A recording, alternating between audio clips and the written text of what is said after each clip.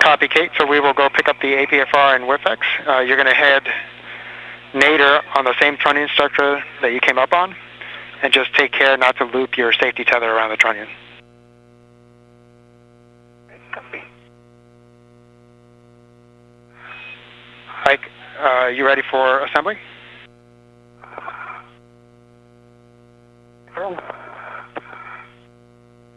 Okay, you'll first want to retrieve the mounting bracket, and we'll be attaching the right upper strut, which should be straps 1 and 2. Hey, some feedback for you while I'm thinking about it. Our plan to minimize red swaps wants to take the mounting bracket away from me. So since the red is stretched out and it's, pulling to the left, wants to take the mounting bracket to the outboard edge of the IEA, which is not a huge deal, but I think I'd almost rather view the red pulling to the left. Wants to take the mounting bracket to the outboard edge of the IEA, which is not a huge deal, but I think I'd almost rather do the red swap so I can have it stable while I'm doing the work. I'm going to lock that red out for now. Shouldn't be a problem. Okay, we copy, Ike, and it sounds like a good plan to lock it out. Locked out. All right, Frank. Got the mounting bracket. Okay, next you'll retrieve the right upper strut, straps 1 and 2. Strap 1's open. Is open. Grabbing the right upper strut. What you're seeing now is the helmet camera view from Victor Glover. He's inside the strut bag now, and while Kate Rubens is going to grab a portable foot restraint so she gets a good angle on some of the work that both Glover and Rubens have ahead of them, Glover's going to go ahead and get a head start. He's already starting to construct the part. Well, it's on the very top portion of the configuration of the modification kit, so he's going to get a head start and start putting that together while retrieves the portable foot restraint. Upper right to the bracket for strut. That's affirmative, Ike, and I have PGT settings for you, PGT. Yep, not there yet, though.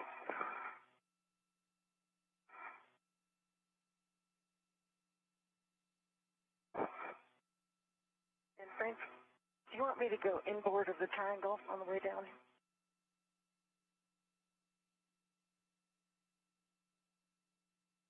I saw that in the procedure, but...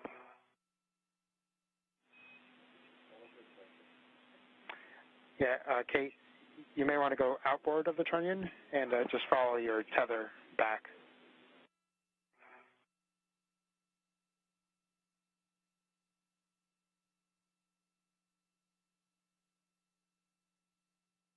And Kate, inboard or outboard doesn't really matter, whatever works easier for you, as long as your safety tether does not loop around the trunnion.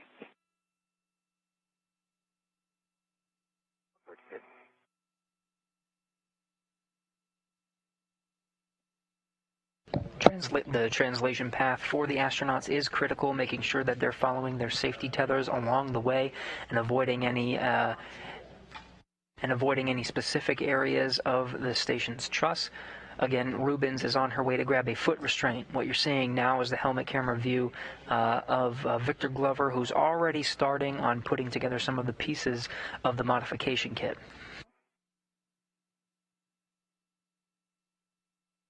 Okay, Frank, I started in 13 and 14 by hand. I got 2 turns on each. Okay, so your PGT settings on the short PGT will be Bravo 3, clockwise 2. Okay, stand by. I got to calibrate this bad boy first.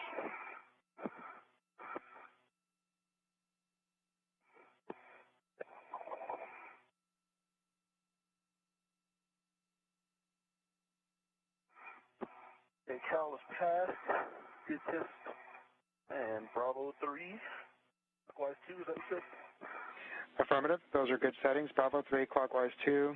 And you'll be looking for 2 additional turns for a total of 4 turns initially. 4 turns. 4 turns total, 2 additional touch station.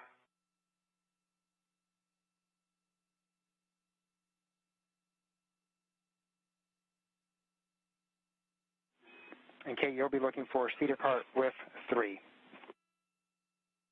Copy.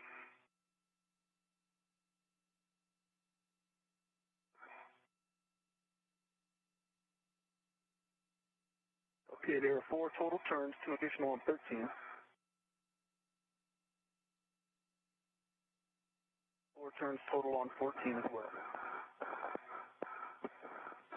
Okay, we copy that, Ike. Next, we'll be adding the left upper strut to the center pad. So you'll retrieve the left upper strut from straps 3 and 4. And work. Glover making good progress on constructing the first parts of the modification kit. He's constructing a triangle that will make up the top portion of the bracket. All the components and struts in the bag are specially tied down. The bag itself specially designed to carry all of the different struts. Frank Rubio here on the ground, the ground IV. He's the voice you're hearing from here in Mission Control. Just noting all of the different locations where he can find the various struts to assemble the correct components. Preparing for when Rubens returns with the portable foot restraint to begin some of the first steps of installing the bracket to the mast canister.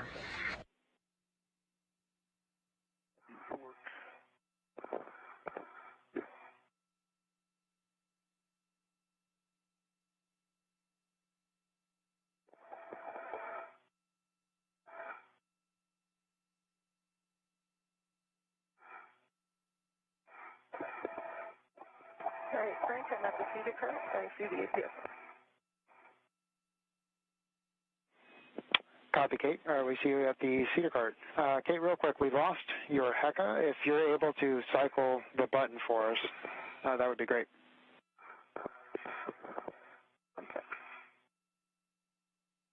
Okay, I pushed it once. Okay, thank you, Kate. And are you ready for your APFR settings? I'll set it when I'm out there. Okay, copy.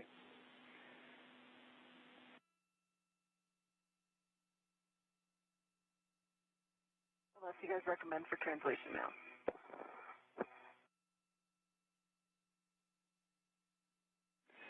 Yeah, Kate, it's your preference whether you want to set it here or set it out at the IEA.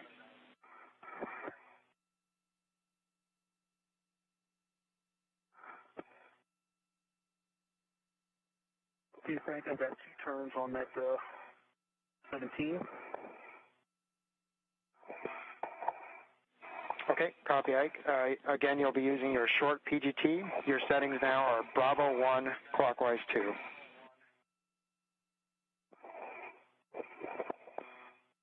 Bravo 1 this time, copy.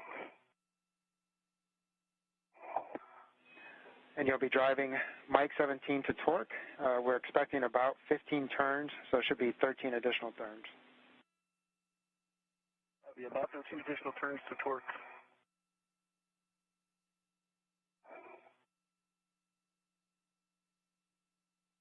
I'm going to try and brace the tool against the structure so that way I can react to my PGT, but the bracket will still move. So I'm going to use the tool to stabilize my PGT, and that way hopefully nothing moves. Okay, we copy, and we're good with that plan. Right. Glover making good progress on constructing what's called the upper triangle. This is the top portion that makes up the bracket, the modification kit that will hold a future set of solar arrays. He got the bolts hand started and is now just finishing up the job with his pistol grip tool, the space power drill. 11.9. Got a black line that's flush. If you can see it in my WVS, I can see the bolt head with the black line flush and the tip of the bolt out the back side. The center pin. See that? Okay, we copy, Ike. We're checking. Can you see it? We can see it. Yep, we're just checking and making sure that the turns were okay. Copy. So understand you had a total of 7 turns? Correct. 8.5.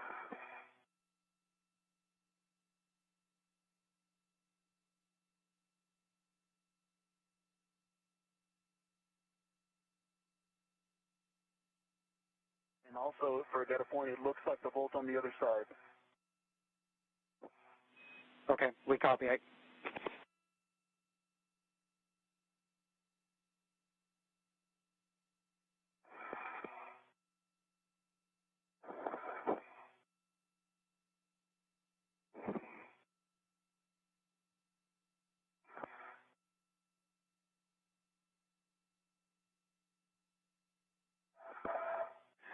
Okay, Ike, we're going to continue checking on this bolt, but we're going to go ahead and move on. So you can release the ret from the right strut. I'll do that after I'm done with the bolt, see if you're okay with that. Okay, that sounds good. So we will next assemble the left upper strut to the mounting bracket. It is assembled 2 turns by hand. Okay, great. Good job. So you'll want to drive Mike 15 for a total of 4 turns. This will be 2 additional turns, and your settings are Bravo 3, clockwise 2 on your short PGT. PGT Bravo 3, clockwise 2. 2 additional turns on, was it just one of them? Yep, so you'll drive Mike 15 for 4 turns.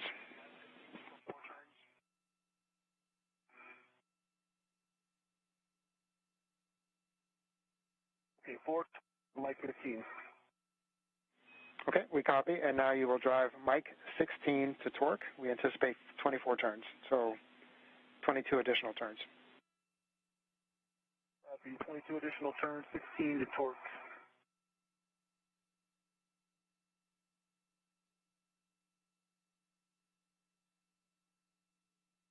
Again, Glover continuing to assemble that upper triangle, the bracket that will consist of the touching kit for future solar arrays. In the meantime, we're getting those high-definition views from the helmet camera of Kate Rubins. Looks like she got the portable foot restraint out of its stowed position. She's going to tether it to herself and carry it over to the work site. The first position for the portable foot restraint will be the center of the mast canister, allowing her to install that upper triangle that Glover is currently assembling.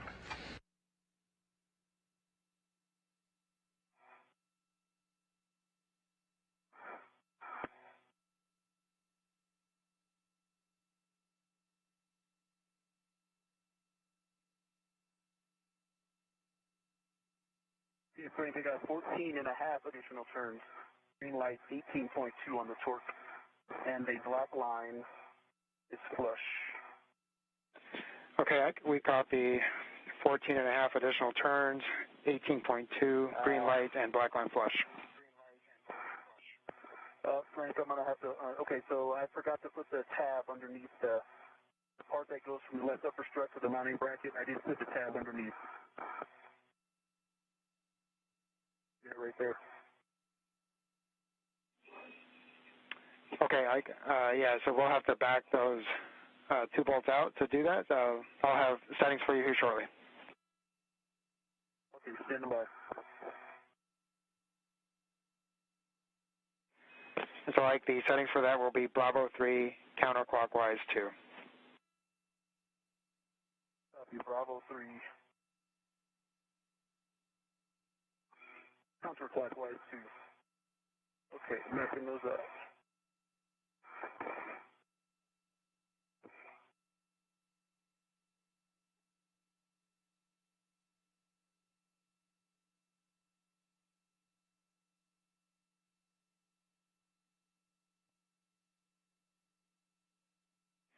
And Kate, it looks like the APFR is on the WIFX, and have you started your translation yet?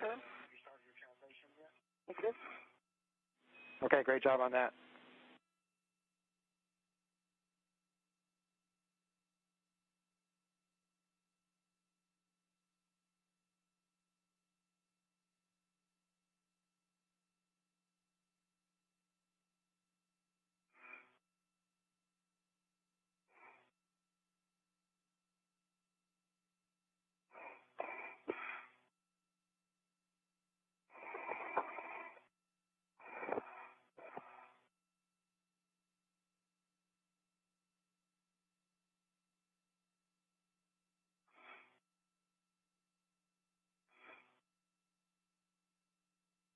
Okay, Frank, yes.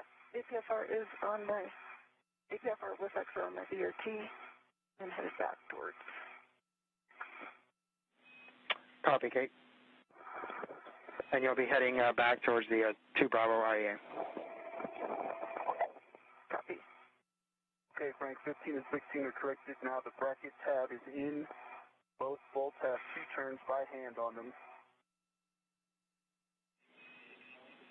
Copy, Ike.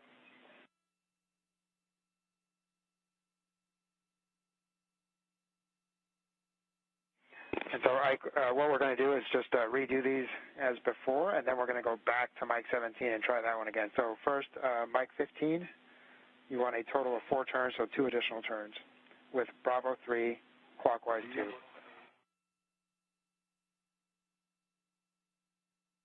Bravo 3, clockwise 2, in work. A good view of Kate Rubins as she makes her way back to the work site. She's going to tag up with Victor Glover, who's currently assembling the upper triangle portion of the bracket that consists of the modification kit. What you're seeing is Kate Rubins with the portable foot restraint in tow. She got that removed from its stowed position, has it connected to her by way of tether, and she'll be making her way over to the work site. Her next steps will be setting up that foot restraint for the next series of steps. Glover already ahead on his tasks and constructing the upper triangle by himself. He'll be handing that upper triangle over to Kate Rubins once she's secured and in position inside of the portable foot restraint.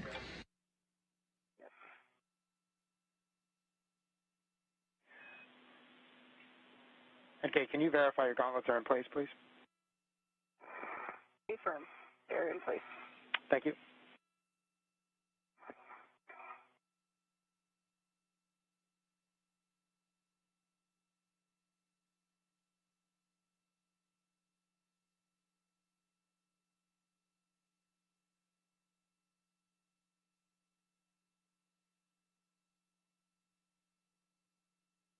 Hey, Frank, on 16. I hit the button again on accident. Sorry. I had 21 additional turns. Would you like me to put the PET on it and torque it out again? I hit the button after reaching my torque on accident. Ike, affirmative. If you could torque it one more time, please.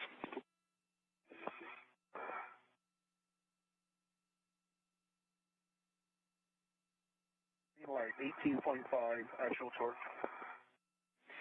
Copy 18.5, green light, 21 additional turns, and confirm black line is flush. Black line flush. Okay, that makes that a good bolt. And now we'll go back to Mike 15, and we will, same settings, approximately 20 additional turns for a total of 24. That can work. Ike, you're looking good. Hey, Kate. A good view of Kate Rubins there on the right of your screen, and Victor Glover on the left. We're about 5 minutes away from a day pass, and also LOS in about 5 minutes. I'll let you know when we get closer to that.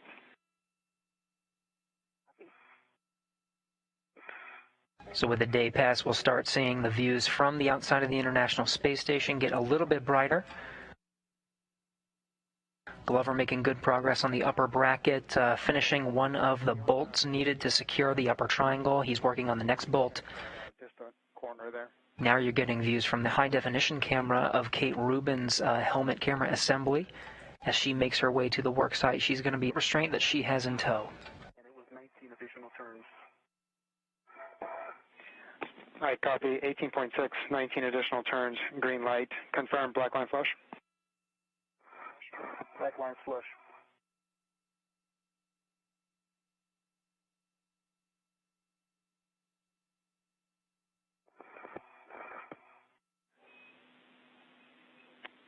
All right, Ike, we think that's a good bolt on Mike 15. We'll go back to Mike 17 and try that one again. Your settings for that will be Bravo 1, clockwise 2. Copy Bravo 1. Clockwise 2, 6, and back 2. Okay.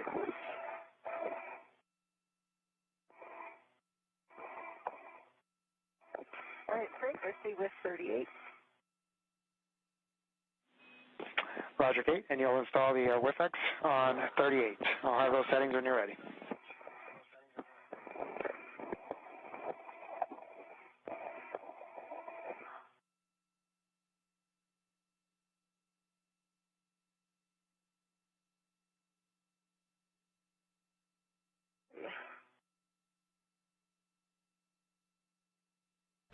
Kate Rubens has arrived at the work site. Her next task will be to install that portable foot restraint on the designated work site interface, giving her the proper angle to make some of the next procedures of installing that upper triangle that you see Victor Glover is currently assembling. The helmet camera view you're seeing, number 20, is the helmet camera view from Victor Glover.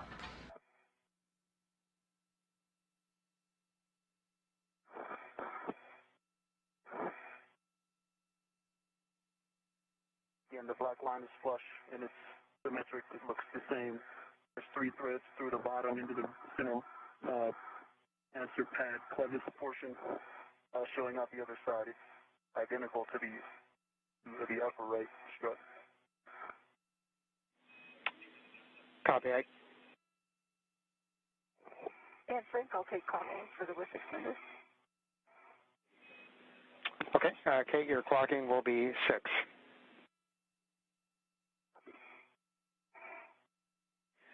And Ike, that is a good bolt on Mike 17. So next we'll be driving Mike 13 and 14. That's the right upper strut to mounting bracket. Okay, copy. And which wrist can I take off?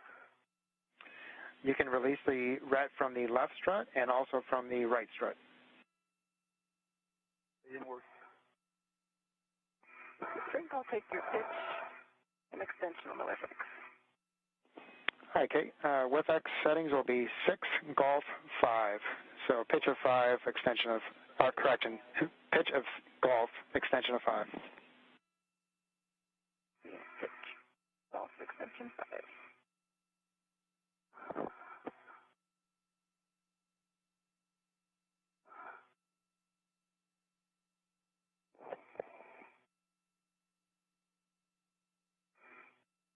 And Ike, your settings for your right upper strut to mounting bracket will be Bravo 3, clockwise 2.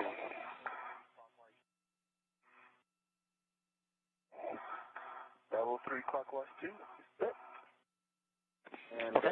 What's the expected turns? And the expected will be 20 on both. We'll be driving both to torque. And Frank, I'm going to have to pitch it up. I do not have a good pull and twist up yet. So I have my DRT ret. Copy, Kate.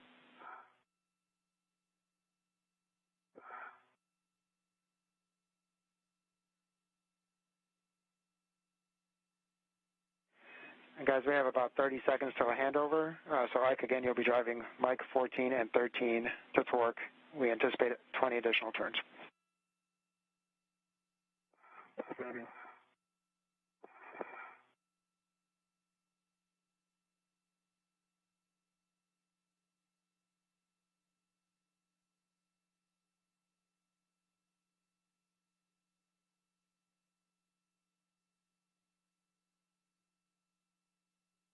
Before we lose this video communication from the International Space Station, we're entering into an orbital daytime. The views from the helmet cameras of both of the astronauts continuing to get brighter before we lose those views temporarily. We're expected to regain them very shortly. In the meantime, both of the astronauts are making great progress on some of their first steps to construct the modification kit needed to hold a future set of solar arrays and mount them to the current mast canisters of the solar arrays on the far side of the International Space Station, the Port 6 truss. Victor Glover is finalizing the assembly of what's called the upper triangle that makes up the top portion of the configuration of the bracket. And Kate Rubens is installing the portable foot restraint that'll get her in a good position to mount that upper triangle to the top portion of the mast canister. 14. And you can continue with Mike 13.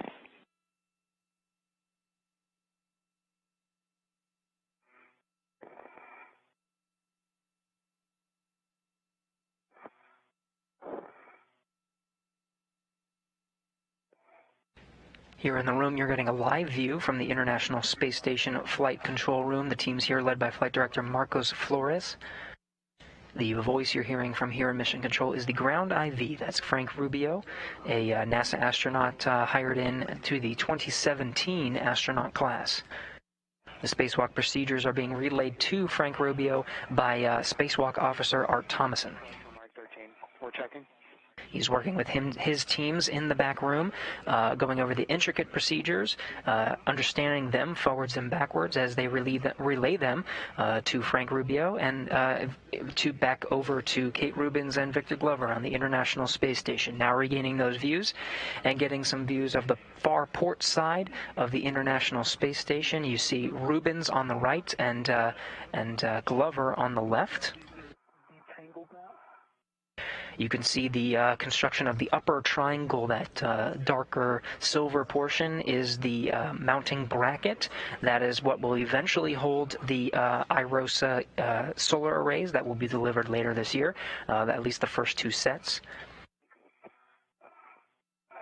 Also regaining those high-definition views from the helmet camera of Kate Rubins.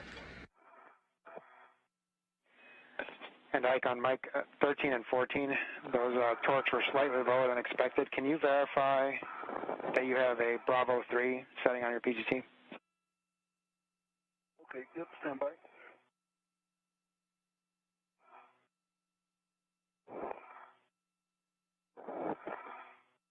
You can see Rubins on the left there, the suit with the red stripes configuring the portable foot restraint in the center of what is the mast canister. That's the soda can-looking structure off to the left. That's going to give her a good position to reach towards the top of that, where she will install the upper triangle that Glover has been putting together. There's something called a center pad that is specifically designed to mount at the top portion of that mast canister. They're configuring their settings of the pistol grip tool and the portable foot restraint needed before getting situated for the first assembly, the first part of the assembling and installing that modification kit onto the mast canister. Okay, copy, thank you. And Ike, if you can switch over to Bravo 3 and drive those bolts again, please. Bravo 3 is set. This is 13, 14, correct? Affirmative. Mike 13 and Mike 14.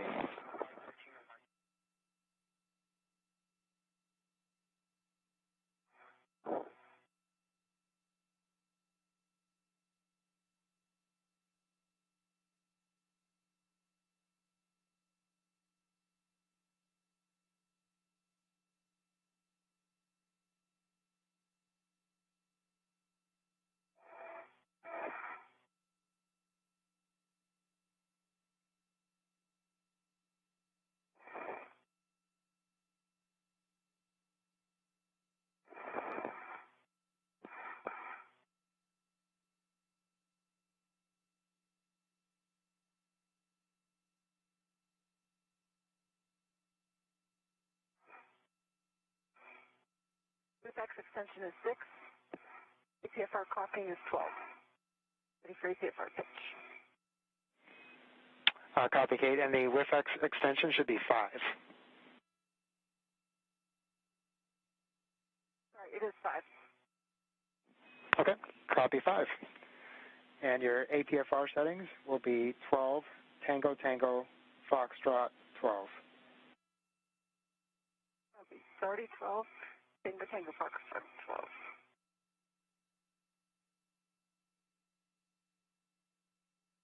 Hey, Frank, I got a quarter return on each and 18.4 on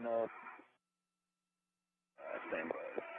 18.4 on 14 and 18.3 on Mike 13.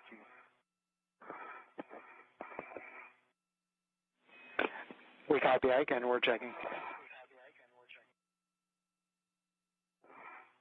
You see Glover putting down his helmet shield, the gold visor that protects his view from the sun as the two astronauts enter into an orbital daytime. The station is now in that orbital daytime over Canada, approaching a southeastern course over the Atlantic Ocean.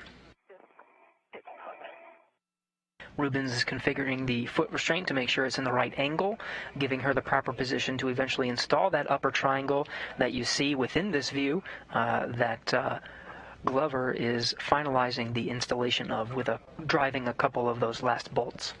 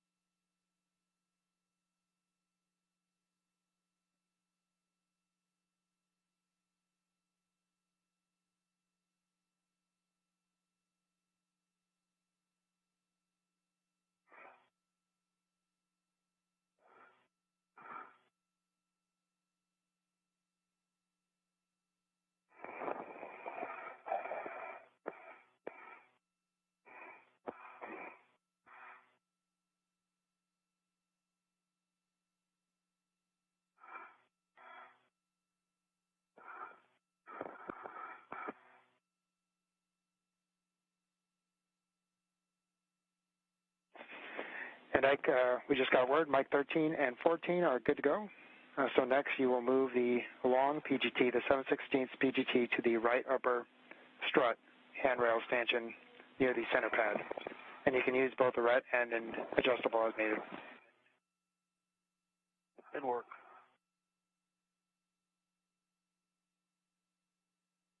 So with a good configuration on that upper triangle that Glover has just finished putting together, his next task will be stowing the pistol grip tool, that space drill, onto the upper triangle. So when he hands it off to Kate Rubens, who's going to enter into this foot restraint that you're seeing from this view, once she gets in a good position and puts the upper triangle in place, that pistol grip tool will be right within her reach, so she can start bolting that center pad to the upper portion of the mast canister.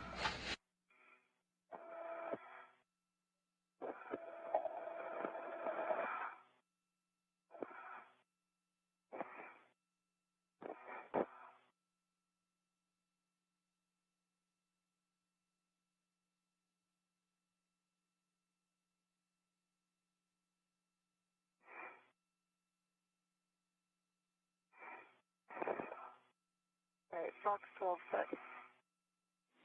Okay, copy, and understand 12 Tango Tango Foxtrot 12 are set. And Kate, can you verify the pitch knob is popped out? Checking.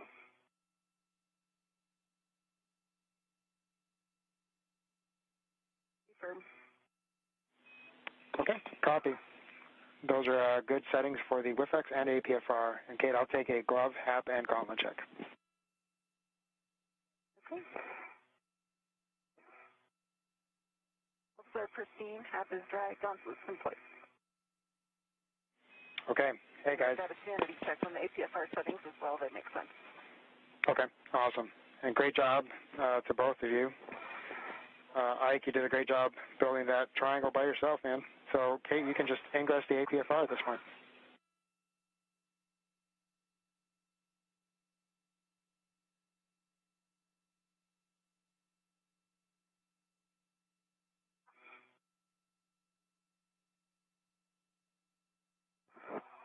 Hey, Frank, the GT is on the handrail, near the center pad on the right, for stripped.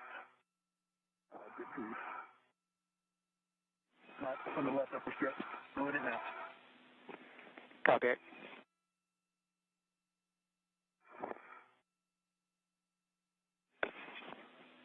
And Kate, as you ingress the APFR, do you guys need a reminder for the movement cautions as far as cyclic movement and forces on the mod kit structure? Let's see, 40 pounds, 3 seconds late, no cyclic movement. Good words, Kate.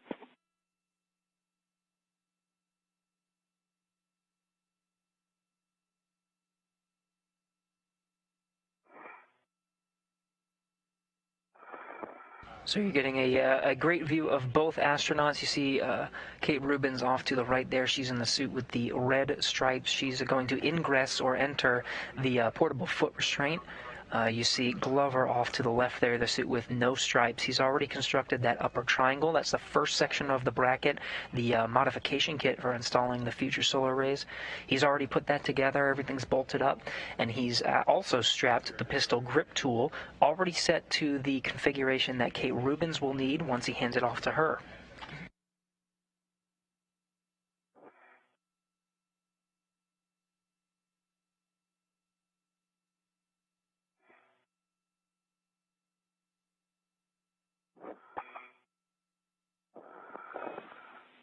And Ike, as Kate is ingressing, if you have time to verify that the pit pins and MOI on the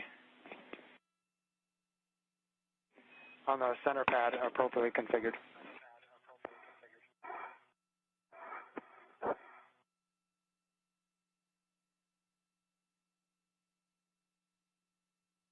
The one for the left strut is still folded up, but I can install that now.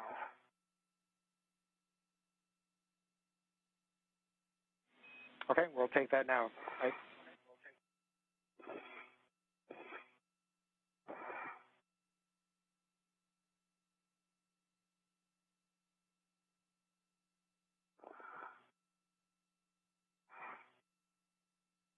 And I'll start with the pit pin into the center bracket.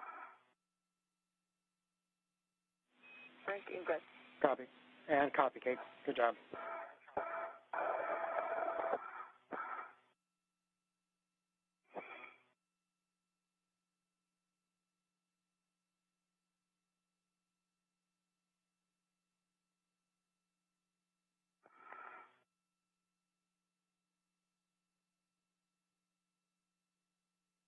The pit pin's in with a good pull test.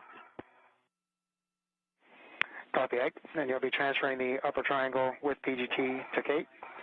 Kate, as you receive the assembly, you'll attach your red to the right mounting bracket tether point. Copy.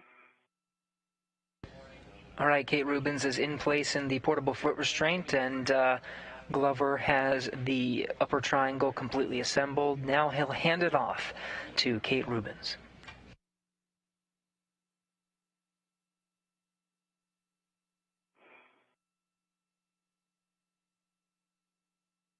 They have to make sure the bracket is tethered at all points, currently tethered to Glover, and they'll make a handover to switch it to Kate Rubins' tether.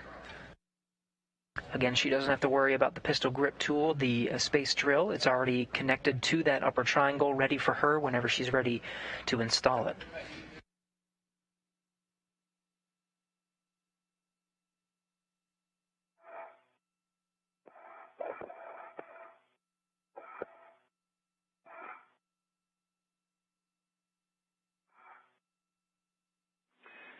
And Ike, looks like you're doing a great job on the MOI. I think they're happy with that config, and you can pass the triangle up to Kate when you're ready.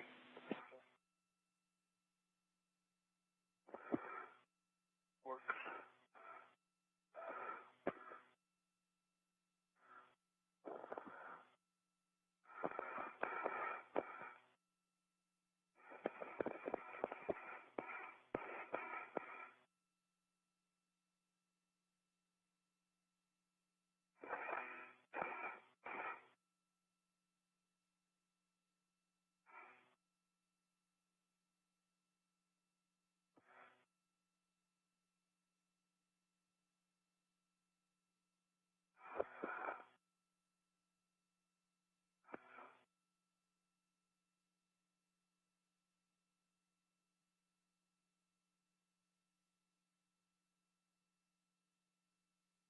Okay, you're attaching to the right.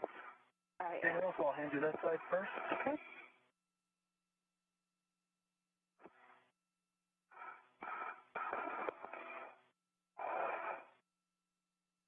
And the red on it is locked out.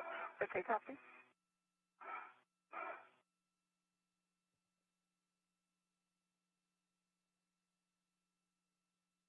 You see it? Confirmed, and I have my ret on the right. Okay, let me know when you're ready to take control.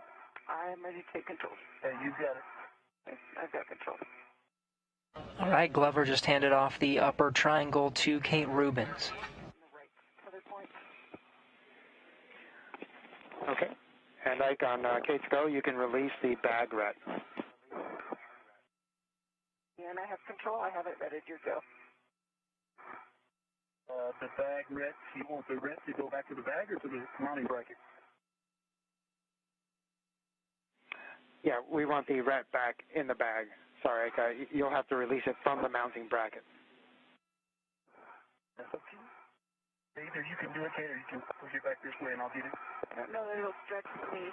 Okay. I'm sending it back towards you. I still have control.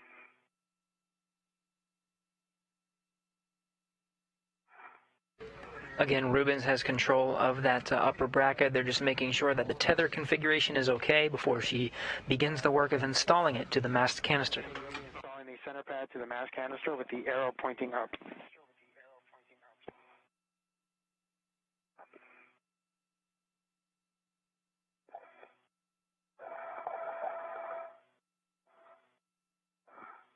Arrow is up.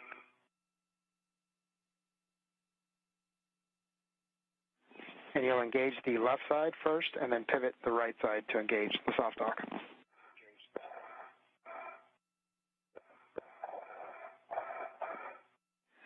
Ike, you'll be working on stowing your short PGT on handrail 5372. That's near the APFR width. And Frank, I've got it in the soft dock. Copy, soft dock. You too. Kate, on your long PGT, your settings will be alpha 2, clockwise 2.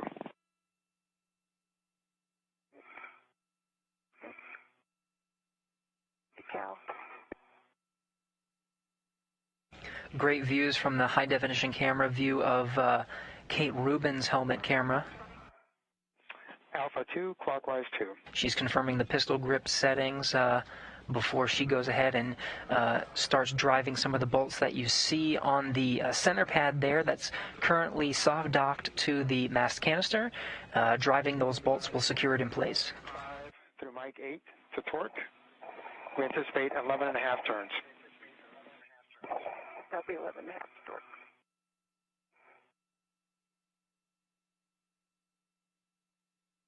Wow. The adjustable distance that are read is to people, you know? What's going on?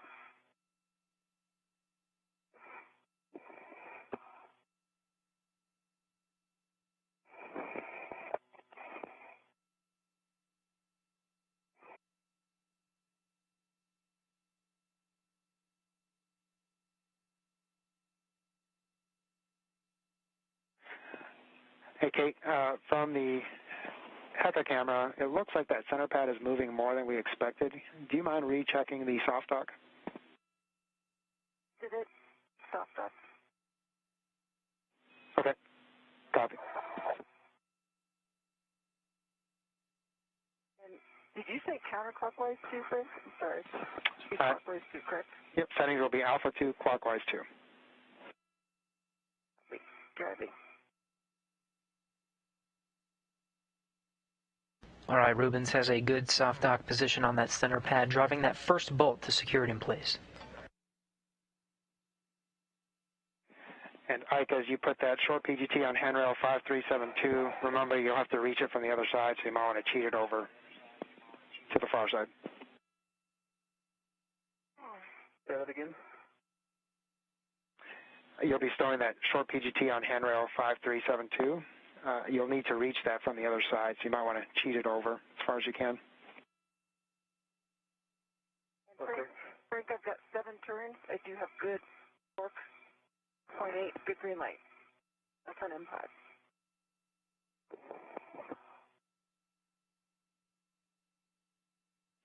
And Kate, what was the torque on that?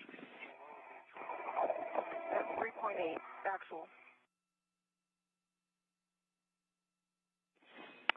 Copy, 3.8. And Ike, disregard last. I was one step ahead of you. You'll need to do, you need that on the left side first. And I can get it from both sides. It's not that wide. It's in the middle. Okay, copy. If you're good, I'll drive on M8. You have a go for M8, Kate. Inward. Rubens driving the second of 4 bolts to secure the center pad to the mast canister. In the meantime, Glover is already a couple steps ahead, getting ready for the next series of tasks that'll install the struts on the left side. From this view of Kate Rubens, it'll be on the left side. Copy, 7, 3.6, green light on Mike 8. Driving Mike 6. Okay, you have a go for the next bolt. 2 good bolts out of 4 on the center pad. Rubens working on that third bolt.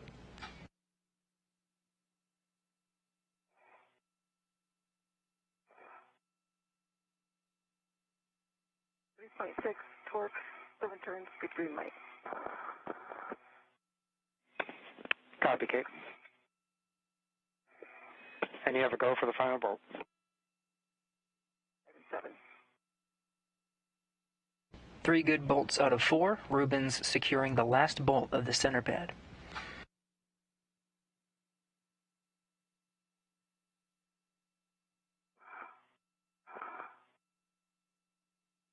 3.7 torque, good green light. And turns on Mike 7. Copy for Mike 7, Kate, and we are checking. Let you know shortly. You doing, Ike? Not well. I had to take a couple snaps of you. Hopefully one of them came out.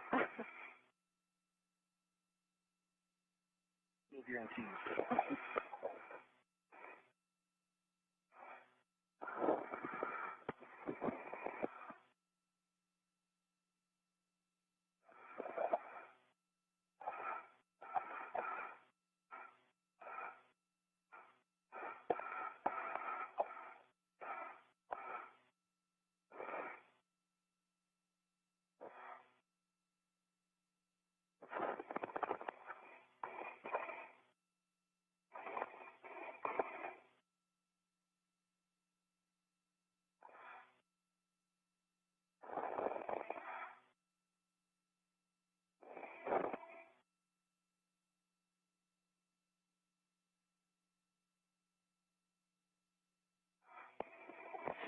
And Kate, we're still evaluating those torques. We'll have one for you shortly. Copy. For the suit guy, remote control is 4. Kate Rubens successfully drove all 4 bolts on the center pad. Teams on the ground are evaluating, making sure everything is okay before she goes ahead and leaves her current position. The next set of series of tasks require her to egress or get out of the portable foot restraint and reset it to get another angle so they can start working on the left side of the mast canister. So they're just making sure everything is okay before we go on to the next series of steps. In the meantime, Glover, you see off to the left from this view, is already getting some of those struts ready for the next series of tasks. You could give the center pad a good wiggle and just make sure that it's solidly. It sure is, and I don't want to put more than 40 pounds into the mast canister, but it is absolutely solid.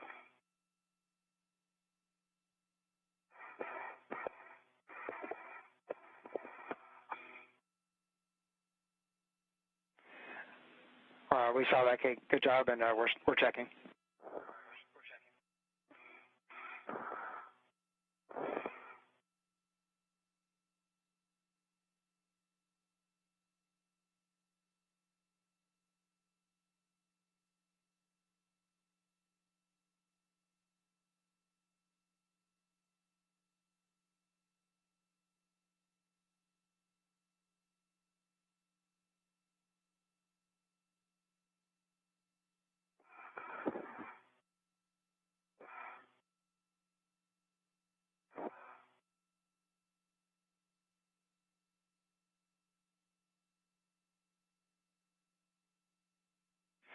All right, Kate. That is a good install on the center pad, so you can stow your PGT and verify that the pit pins and MOI are in place. Okay. MOI is in place. Both pit pins are in place. PGT, the log PGT stood on the right-hand rail. Okay, copy. And you can move the EV1 RET from upper triangle to the PGT.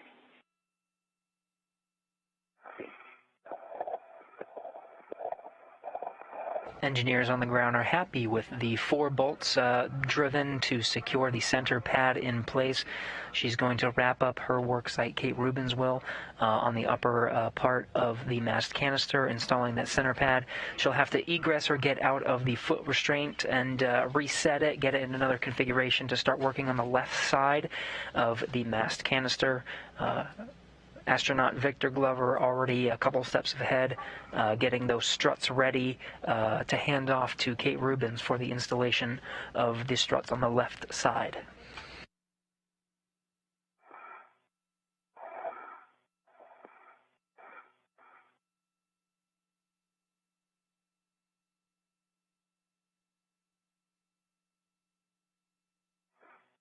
I have the PGT. Okay, Kate. And we see that the upper triangle is rotated down, and so you can retrieve the 7/16 PGT and egress the APFR. You'll be transferring the PGT to like. I think I have it adjustable to me. Okay.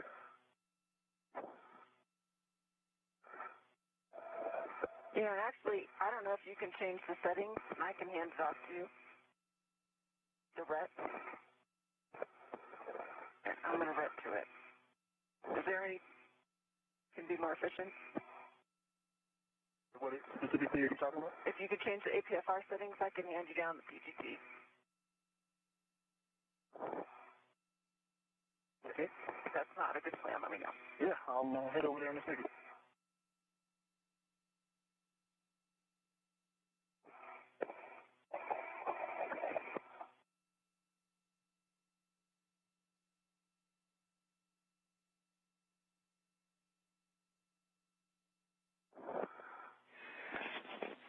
Hey, Kate. Because there are so many settings to change, the team thinks that it's best if you egress and change the settings after you egress.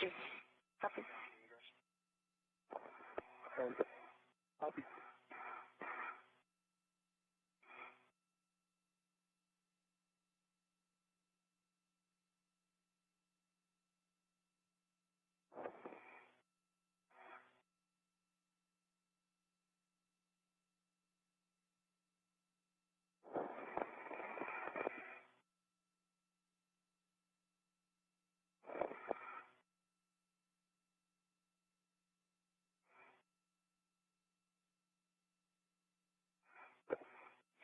And you'll receive that PGT, the long PGT, and still on your swing arm, and you can move the RET AET to the bag as desired. Copy. And I see you have eyes on the long PGT. Say again? Do you have eyes on the long PGT? No.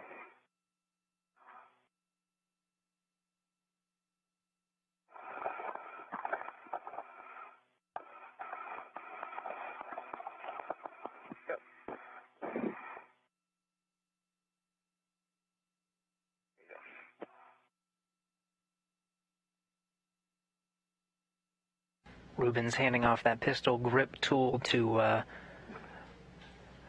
Victor Glover.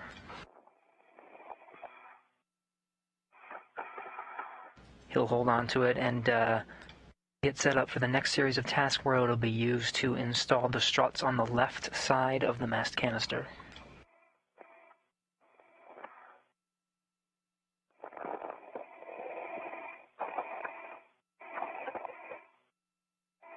So you can take the red off now? Okay. Got it. Right, Frank, ready for settings. Okay, Kate. First, the WIFX extension will come to 1. So your settings will be 6 Golf 1. And can we start at the APFR? Sure. Your APFR settings will be 12 Papa Papa Hotel 12. So the pitch goes to Papa Papa, the roll goes to Hotel. Copy.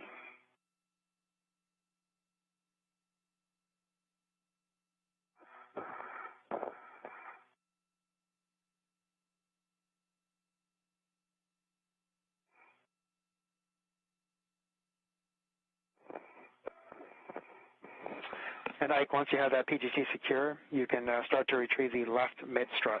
That'll be straps 12 and 13. Secure on my swing arm, right? For the PGT, affirmative. Okay. And you said you want the lower, which strut? Lower left? Left mid strut. Left mid strut. Left mid, okay. Copy, left mid.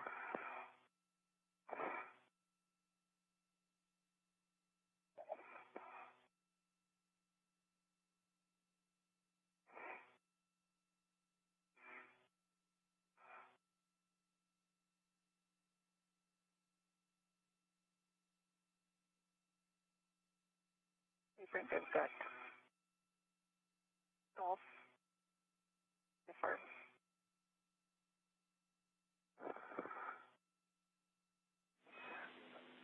Say again, please, Kate. Is that golf on the APFR? Yep, that should be hotel. Papa Hotel. Sorry, hotel.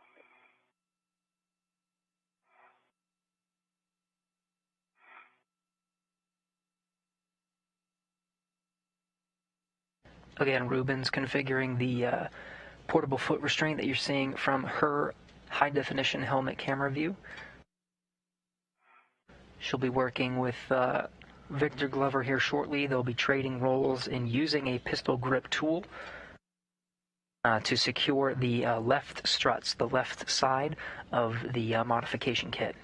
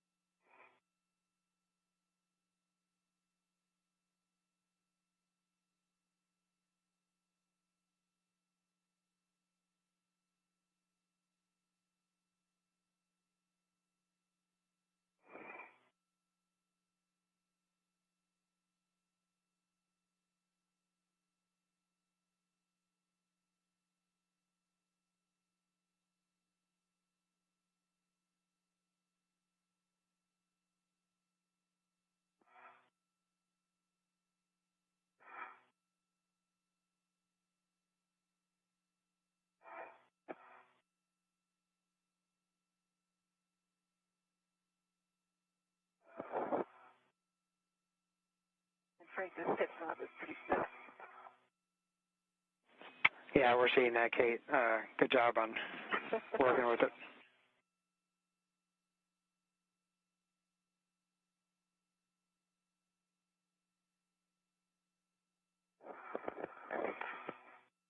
Papa. And verify pitch knob is popped out. Affirm, popped up. Copy. There'll be hotel on your roll. Yeah, we did that already. Going for one now, perfect. Okay, great. And so you'll receive the left mid strut and stow that on your BRT. She's still adjusting the WIFX.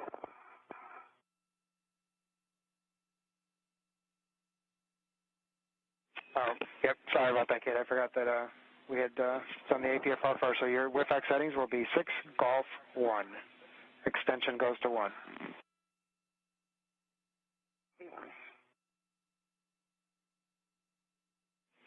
And just a reminder that you'll have to hold out the knob so that it doesn't pop back in every time.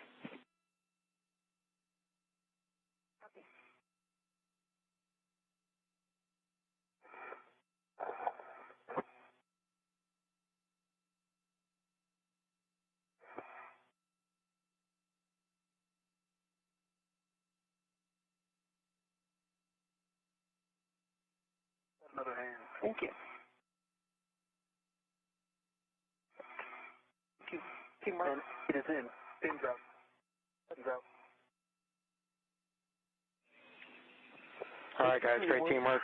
And those looks like good settings on the WIFX and the APFR.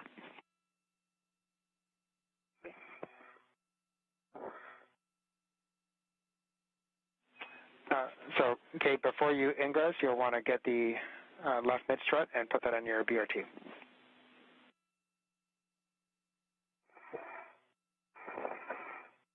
Didn't work.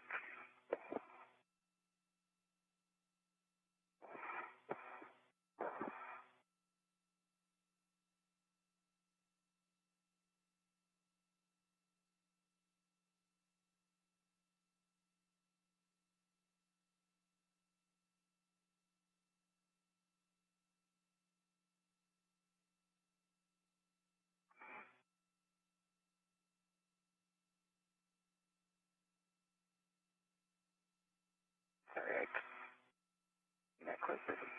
I'm kind of stretched out. If you could hold me. Have it on my BRT rep.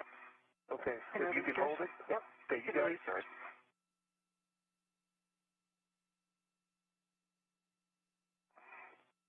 All right, back to the bag. Your hand. Yeah, if you want to hold it for a second.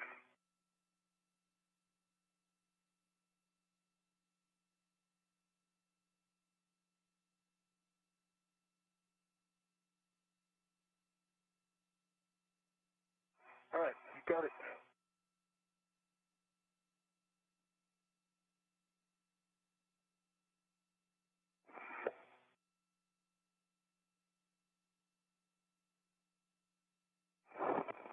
Okay, Frank, mid strut is on my BRT. Okay, great, Kate. And now you can ingress the APFR. Ike, you'll be retrieving the left lower strut, straps 7 and 8.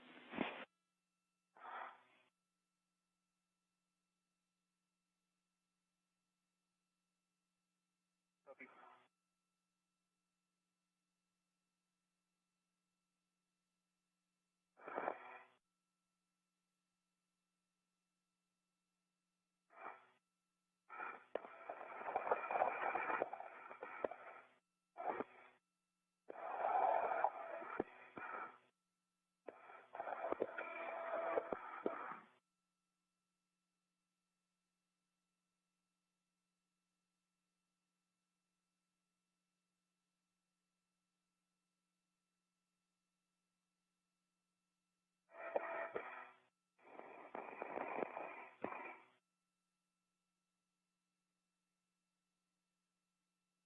The left lower right, I show those on straps 5 and 6. Correct, Ike, it should be left lower. We were showing straps 7 and 8. Okay. Well, it's the left lower strap 1. That's And it's in 5 and 6. okay, sounds great. Frank, I'm ingress. Copy, Kate.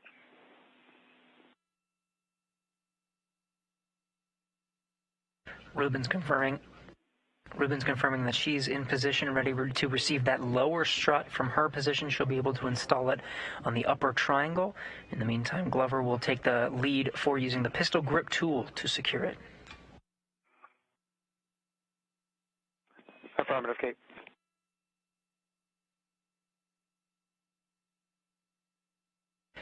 Ruben's confirming her position. Again, Glover will be the one to secure the lower strut to the mast canister itself using the pistol grip tool, and Rubens will also use her pistol grip tool to secure it to the upper triangle. Keep coming towards me exactly as as you are. Okay, I have control, but I'm not ready. Okay, you have control. And Kate, you'll want to route to the nearest handrail stanchion on the left lower strut. Copy, left lower strut. And by nearest, you mean the nearest to M22 bolt? Affirmative. Okay, I am ready. I have control. I can release your RIT or send it to me and I can release it.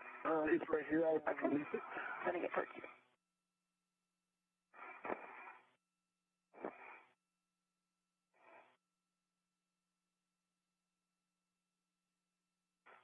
It's the bag. You got it. I've got control. Got control.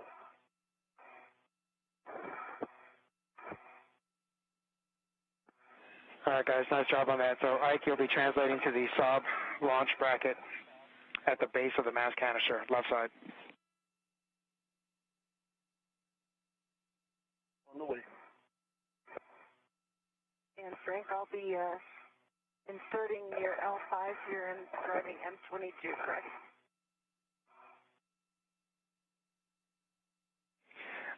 That's affirmative, Kate, although we will have Ike install his side first. After Ike, yeah. Yep. Copy. And guys, you're doing great. Just want to let you know, about 2 hours in, our limiting consumable is battery for both, approximately 8 hours, and we're about 15 minutes ahead on the timeline. Please.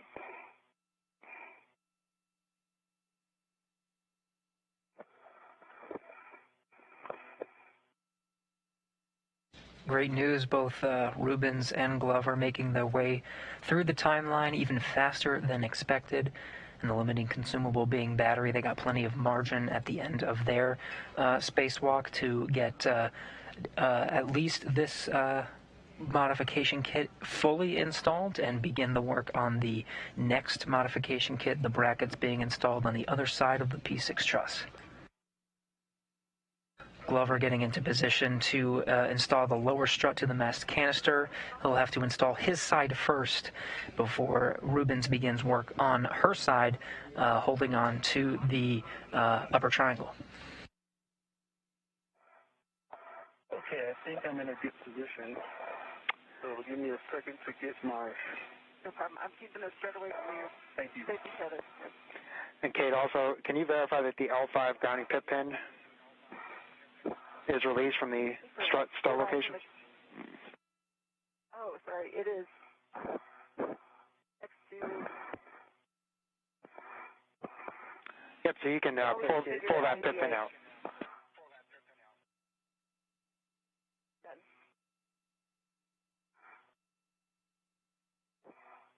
When you're ready, I'm ready for the bottom.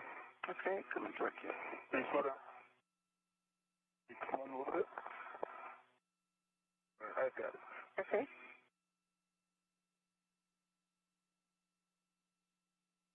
Got control. I have it ready.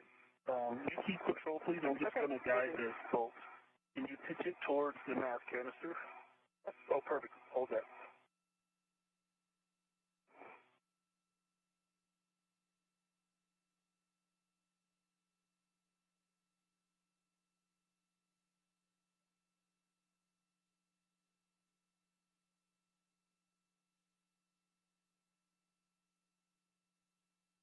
The helmet camera view from Victor Glover installing that lower strut onto the mast canister. Okay, Frank, get hand started with 2 turns. Okay, great job. So you'll be using your short PGT. Settings will be alpha 1, clockwise 1.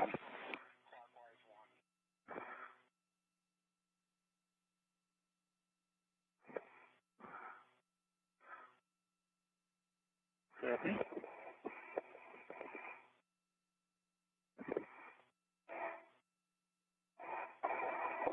And I just got such a moment arm.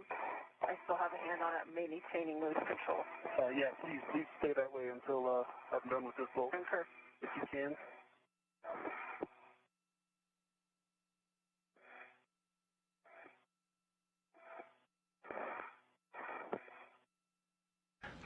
Glover has 2 turns on the lower strut. He's going to bolt it a little bit more into place, giving it about 4 more turns with the pistol grip tool, the space drill, before Kate Rubins maneuvers her end to secure it to the upper triangle, she'll be able to use her pistol grip tool, secure hers in place, and then both of them will take turns securing that strut into place.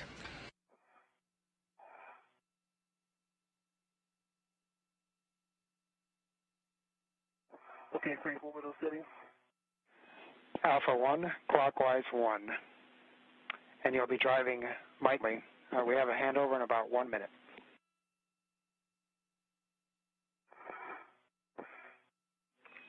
And Ike, that's a total of 4 turns, so if you already had 2 turns, it's 2 additional turns. Alpha 1. Likewise 1. Good words. Additional turns. Good words.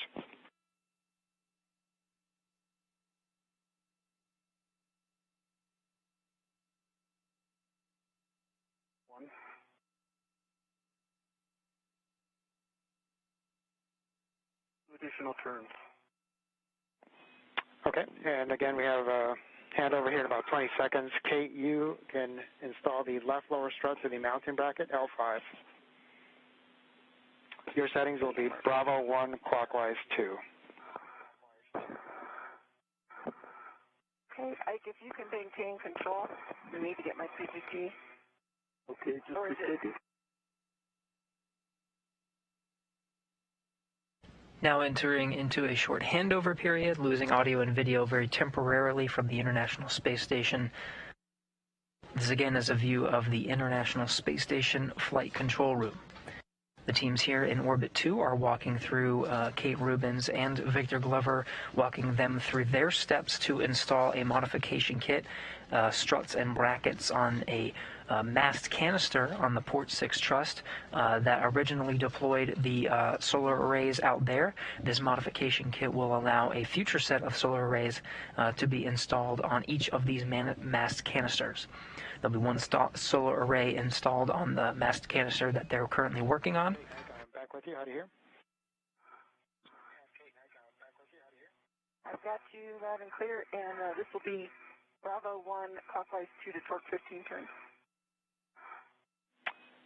That's good words, Kate.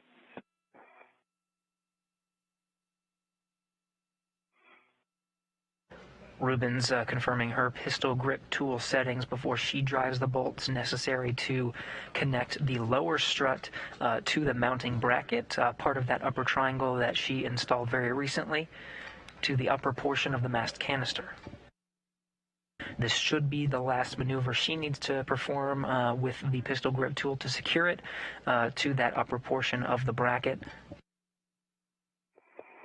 Now, Victor Glover only has 4 turns on his side, so he'll complete the turns on the lower side of the mast canister to affix that portion of this modification kit.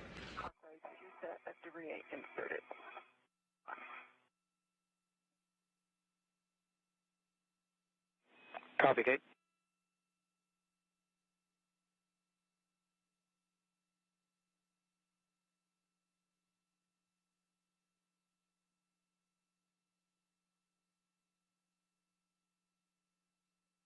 Can I hand start this?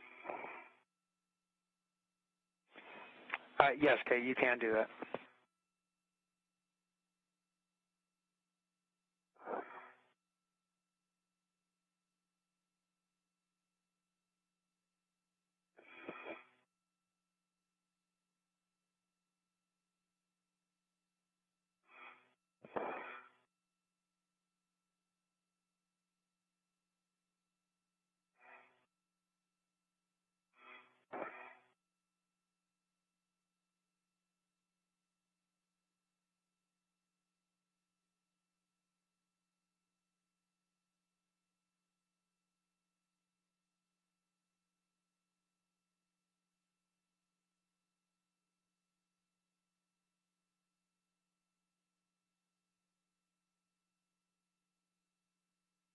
This is Mission Control Houston. We're in one of the longer handover periods scheduled for our coverage of today's spacewalk.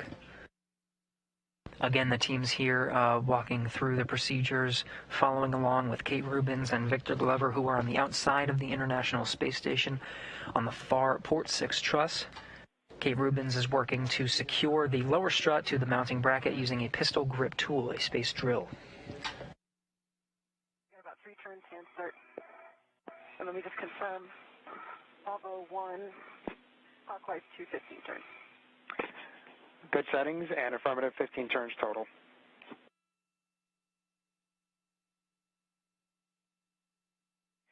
And Ike, as Kate is working on that, we will take a glove, hat, and gauntlet check.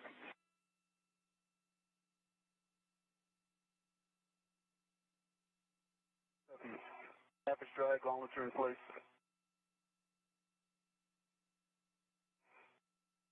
Frank, I've got 11.8 torque, good green light, 6 turns on the PPT plus 5 hand start, 4-5.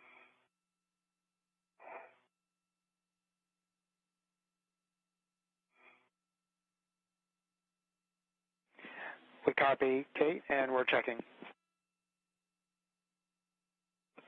Okay, and Kate, Mike 22 is a good volt. And so, Ike, next, you'll be finishing driving. Just a warning that this is now a pinch point, so keep fingers clear of lower strut pad to BGA interface when driving the bolt. And Ike, your settings here will be Bravo 7, clockwise 2. This is going to be a running torque, so you'll do 10 turns only, and we'll get a running torque. Important not to let go of the trigger during those 10 turns. Bravo 7, clockwise 2.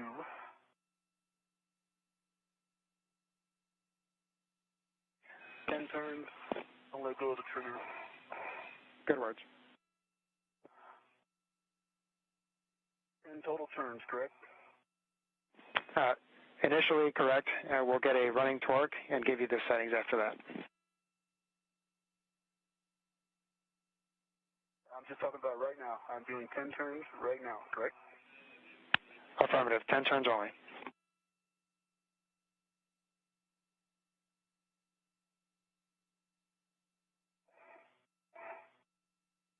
Two hours, 6 minutes into today's spacewalk, Rubins and Glover have successfully installed the upper triangle portion of the modification kit to the mast canister. Kate Rubins has successfully installed her end of the lower left strut to the upper portion where the mounting bracket is. And Victor Glover is finalizing his steps with the final few turns of the pistol grip tool to secure the lower strut to the base of the mast canister. 5.3 on the torque.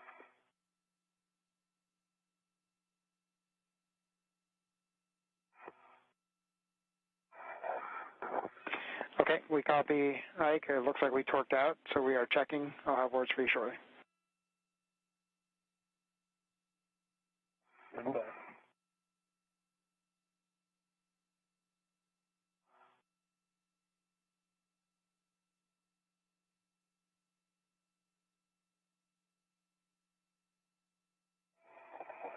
Frank, grounding pin is installed with the difficult test.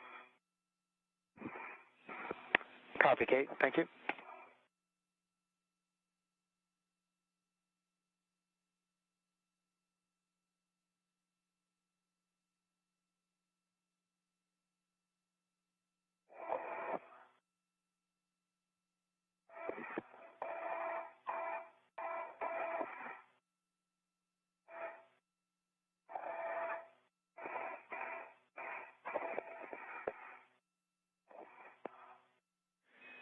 So, Ike, if you could hit it again at 25.5.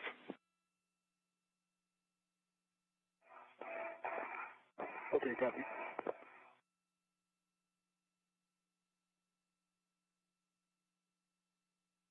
And Ike, we're just looking to see if you can get additional turns.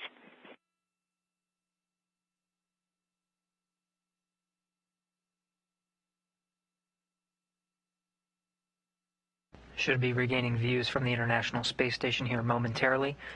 When we come back, we should see a good left strut. Perhaps Victor Glover finalizing those turns.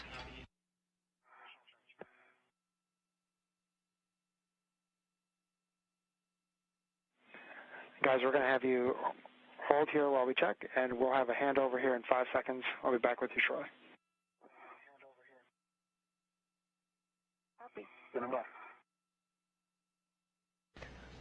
Glover completed the turns necessary using the pistol grip tool. Engineers on the ground will just verify that that's a good torque and just make sure everything is secure before they move on to the next steps. In the meantime, it sounds like they're going to take a glove and hap check. We'll hear this periodically throughout today's spacewalk, making sure there are no scrapes or cuts on the gloves and making sure the helmet absorption pad that they're currently wearing on their heads is nice and dry.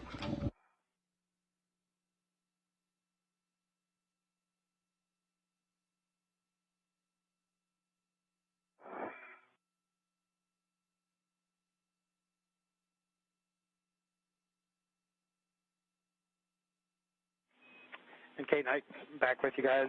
We're still checking. Kate, I'll go ahead and take a glove, hap, and gauntlet check, and Ike will finish your glove check, please. I think it works.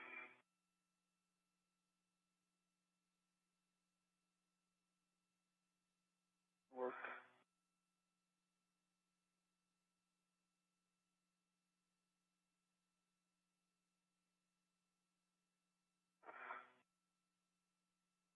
And Frank, gloves are pristine, no damage. I have gauntlets in place. Copy, Kate. And ED2, no change for the glove. No change for the glove. So I have gauntlets in place. Copy, Ike.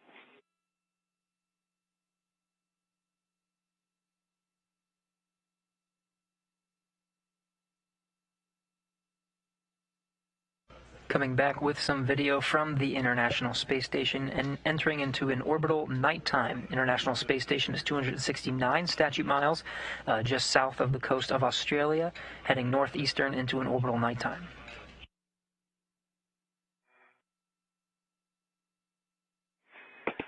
Ike, can you let us know the status of the black line? Is it flush yet or not? Negative. It's about a quarter of an inch from being flush. Copy, quarter of an inch.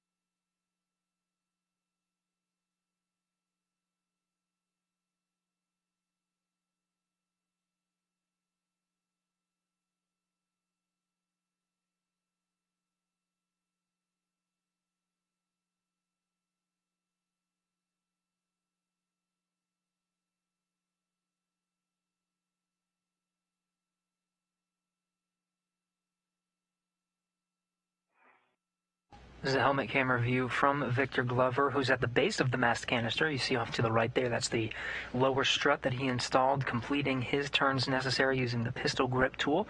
We're just waiting word from the engineers here on the ground that the torque and the position of the bolt is all good before we go ahead and move on to the next few steps.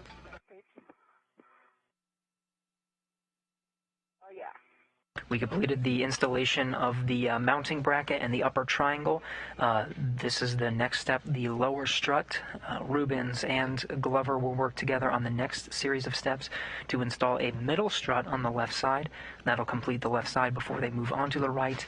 It'll be a mirror image of what we're working on now, a lower strut as well as a mid strut.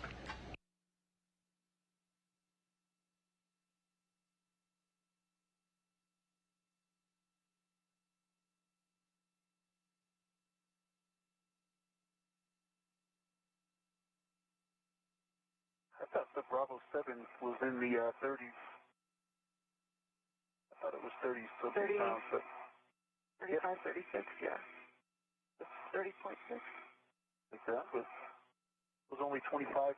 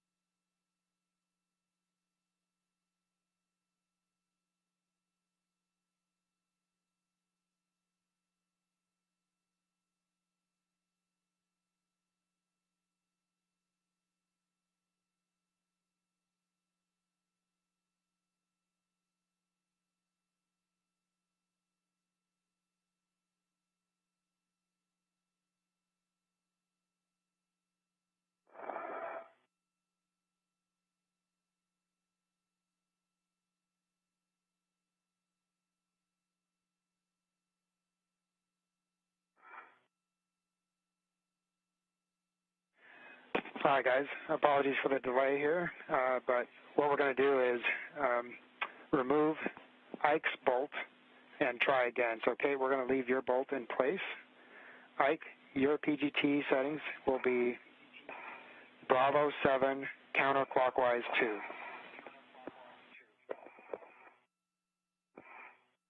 You copy.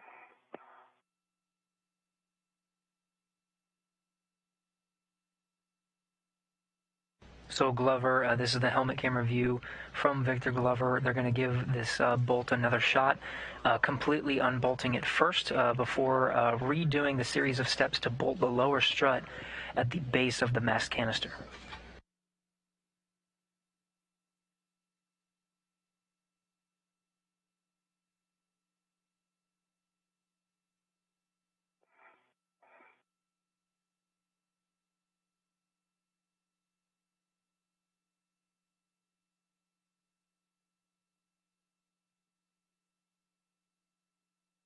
Okay, Frank, the bolt is popped out. Please release. Copy, Ike. If you can inspect the bolt and the interface for any damage or FOD.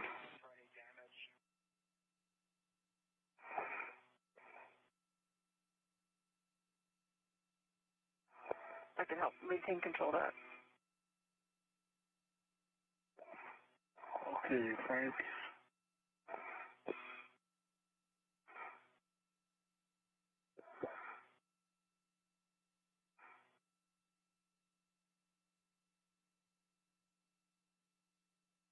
Interface looks good. See where you back towards me, Kate? Okay. Pushing the bolt out. There's a little bit of orange residue on the threads. You can see that in my WVS.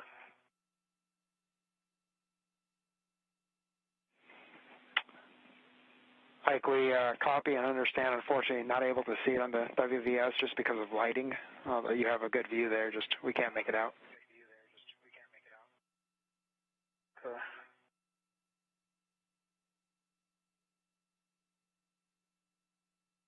It appears in a couple spots that the threads have been worn down.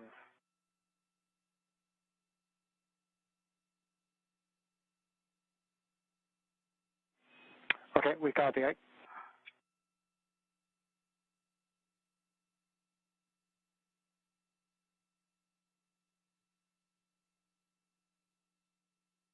Just a little as if there was metal on metal. Most of the threads are the same dark gray color. And that orange stuff appears to be some kind of gunked up, not filling the spaces between the bolts, but there's definitely something on the bolt that's orange. Okay, we copy, Ike. Thank you, and we're checking.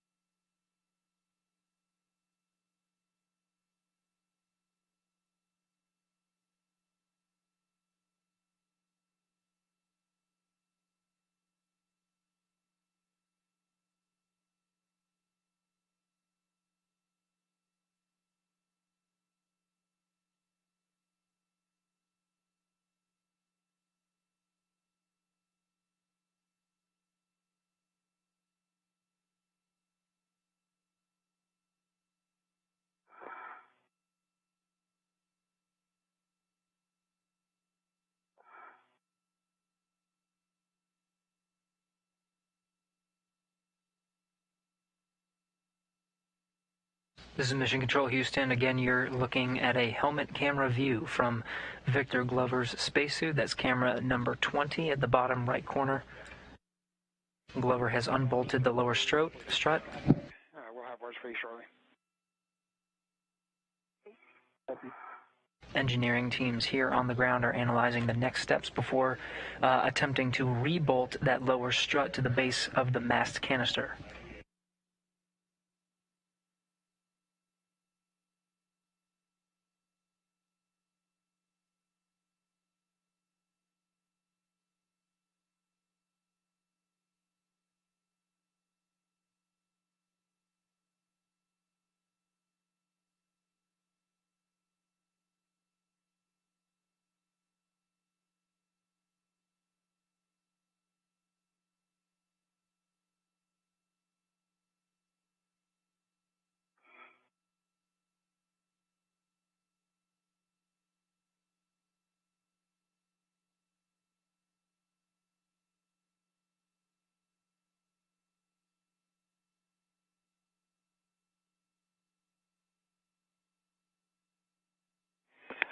Okay, so Ike, we think that orange residue is part of the locking feature. So at this point, we're going to try again, and we'll just start in the install. So verify spherical bearing alignment, and then you can hand start the bolt. Okay. And I can help control from this side to spectrum is needed. Roger.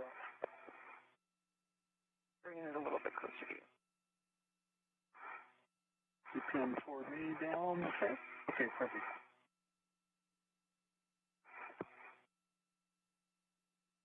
So Frank, this spherical bearing, it seems like it's supposed to rotate a little bit. It used to be locked in one position.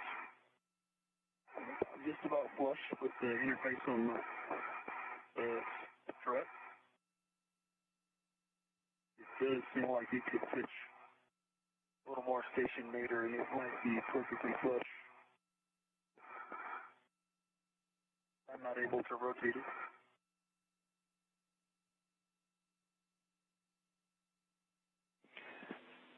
Okay, we copy Ike, and we're checking.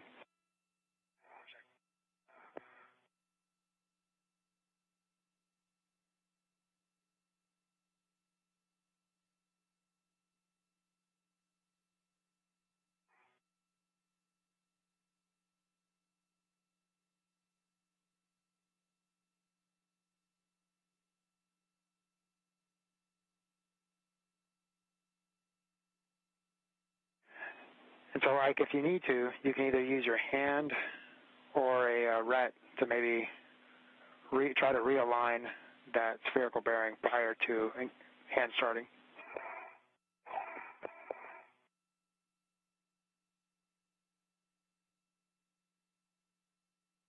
Yeah, Frank, I don't think a ret is going to do much.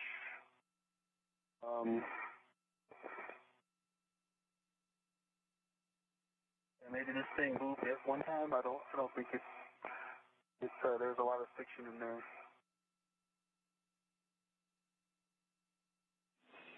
Okay, copy. And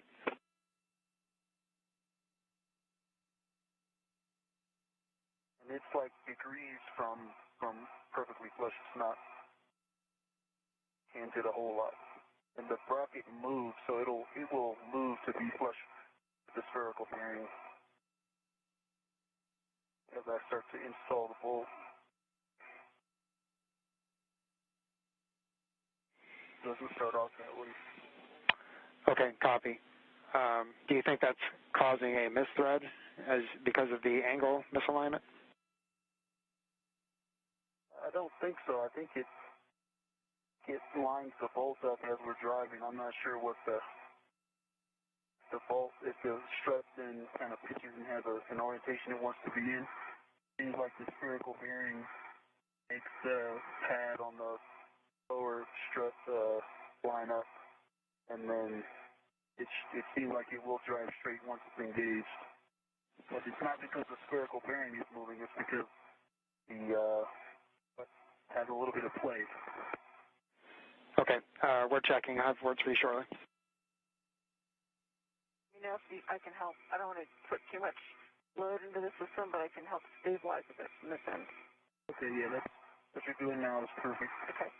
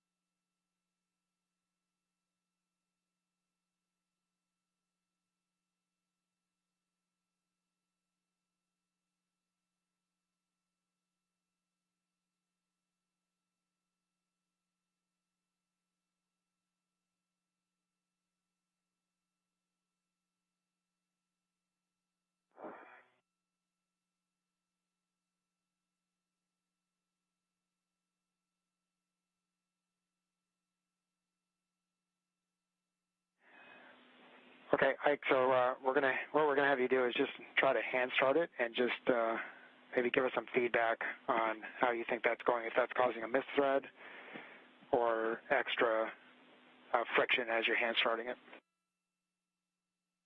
Okay, yeah, it hand starts very nicely. I've got 2 turns on it now.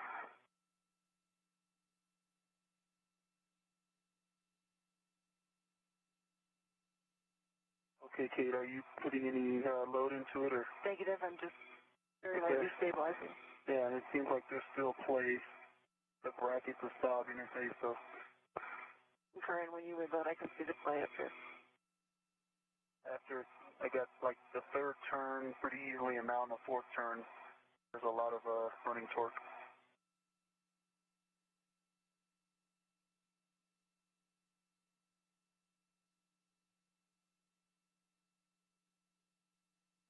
Copy. Okay, so Ike, with those words, and we're just going to go ahead and try driving it again. So your settings will be Bravo 7 clockwise 2. Copy.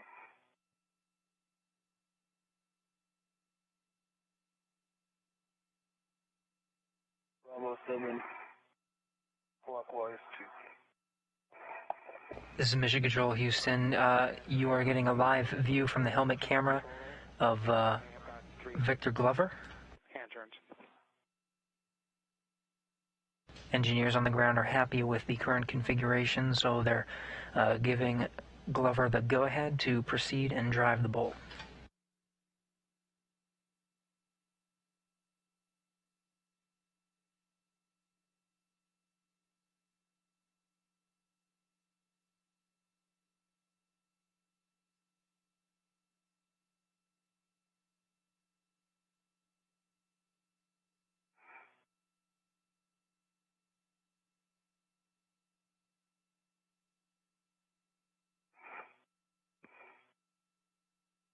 Okay,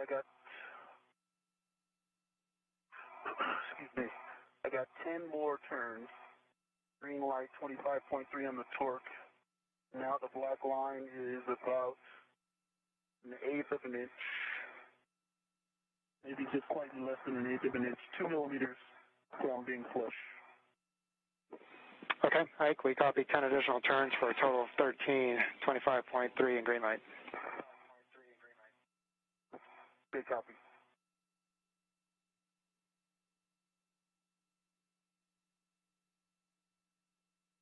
Can I see that left or right? Yeah. And Ike, we're checking those numbers. We'll have words for you shortly. Kate, we were just wondering, did you make any TCV changes? We saw a change in your battery. Yeah, when it became night, I just went down to like 0. Okay, we copy. Thanks, Kate. I turned my glove heaters on also. Okay, copy.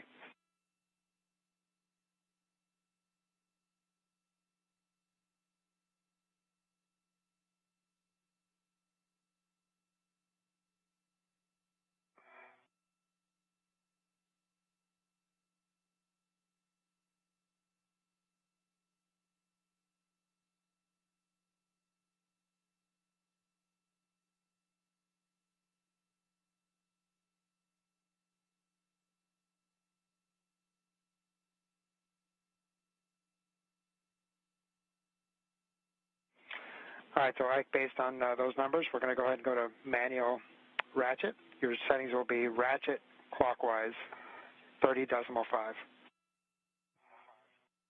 Copy.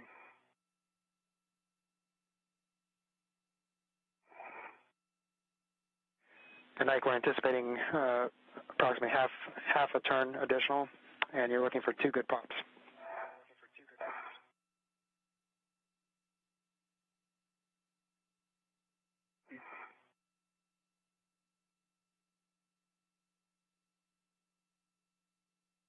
Work. Good and square from up here.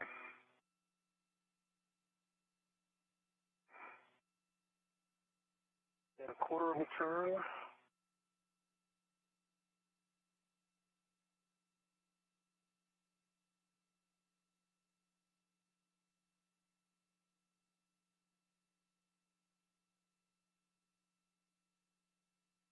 Quarter of a turn.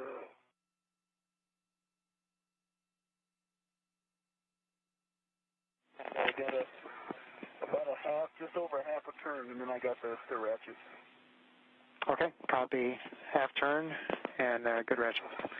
And you can put the PGT back into motor. Actually, Ike, before doing that, can you verify or let us know where the black line is?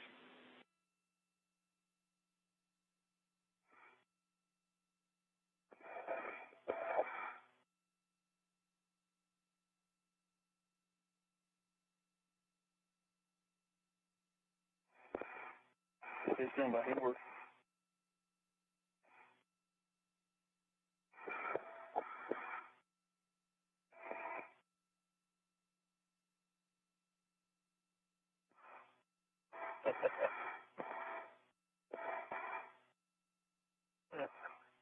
Whoever painted this black line painted outside the lines a little bit. It's flush on the top and a millimeter on the side. Flush on the top and a millimeter from being flush on the side. Very, very close. Okay, we copy. We'll work on our kindergarten skills over here.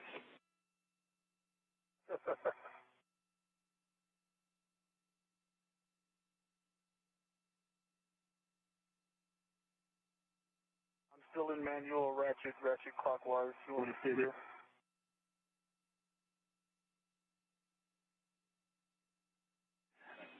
Copy, Ike. We're checking.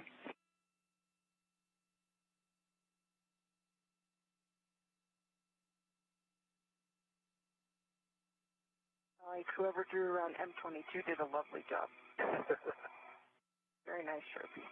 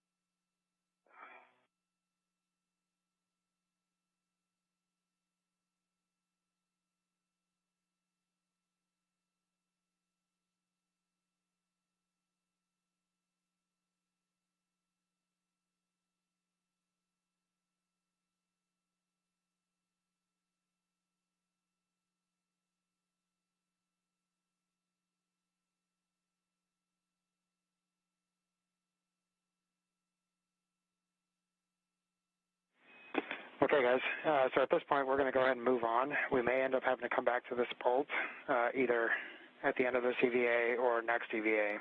But Ike, for now, you can put your PGT back into motor.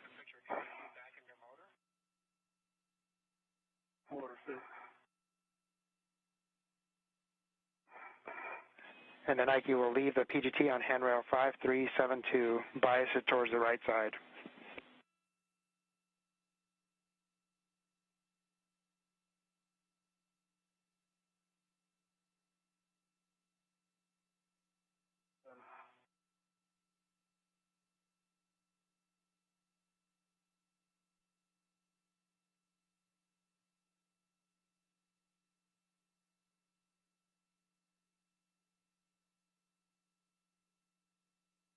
And Ike, as you're working with that PGT, could you please do a wiggle test on that lower strut and sob interface?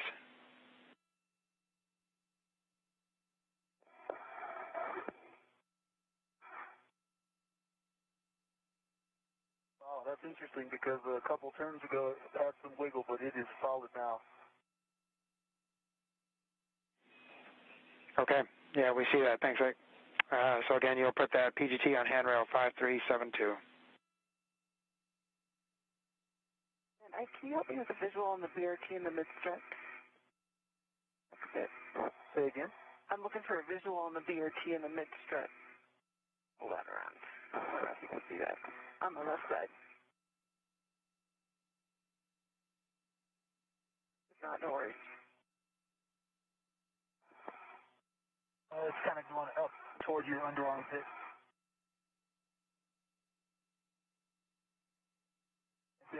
Just don't tighten the brake a little bit. It's going aft and then up to your underarm pit. If you can push that down, it'll help get you started. Push that down. Rotate it, no? Yeah, that helps. Loosen the brake. Yep. That's it. Okay. All right, got it.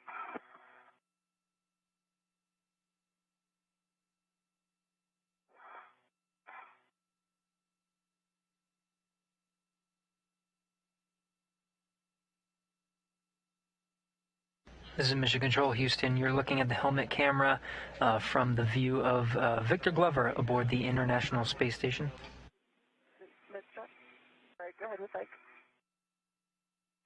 Nope, I was just going to say that, Kate. So, Ike, after you leave your PGT on the handrail, you'll verify that the MLI is covering the lower strut pad. And then next, we're going to work on installing the left mid-strut. MLI is in place. Copy. And so, Ike, you'll translate to the mass canister left pad install location. And Kate, you'll be retrieving the left mid-strut and releasing the pit pin from the locked position if that wasn't previously done.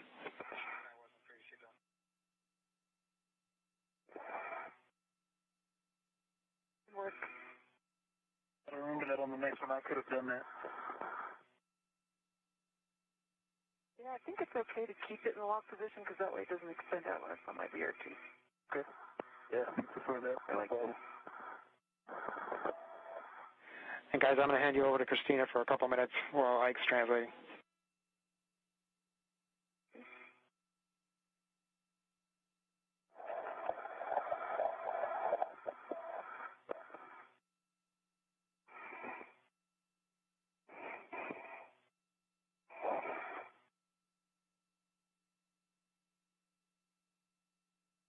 This is a high-definition view from the helmet camera of Kate Rubins. They just completed the duo outside now. Kate Rubins and Victor Glover completed the installation of the lower strut. They may come back to it to give it a couple of extra turns, but right now they're gearing up to install the middle strut, and that'll complete the installation on the mast canister. You can see from the helmet camera of Kate Rubins, Victor Glover crawling up the side of the mast canister, getting into place to secure that middle strut, And you're going to have the side pass. which is currently in the hands of Kate Rubins.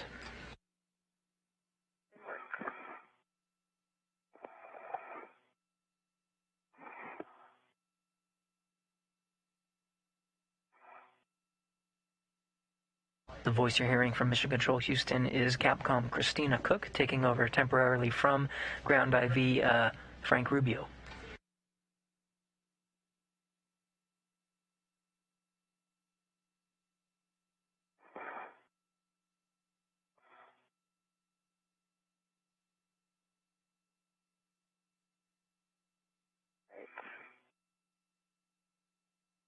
We've got the strut extended.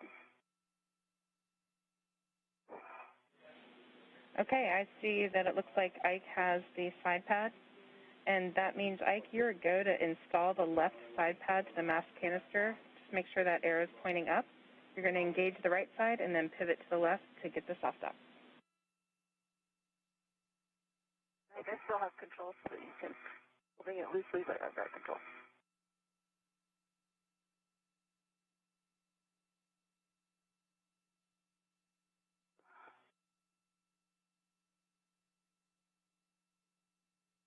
Back at the helmet camera view of Victor Glover. It's a similar procedure to installing that lower strut. Both of the astronauts will be using pistol grip tools. Victor Glover will first secure the mid strut to the mast canister with his pistol grip tool before handing it back over to Kate for her to install it. Each of them has a pistol grip tool in hand.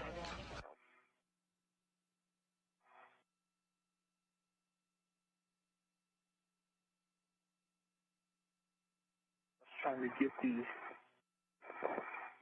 the right side to pivot. You know what I mean? I'm trying to get this base plate to pivot. Like locked right there. Nana, you got any words on how to make this pivot a little bit more? We are talking about it, and it looks like you're doing everything we would recommend, pivoting like what you're doing right now. Are you able to do that enough to get that right side under the lip?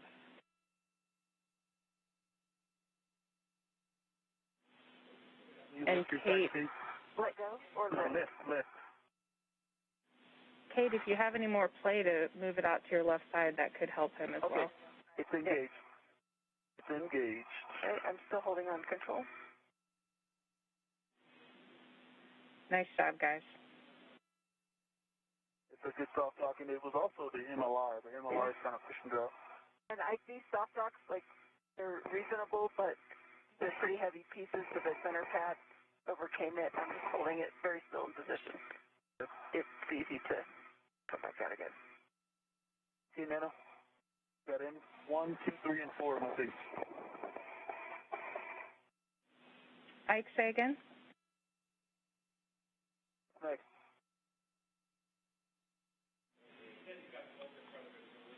Okay, we are ready, if you are, for your PGT work here, and I can give you settings. Alpha 2, clockwise 2.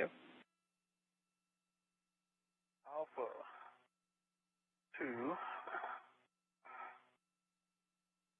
Clockwise 2 is set. And you are going to be doing bolts 1 through 4 to torque. It'll be about 11.5 turns, we think. Copy. Torque. Just FYI, mine were 7.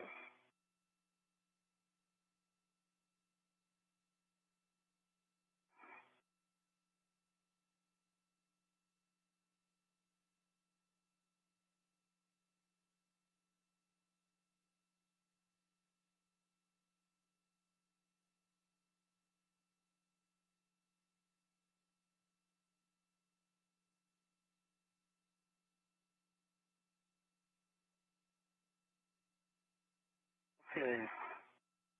3.6 on the torque. 7 turns on M1. Copy, 3.6 on the torque, 7 turns. And did we get a green light? Green light. Okay, you can move on to the next bolt, and I'll hand you back over to Frank. Thank you. Nice job, Nana. All right, guys, back with you here. So now that Ike has put in one... Glover working on installing that mid strut. There are 4 bolts needed to secure the middle strut to the mast canister. First one is down, 3 to go. And I'm going to wait till we get to the second bolt. Wait, okay. Yeah, wait, just tell us what's next. Copy, Kate. Am I installing all 4, or is she going next? Yep, you actually can work concurrently after the first one, and so, but that's fine to wait till the second one, Kate. So yeah, Ike will just continue to work through all 4 bolts. Okay, And I Frank, can go off let's, working. no, I'm not, let's just get this side pad on. My experience with the upper triangle, we want to get this fully bolted before I start putting those on this side. Okay, we copy, and that's, we concur with that plan. I got 2 on the opposite side, Kate. You can get started if you want. 2.7, green light, and that one was 11 turns. So it's not even moving. My side is nice and steady. Okay, gotcha. Keep. We copied. Was that 3.7 or 2.7? 3.7.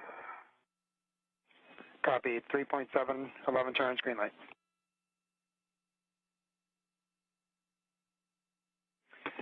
And Kate, for you, your settings will be Bravo 1, clockwise 2.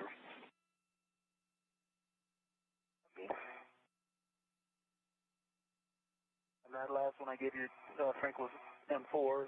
On M3, I had 9 turns, green light 3.6 on the torch. Copy. 9 turns, 3.6, green light on M3.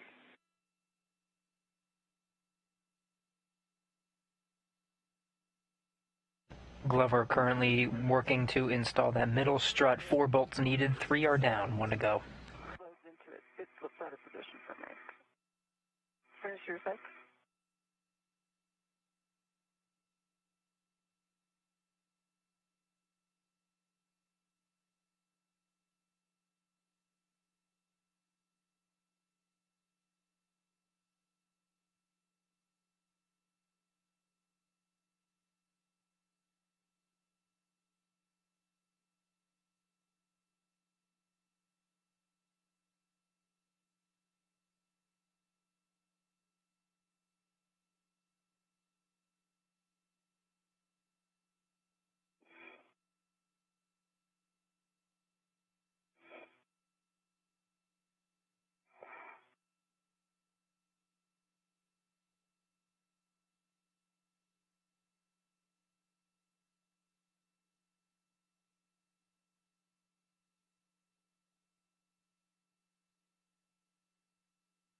I must have been slipping on that one, Frank. Must not have been engaged. I counted 17 turns. It's flush like the other bolts. Got a good green light, 3.7 on the torque. We copy all, like, 17 turns, 3.7 green light. We'll check and agree that you probably were slipping on that. Could you please go back to M1 on the same settings and see if you can get any more turns? Copy. Glover completed driving all 4 bolts, going back to 1 just to make sure it's nice and snug.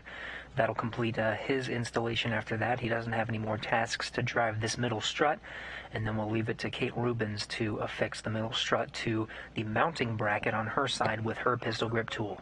Additional turns. Copy. No additional turns on M1.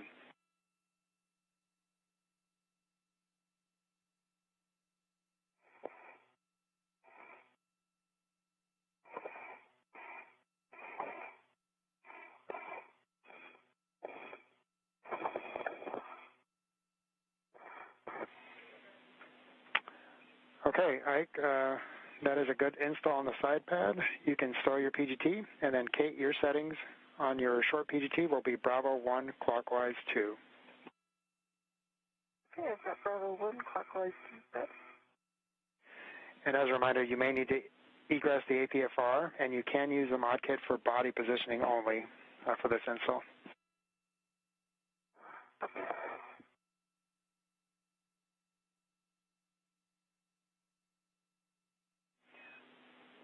Okay, you'll be driving Mike 28 to torque. We anticipate approximately 15 turns.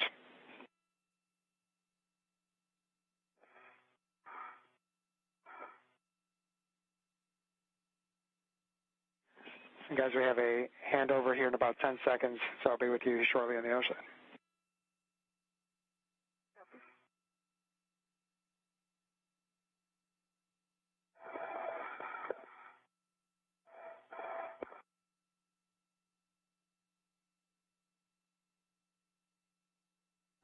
entering into another brief handover period. We're losing video from the International Space Station temporarily. You're getting a view at the International Space Station Flight Control Room. These are the teams supporting today's spacewalk, led by Flight Director Marcos Flores. Next to him, Frank Rubio is the voice you're hearing here from Mission Control, the ground IV, walking our two astronauts through the intricate procedures. To his right is NASA astronaut Christine Cook taking on the Capcom role. You'll hear her voice as well occasionally. And Art Thomason taking on the spacewalk officer role. He knows the procedures backwards and forwards with the support of his team in some of the back rooms, relaying those procedures and checking and verifying all of the steps, making sure the bolts are tight, the torque is good, all along the way, and relaying that to the flight control teams. Again, we have a good middle strut on Victor Glover's end, just waiting to install it on Kate Rubin's side. She has to use her pistol grip tool to affix it to the mounting bracket on the forward end. She's on the tip of a portable foot restraint to get her a good angle on that mounting bracket, having her install that. After she's complete and the engineers say everything looks good on their end, we'll switch over to the right side and install the lower and mid struts on.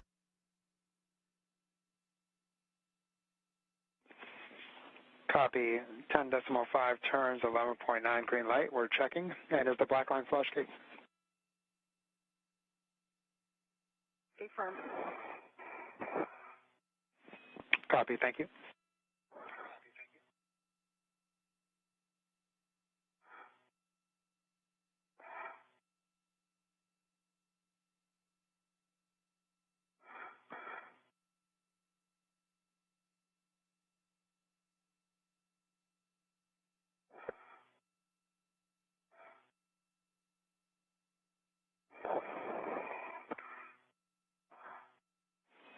All right, guys, that is a good bolt on Mike 28 and a good install for the left mid strut. So, Kate, you can stow your PGT and install the grounding pit pin to the grounding block.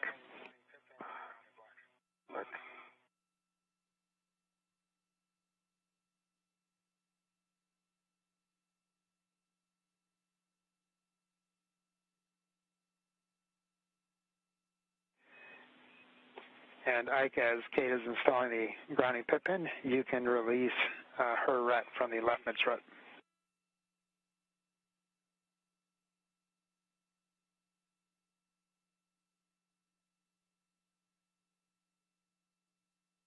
Okay. Ready for it? Ready for it? Got it. Yes.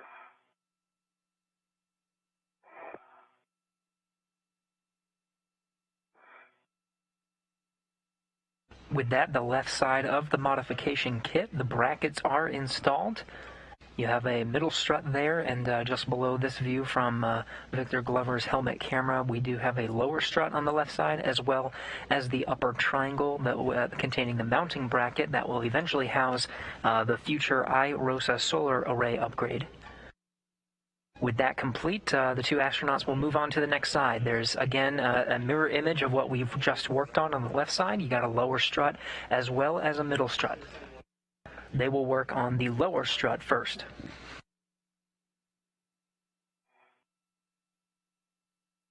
Coming up on 3 hours into today's spacewalk. Frank, I've got my BRT ret back on my BRT. Pit pin is installed in the grounding block with a good pull tab. Copy, Kate. Thank you. And, Kate, you can egress the APFR, and we'll be rolling it to a new setting. Route this pit pin so it doesn't interfere with future M16 and 15. Copy. For when you get up here, my friend.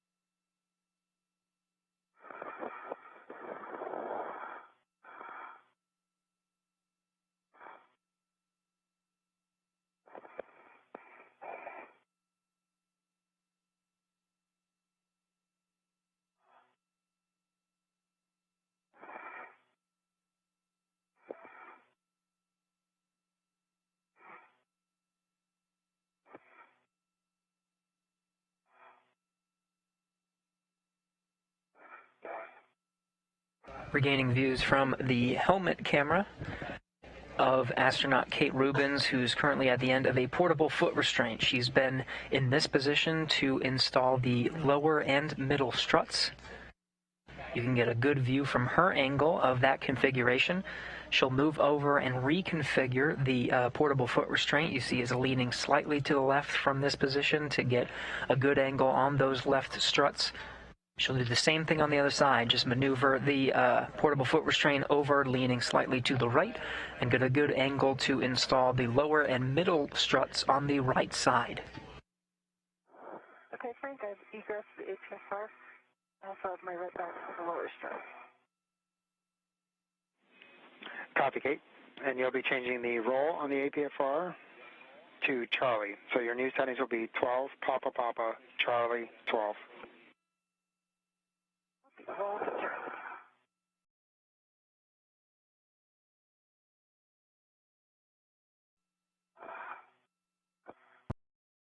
Over the Atlantic Ocean.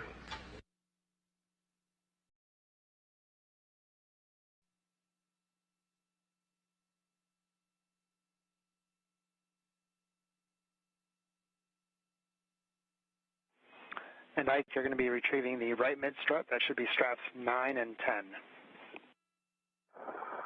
Got it in hand. Roll is in Charlie. Re-ingressing.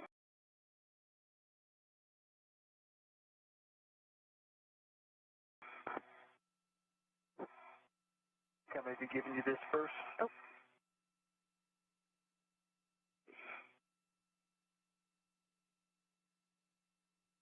Giving her the mid-right, and then the lower right, like we did last time? Affirmative.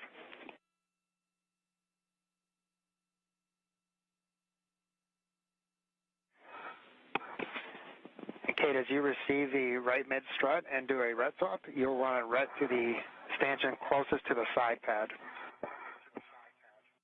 I'll be closest to the side pad.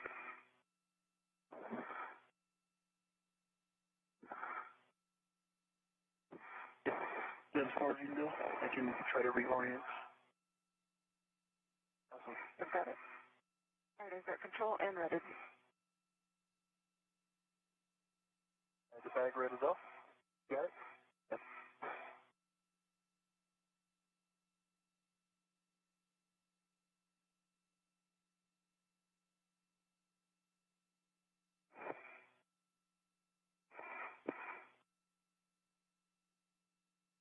The mid-right strut is ready to my BRT, closest to the side pad. Copy, Kate. And now you can ingress the APFR.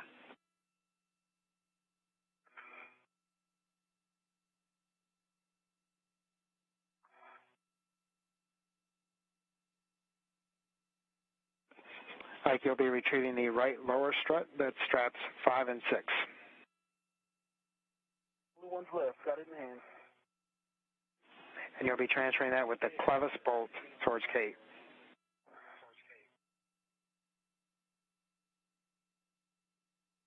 Kate Rubins easing her way into the portable foot restraint. This will be the last angle she needs to install the right two struts from her position at the top of that foot restraint. Attached to her by way of body restraint tether is the middle strut. She'll have that ready to go whenever they're ready to move on to that task. In the meantime, you can see from the helmet camera view of Kate Rubins, Victor Glover off at the strut bag, getting that lower strut out of the bag. That'll be the first task for them on the right side, is installing the lower strut.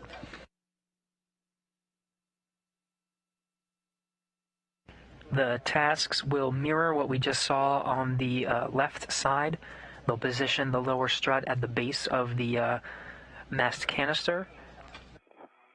Victor Glover will secure the base of the lower strut in place first with a few turns before allowing Kate Rubins to drive the pistol grip tool on her end, securing it to the mounting bracket. And Glover will finish off the job with his pistol grip tool. Red to the lower strut, you'll want to red to the handrail stanchion that's nearest to you. Copy.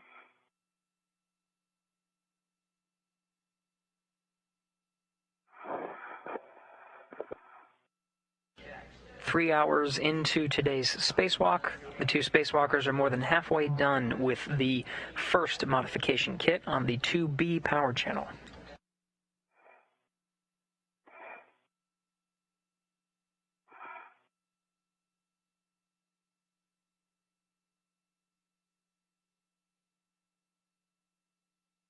I have control. Control and ready. Good. And I'm just going to hold this here while you translate. Let me know if I need to move it. Let's see. I can move it. Or neater. I need to get that red off. Oh, okay. So can you push it back toward me? Yep. Yeah. Follow me in my line.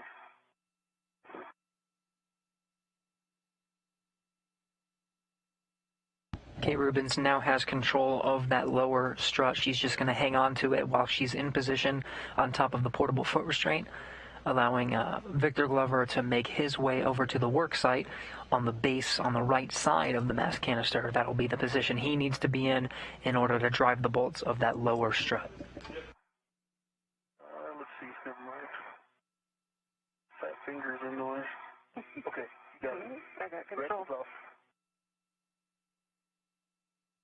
I'm just going to clear it from your translation path. You're fine.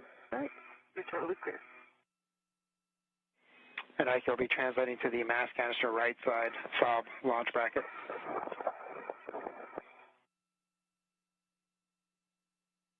On the way.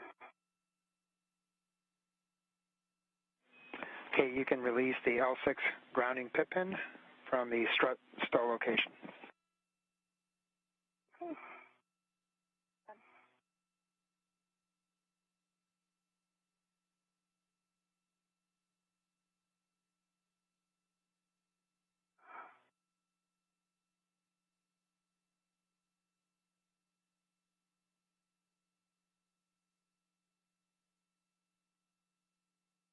Frank, how are folks liking the heck of you? You need it pointed anywhere? Yeah, it's a pretty outstanding view. It's like nonstop, great pictures. Right. Frank, I didn't wear a camera on me. We got an HD video for you. Holy VA. Yep, and also of note, it's actually significantly better than the WVS view, which is coming in very broken.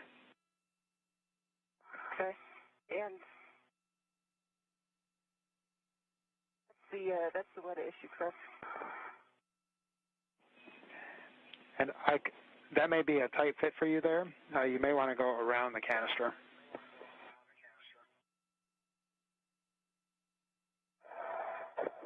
Roger. There should be a pretty good translation path around the bottom side of the canister.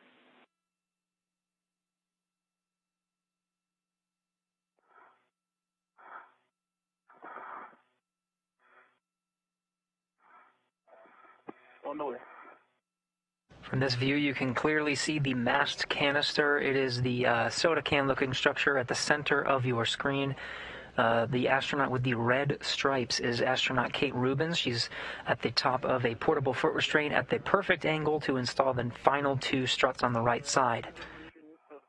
Astronaut Victor Glover is making his way over to his work site at the bottom of the mast canister. I hear you, my friend.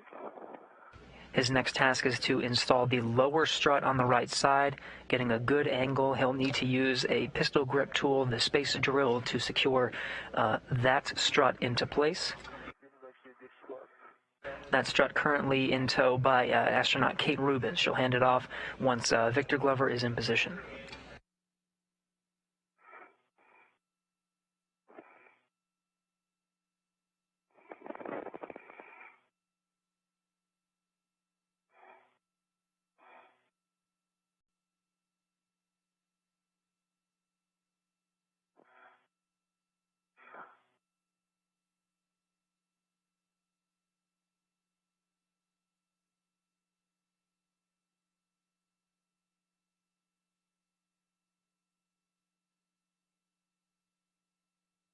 I feel like this setting is one more click of roll, and I like it.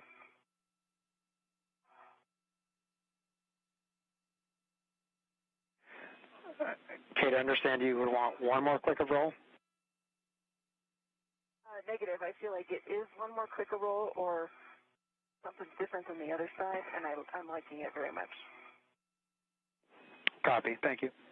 Your future iRosa.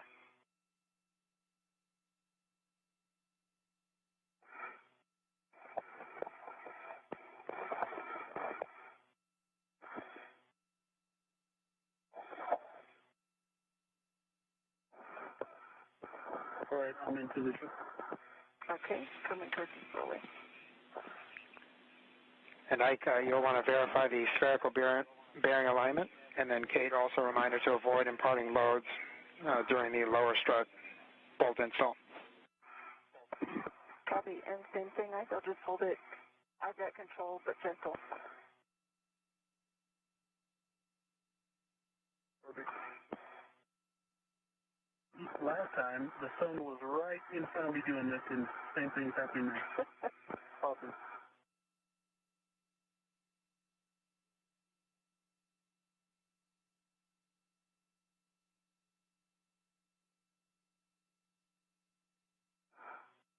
Same thing on this side, I'm not really able to influence the orientation of the spherical bearing. Just about parallel to the front of the strut bracket. Copy, Ike.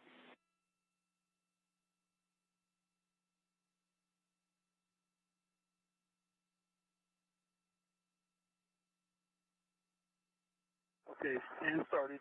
2 turns. Copy, Ike. And your PGT settings will be alpha 1, clockwise 1.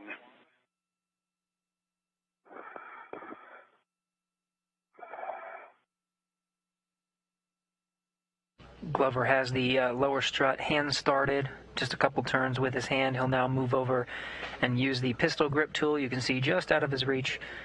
Give it a few more turns with the space drill before he hands it over to Kate Rubens, who has her own PGT, pistol grip tool, and she'll secure the lower strut on her end to the mounting bracket.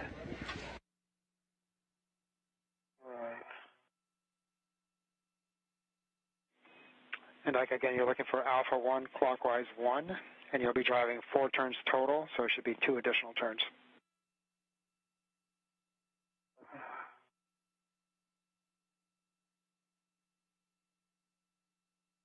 Alpha 1 clockwise 1 6 for 2 additional turns.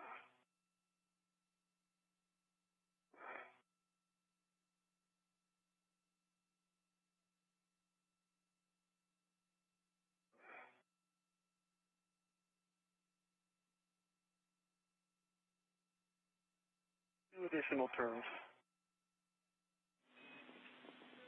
Copy.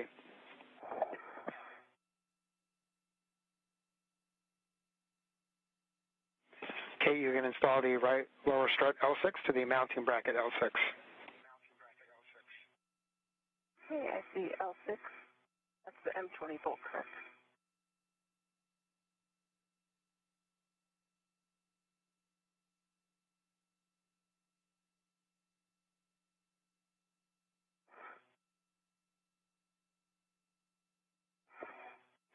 And Kate, that is affirmative. That is the Mike 20 bolt. And I'm assuming no CD hand start? Affirmative.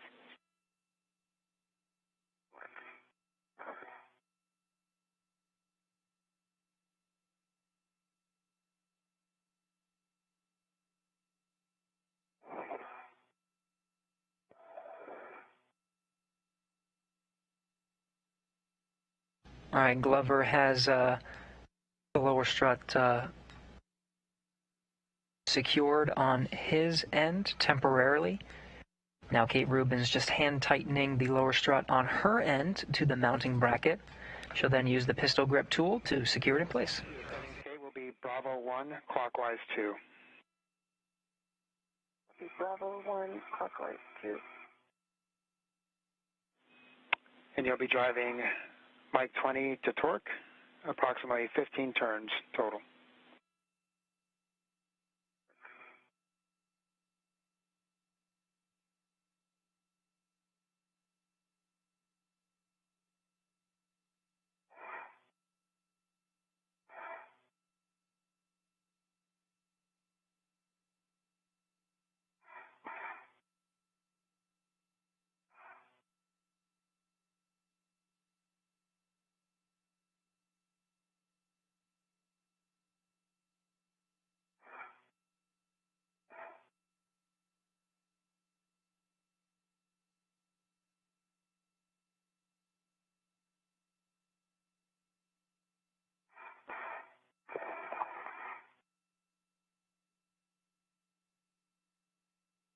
right, I've got a low torque 10.4. Go ahead, it does 10 turns. And I just don't mind Okay, I understand. 10.4 on the torque, 10 turns. left shoulder. If you move your left shoulder away from it, that might then open the bit.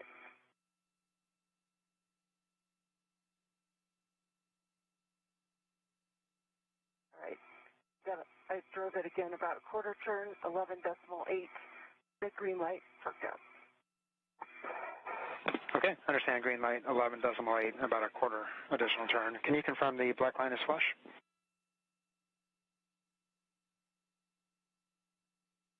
Affirmative, black line is flush. Copy. Thank you, Kate. We're checking those numbers. Okay. Okay, Kate, that's a good install for Mike 20. You can store your PGT. Ike, your settings will now be Bravo 7, clockwise 2.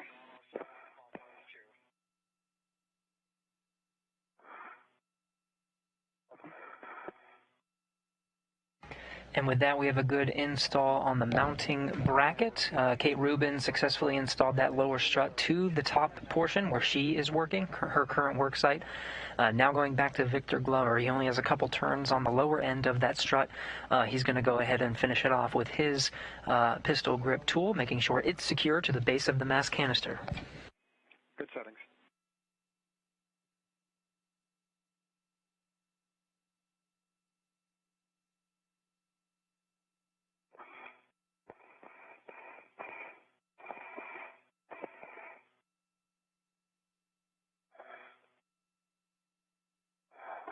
For EMU, UCVs at 1.5 heaters off for the day pass. Copy, Kate.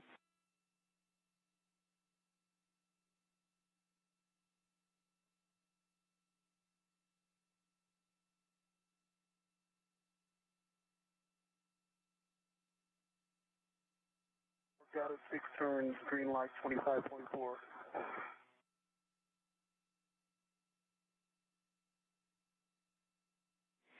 Can you say again on the turn count, please, Ike? 6 turns. Okay, understand. 6 turns and 25.4 on the running torque.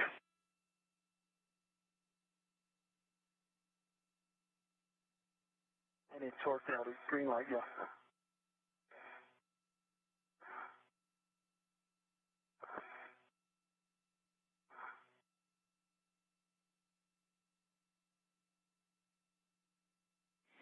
All right, Ike, could you please hit it again at the same torque or same setting, correction, and before we move on to manual ratchet?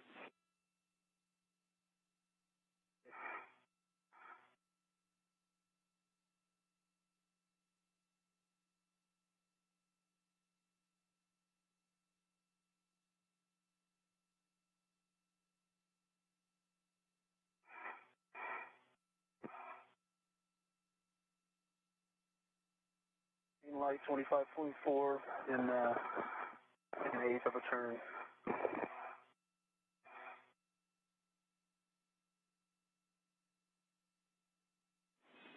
Copy, Ike, and we're checking.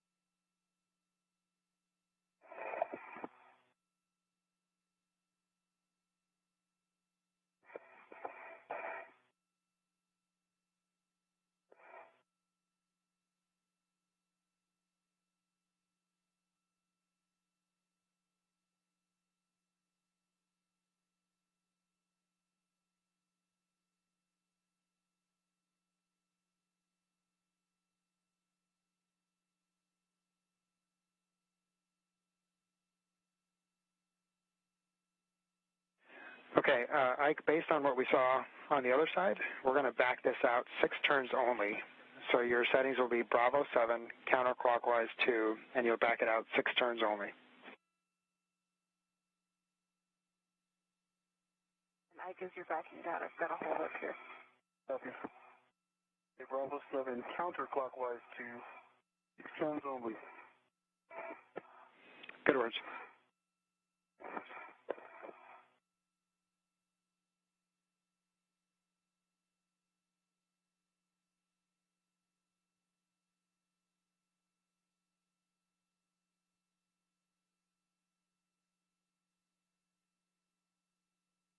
So Glover is undoing the bolt just a couple of turns, about halfway, and a few more turns. Okay, backed out 6 turns.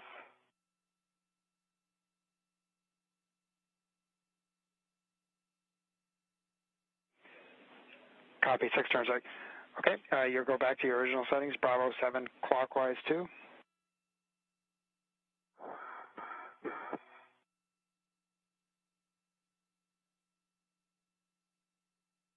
In the clockwise 2. Okay, and you'll drive to torque.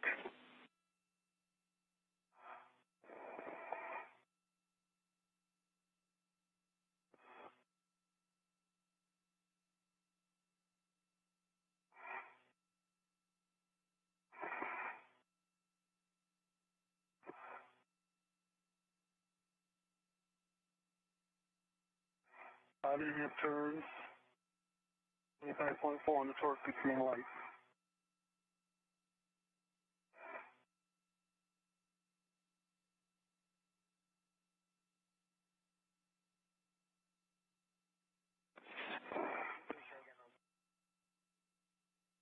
Five and a half turns. 5.4 on the torque, green light.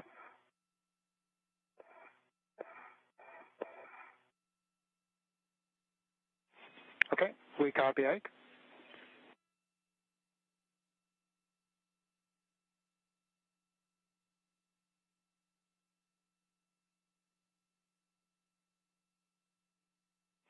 Okay, Ike, so we're going to try manual ratchet. So your settings will be ratchet clockwise 30.5.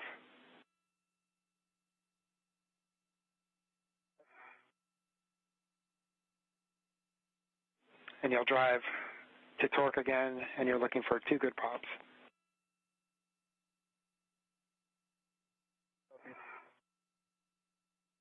So again, using that pistol grip tool as a ratchet, giving it a few extra turns, making sure it is nice and snug at the base of the mass canister.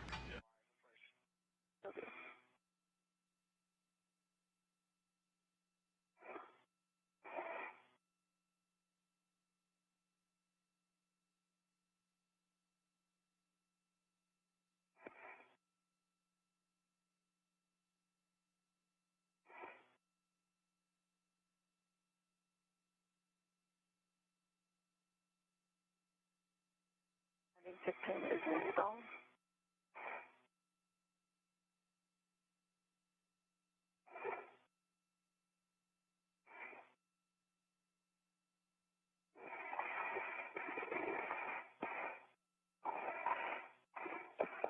All right, 2 good pops.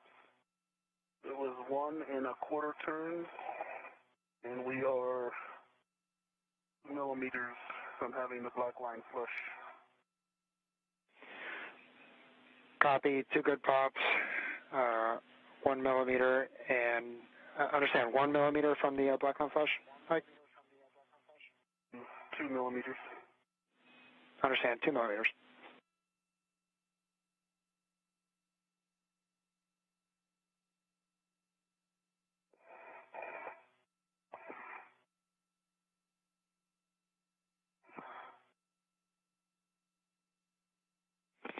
Okay, Ike, if you could drive it one more time on manual ratchet for 2 more good pops. Copy. Good work.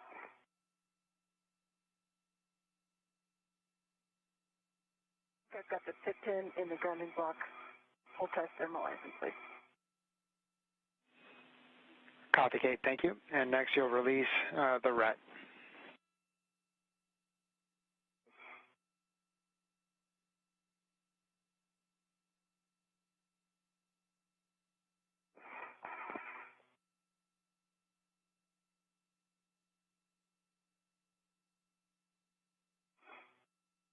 It's 2 good pops in just a fraction of a turn. Just an eighth of a turn. Okay, we copy, Ike. 2 more good pops and a fraction of a turn. You can leave the PGT on handrail 5372, and if you can also do a quick wiggle test on the lower strut. This one still has some play in it, but I also noticed something just now. While I was ratcheting it, I was able to adjust the angle of the spherical bearing. When I pulled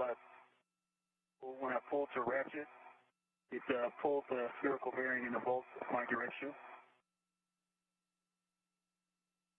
It now lines back up here straight now, but it moves like this.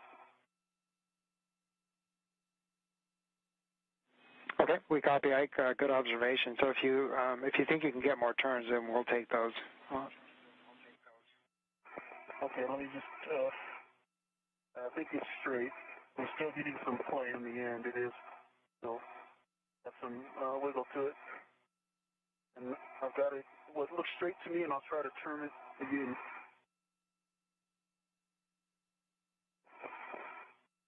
So it's still poking out. Good pops. Okay, we copy. Thanks, Ike. We still got a little bit of free play. No problem.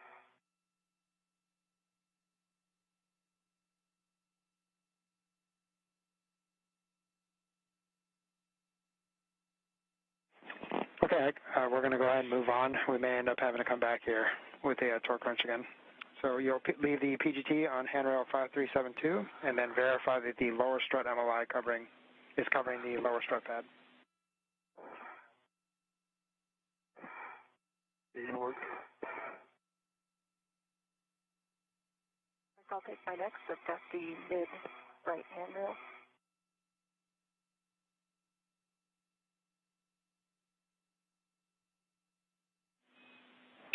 Copy, Kate. You do have. I understand you have the right mid strut in hand. Affirmative. On my DOT, I'm ready to it. Okay. You can work on releasing the pit pin from the lock position. Should be opposite the handrail. Yep.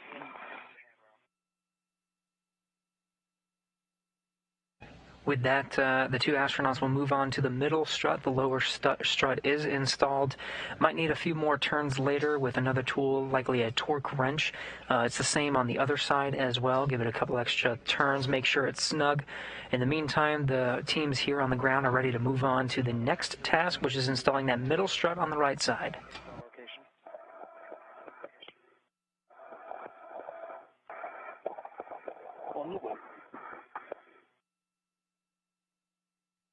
For future IROSA, I extended when it was right in front of me versus waiting till I did the handoff and pushing away. Definitely recommend this the second way I did this mid-strut versus the first. We copy, Kate. Appreciate the words.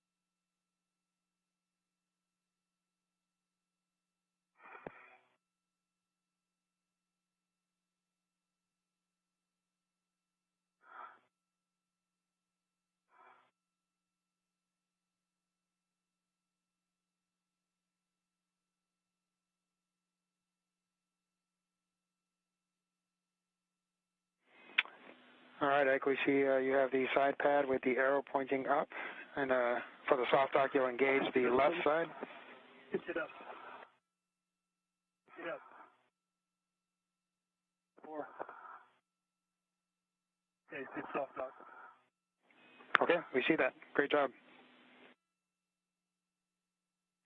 Okay, you can work on installing the middle grounding pit pin into the final position on the mid strut.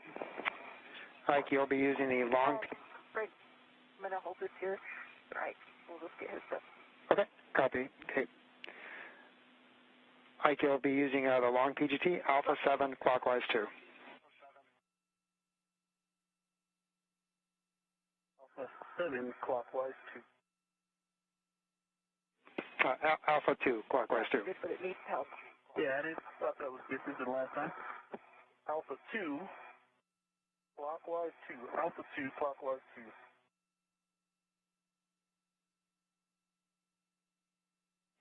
Those are good settings, Alpha 2, clockwise 2.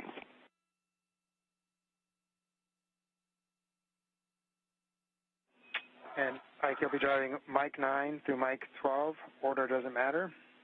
Driving them to torque, we anticipate 11.5 turns.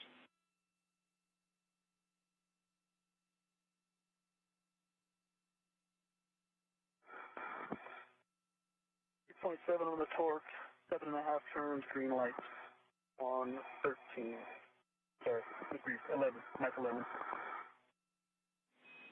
Copy, Mike 11.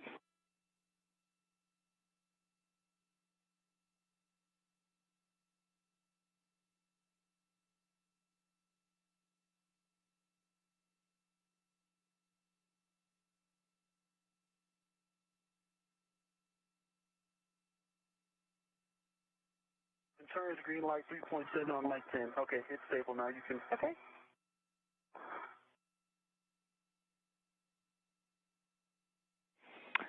And we copied a 3.7 green light. What was the turn count on Mike 10?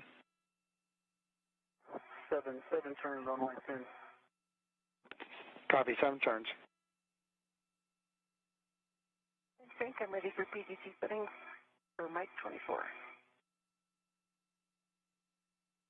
Okay, Kate. Your settings will be Bravo 1, clockwise 2.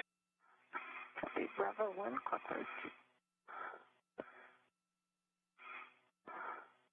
10.5, 3.6 green light on Mike 12. Copy, 10.5, 3.6 green light on M12. Okay, you'll be driving Mike 24 to torque. We anticipate 15 turns total. Okay, copy.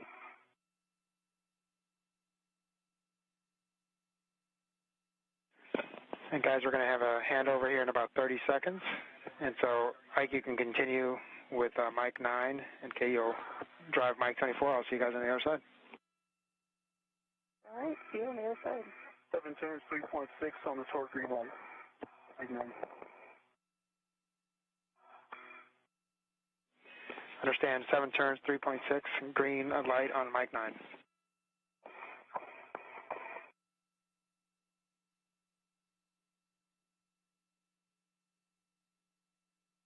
Once again, entering into a short handover, losing video from the International Space Station. Glover and Rubens together flying through those procedures for the middle strut on the right side. Glover working his way around all 4 bolts to secure it to the mass canister. And Rubens confirming the settings on the pistol grip tool for her task to drive 1 bolt on her end to the mounting bracket.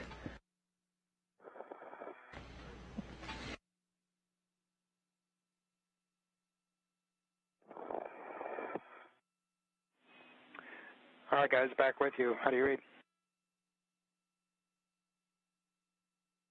All right, still working on 24. Copy, Kate. And Ike, that was a good install on the side pad. You too. Work, Ike.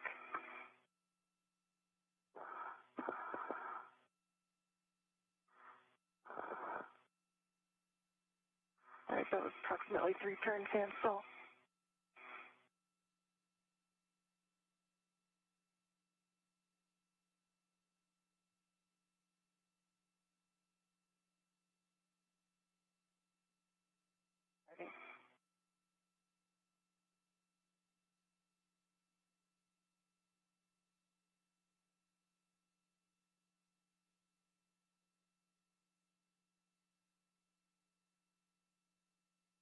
Low torque, 10.8.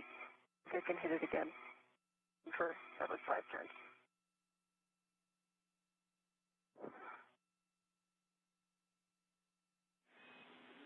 Copy, low torque. You have a go to hit it again.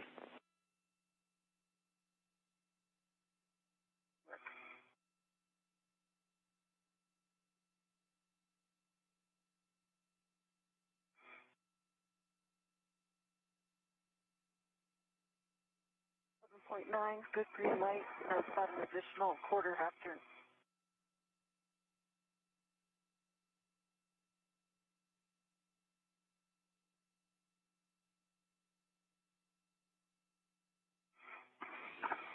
We copy, Kate, and that is a good install on Mike 24.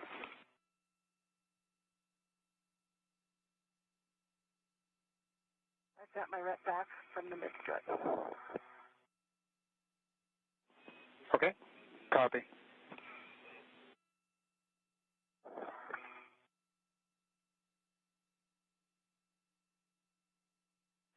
And Kate, you can install the pit pin to the grounded block.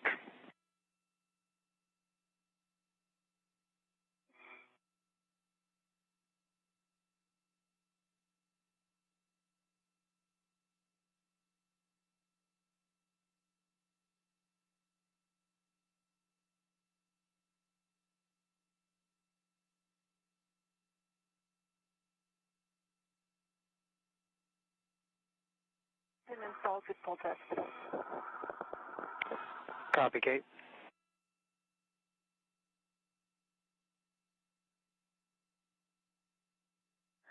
And Ike, next you're going to be driving the adjustment collar bolts, Mike 25 and 26.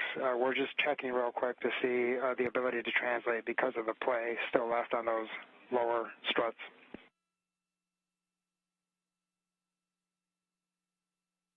There's only play on the right lower strut or left lower strut solid, but yes, happy. Stand by.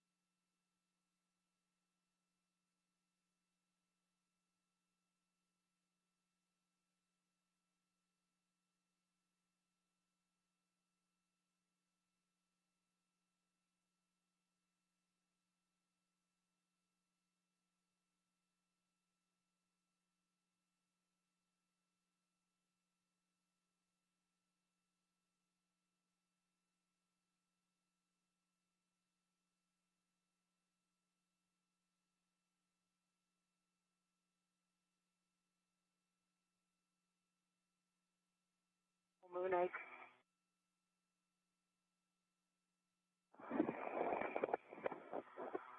Must be nice.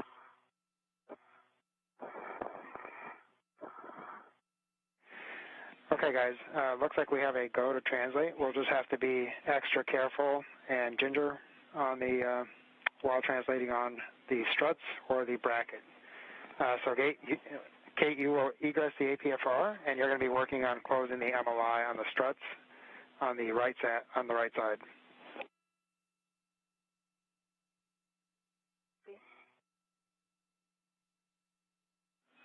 Ike, you're going to be driving the adjustment collar bolts, Mike 25 and Mike 26.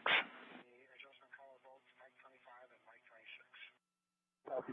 I need to drive the bolts before we do the MOI. Copy, Kate.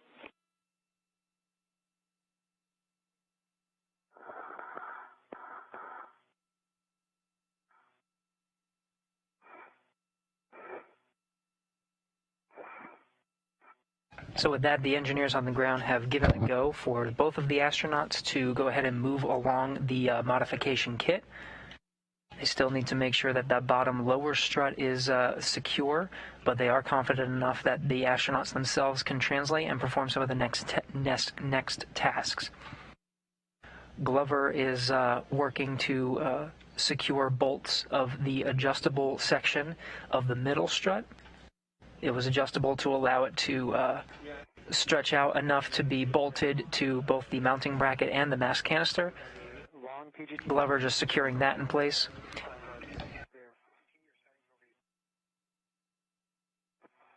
Level 5, Southwest 2 copy. And there's about a half an inch gap there. You guys are still confident I can dive each one all the way. Can you all good? Not go back and forth.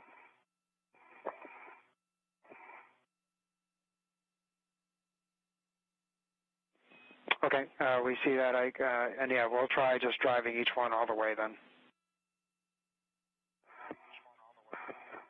Sounds good. And does order matter? Yep, you'll want to drive Mike 26 first, and then verify that the tab is secure before driving Mike 25.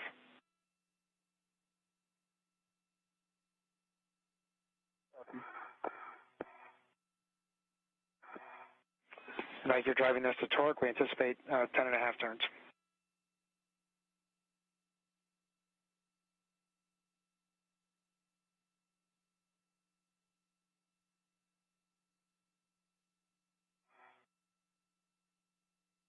Here's the helmet camera view from Victor Glover.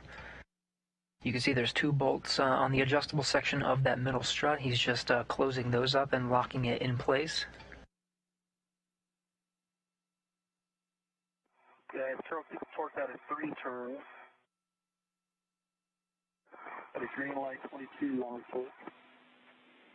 Okay, understand 3 turns in. Is the tab secure? No, it's still about a little more than a quarter inch. Yeah. Okay, let's try driving the other side. You can see if that helps.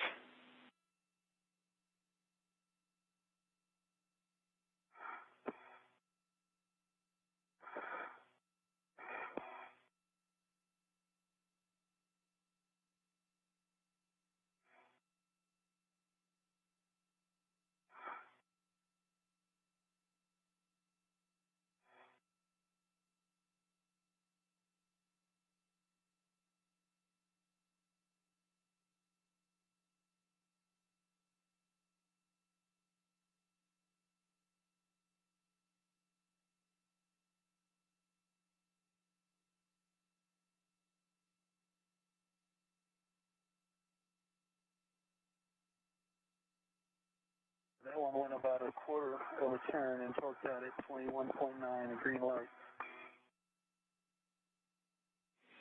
Okay, understand, Ike. We're checking.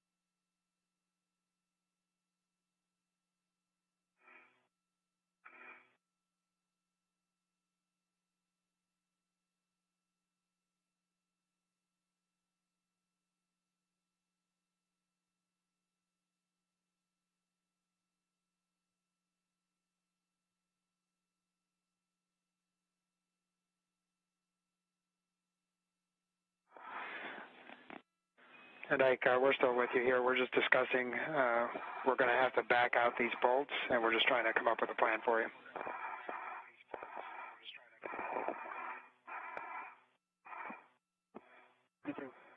Victor Glover continuing to work on that, the bolts near the adjustable part of that middle strut, just making sure they're secure in place. Engineers on the ground just evaluating those turns.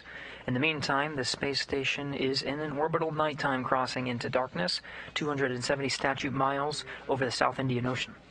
Bravo 5, counterclockwise 2.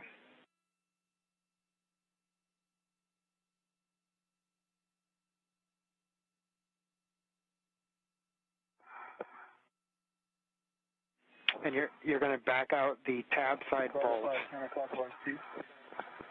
Good words. Back out the tab side bolt, 2 turns only. We're going to try to even out the clamp and see if that helps. You say 2 turns?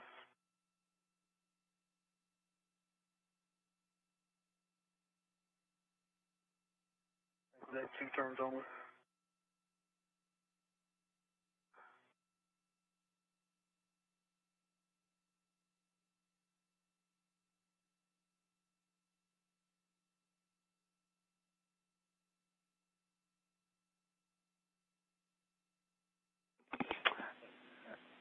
And I confirm you got 2 turns on that?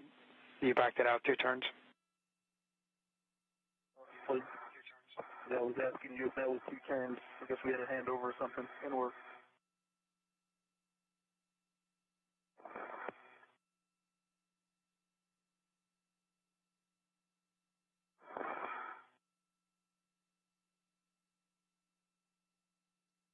Two turns on Mike 26. Okay, copy.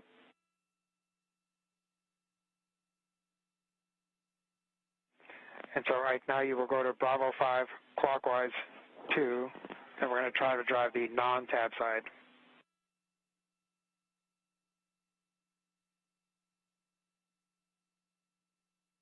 Bravo 5, clockwise 2, non-tab side. Good words.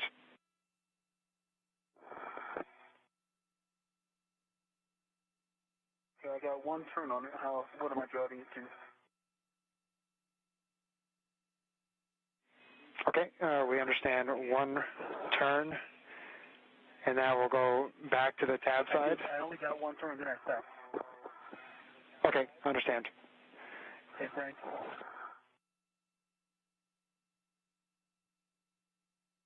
I got 1 turn, and then I stopped. It didn't torque out, I just stopped. Understand. We're discussing. Hold, and I'll have words for you shortly. We're going to have a handover here in about 10 seconds.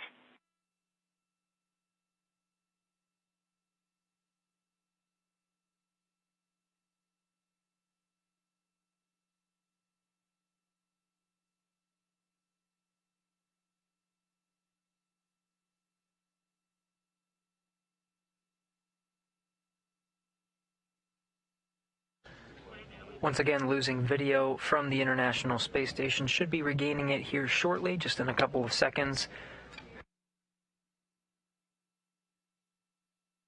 In the meantime, Glover is continuing to work on that adjustable part of the mid-strut on the right side.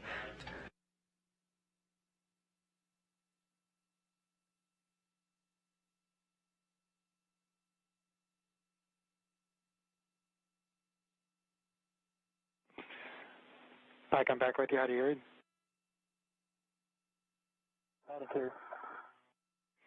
Okay, so what we think's going to work best here, or we're going to attempt, is to walk the clamp alternating sides.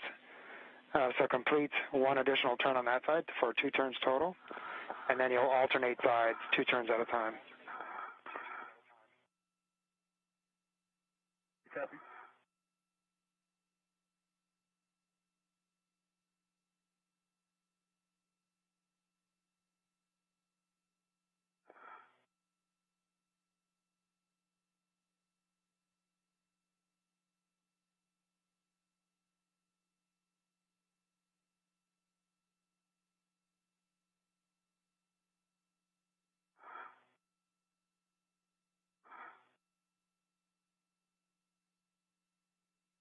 On the Mike 26 side, I only got one turn, 1.8 on the torque.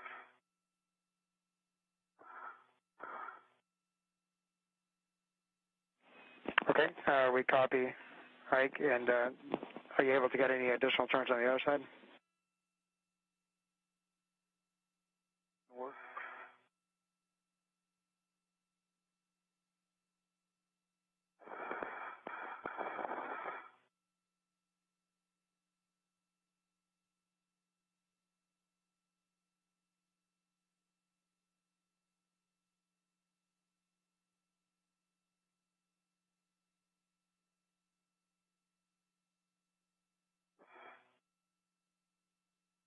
Negative. Okay, we copy, Ike. We're discussing. I'll have words for you here shortly.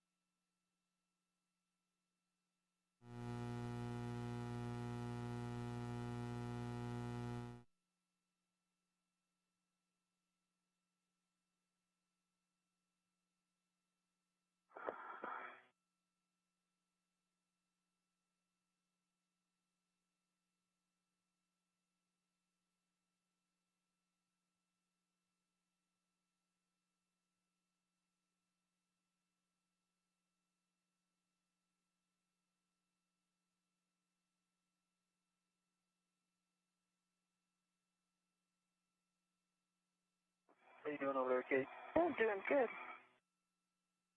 My heck at you. How you doing?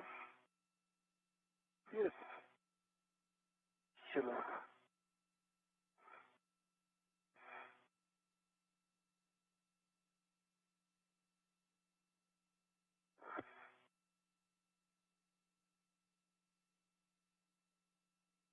Right now, Victor Glover and Kate Rubins both standing by. Glover has been working on that middle strut, the adjustable, the bolts near the adjustable section of that middle strut on the right side to secure it in place. Engineers on the ground are currently evaluating some of the next steps, making sure it's good to go, or if there's any additional steps needed. Working on a plan. Unfortunately, it involves a little bit more than just continuing to drive and with these bolts. I'll have words for you here shortly. But Frank, we know that the smart folks are talking about this on the ground.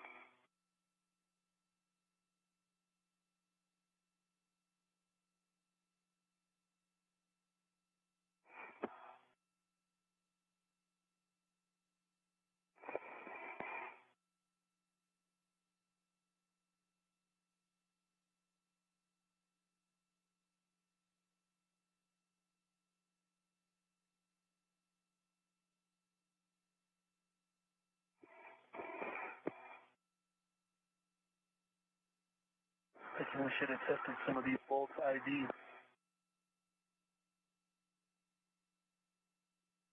We would have found this earlier. All right, guys. So two-step plan. First step, Kate, for you is we're going to have you go and get the torque wrench. We feel like we're going to need that for possibly this clamp and also for the lower struts. And so the torque wrench should be in the other bag. Right.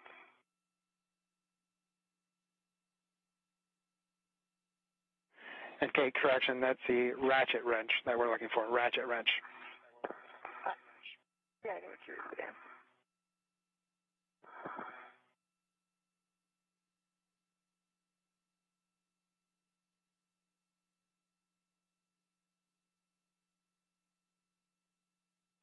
And Kate, headed to the other bag? Yep, for that translation path, essentially you're going to go back to the trunnion, head zenith, and over to the bag. See.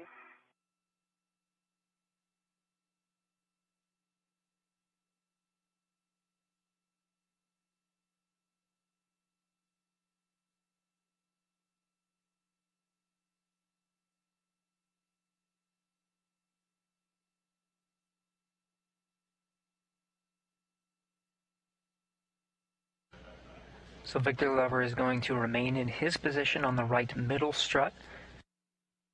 In the meantime, Kate Rubins is going to translate to the bag that's currently on the zenith side. At the beginning of the spacewalk, they both brought strut bags out to the work site, one for each of the power channels. They're using the ones on the 2B channel now. There's a ratchet wrench in the other bag. She's just going to go grab it and possibly use it for securing the bolts on some of the lower struts and even possibly the middle strut. Engineers on the ground will continue to evaluate that, but she'll get that, and that'll help secure some of these remaining parts down of the modification kit to the mast canister. Like.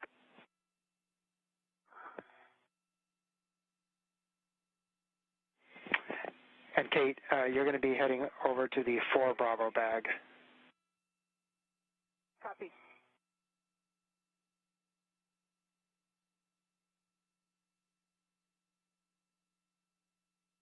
And Frank, the rods are a couple of degrees from being like perfectly centered, but they are both in between the space on the clamp.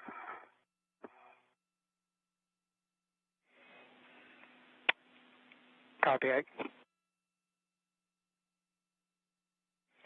Okay, Ike, so based on that, we're going to go ahead and release the bolts. So your settings will be Bravo 5 counterclockwise 2.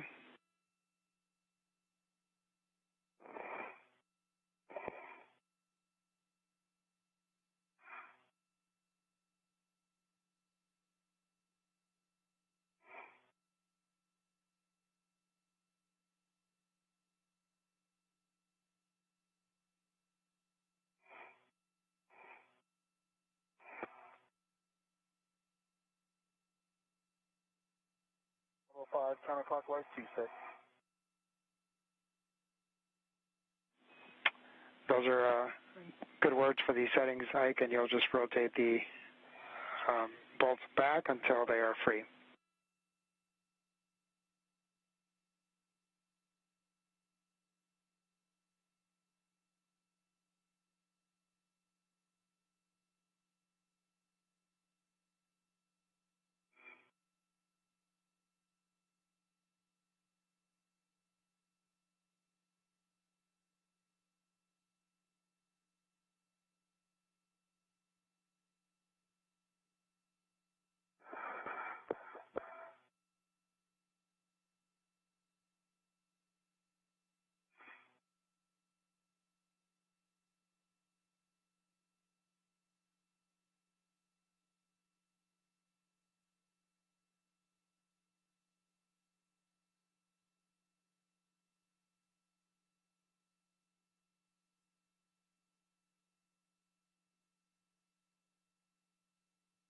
Okay. 25 and 26. Release the listen until they're free. Copy, Ike. You can stow your PGT, and you're going to take the telescoping portion and rotate. Essentially, there's a tooth mechanism, and we want to make sure that the teeth aren't hitting each other.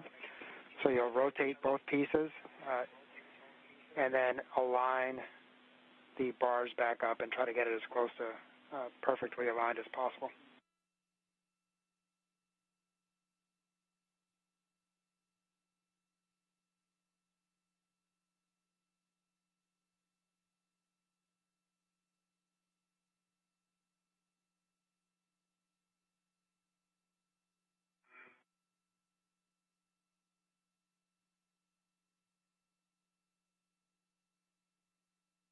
All right, Frank, and I'm going to need more vectors on the translation path.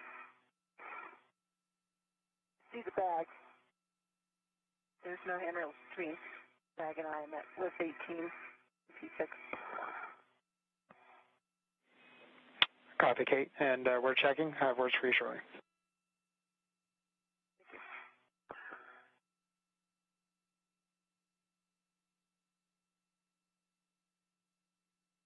One side of this bracket moves, but the other side is pretty fixed in place. I'm not able to move it at all. The side with the bolt heads on it can get it to spring in and out, and the other side goes stuck in place.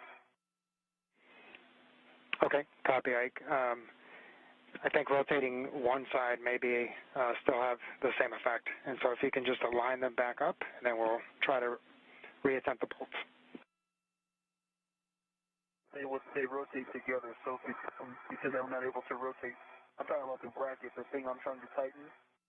I cannot rotate it relative to the teeth. The nut side is fixed. I'm not sure to what.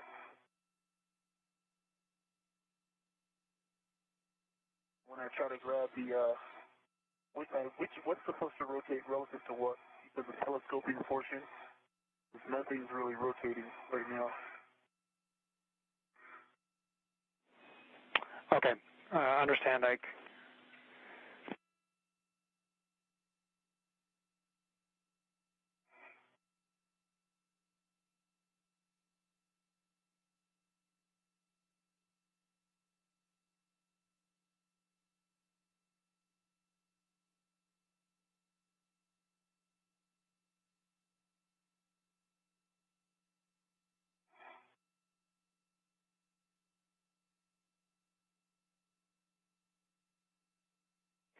Okay, Ike, in that case, once you have them aligned as close to perfectly as possible, we're going to attempt to drive the bolts with a higher torque setting.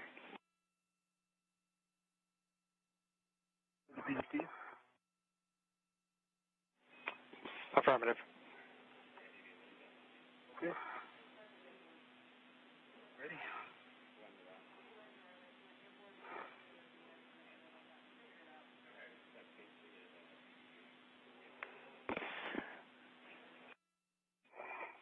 And Kate, it looks like you figured it out. You continued heading inboard over to the trunnion structure, and then you'll head zenith.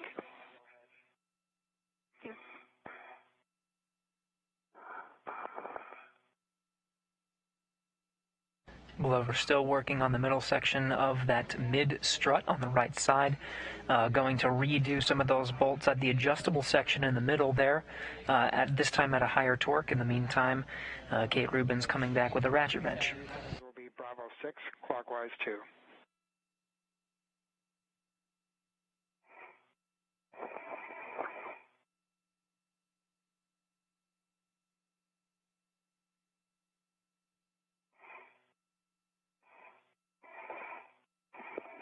Copy.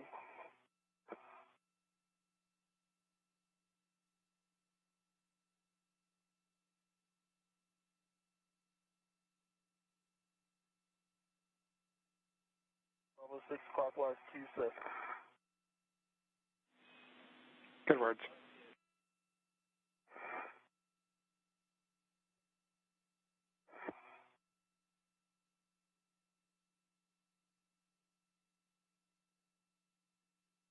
Which one would you like me to start with?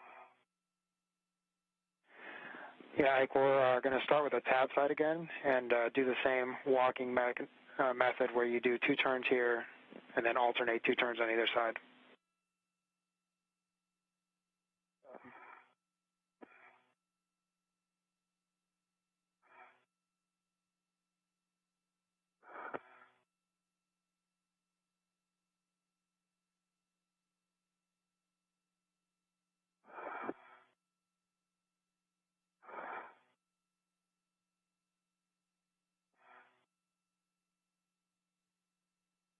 I'm at the 4 Bravo bag.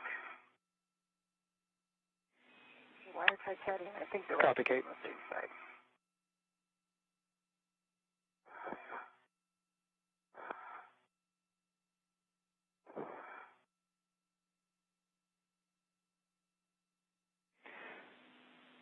And Kate, the ratchet wrench should be near the wire caddy.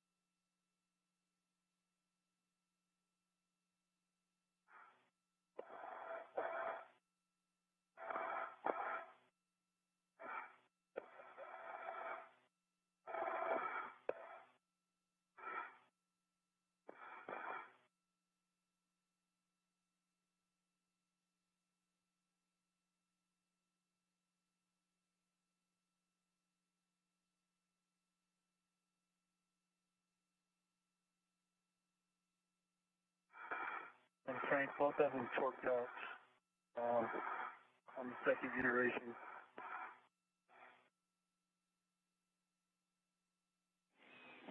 Copy, Ike. And is the tab still moving? Yes. But there's still like about a third of an inch gap. Okay, understand. We're checking. But there's also no longer any free play on the bulkhead side of the bracket.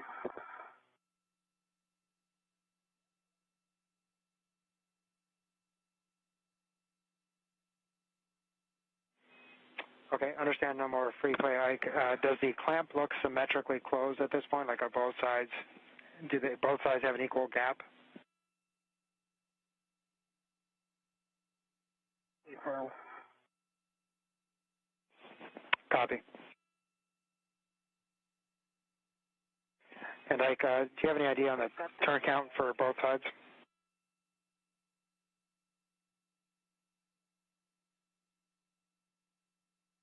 Yeah, so about five.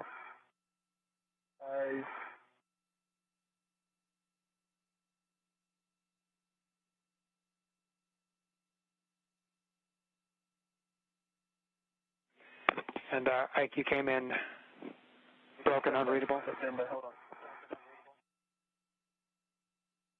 Sorry. It was three total on each one. Okay, understand. 3 turns on each side. Turns on each one.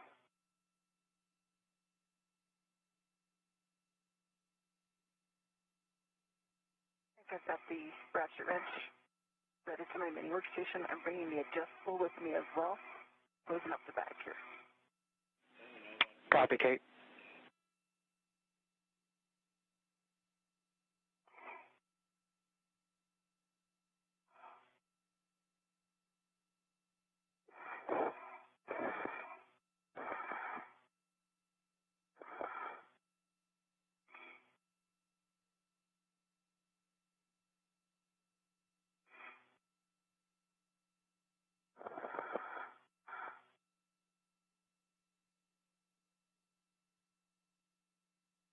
I'm headed back towards it.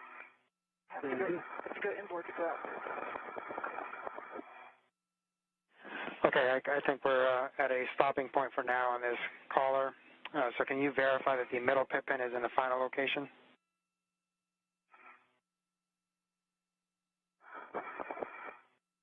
It is not.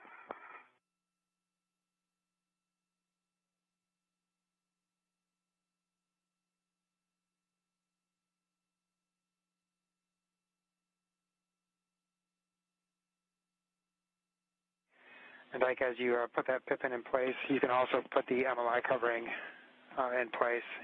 We may have to come back, but we can't leave this strut without MLI covering it.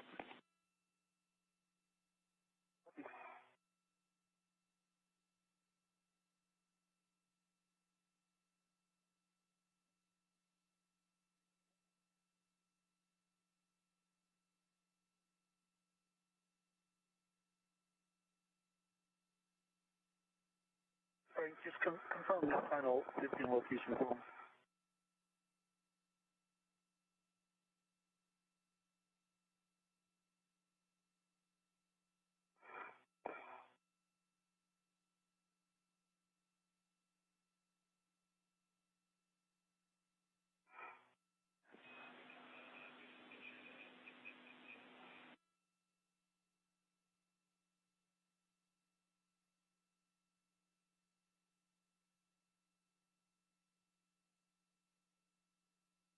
Thanks.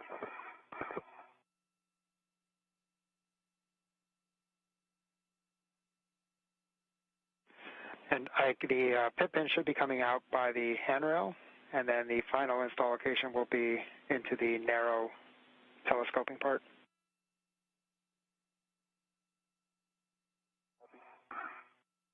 Works.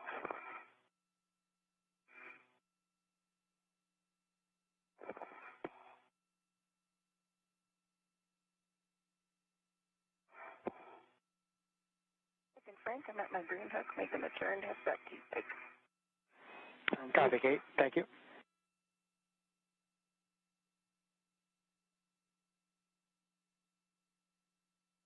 Okay, thanks. 15 is in the final location. Copy, Ike.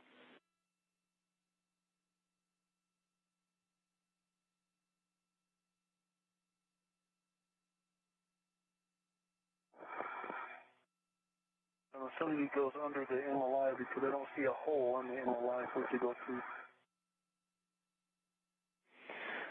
That's affirmative, Ike. The MLI goes on top of the pit pin. There is no hole for it. And Kate, you are heading to the right lower strut, radiator side, right lower strut sob interface.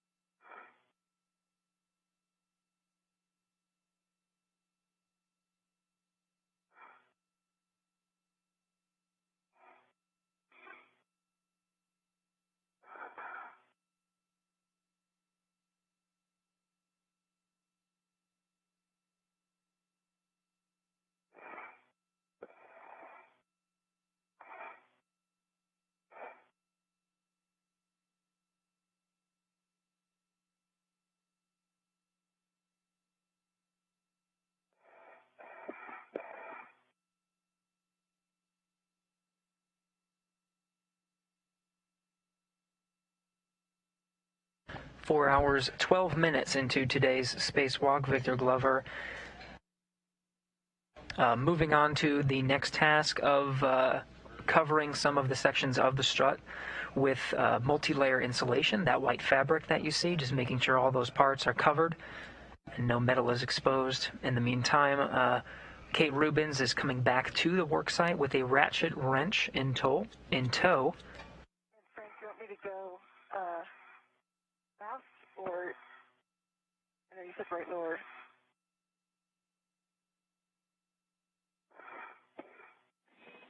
Yep. Correct, Kate. So you're going to be essentially taking the same path that you took over to the WIF 38 area. All right. Frank, there's a WBS shot of the MLI. MLI is in place on the left mid-strut.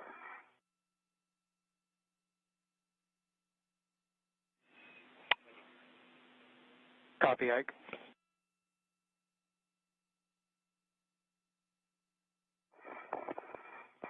What'd you say, Kate? Oh, I'm just saying I'm back with you on P6 here.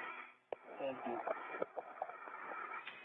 And Ike, while you're in that area, can you make sure that the right lower strut zenith MLI is in place? Okay.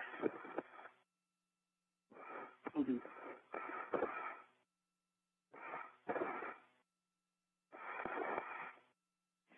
Should be the shoulder. Right. Copy. Still copy.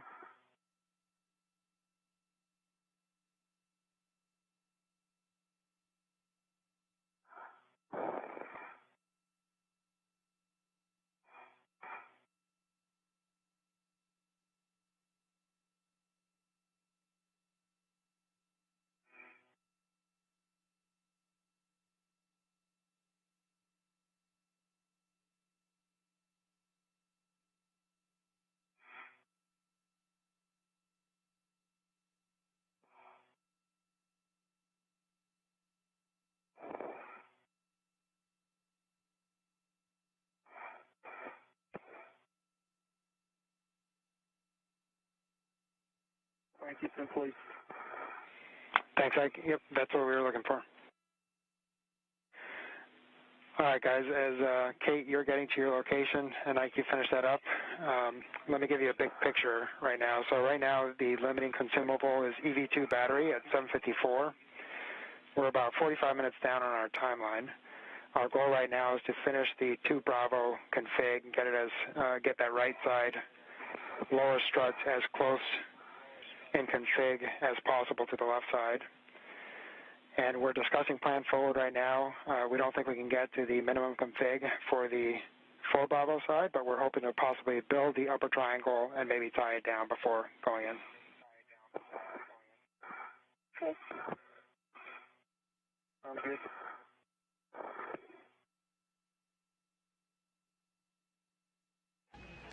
And guys, right now we're looking at about 4 hours and 15 minutes PET.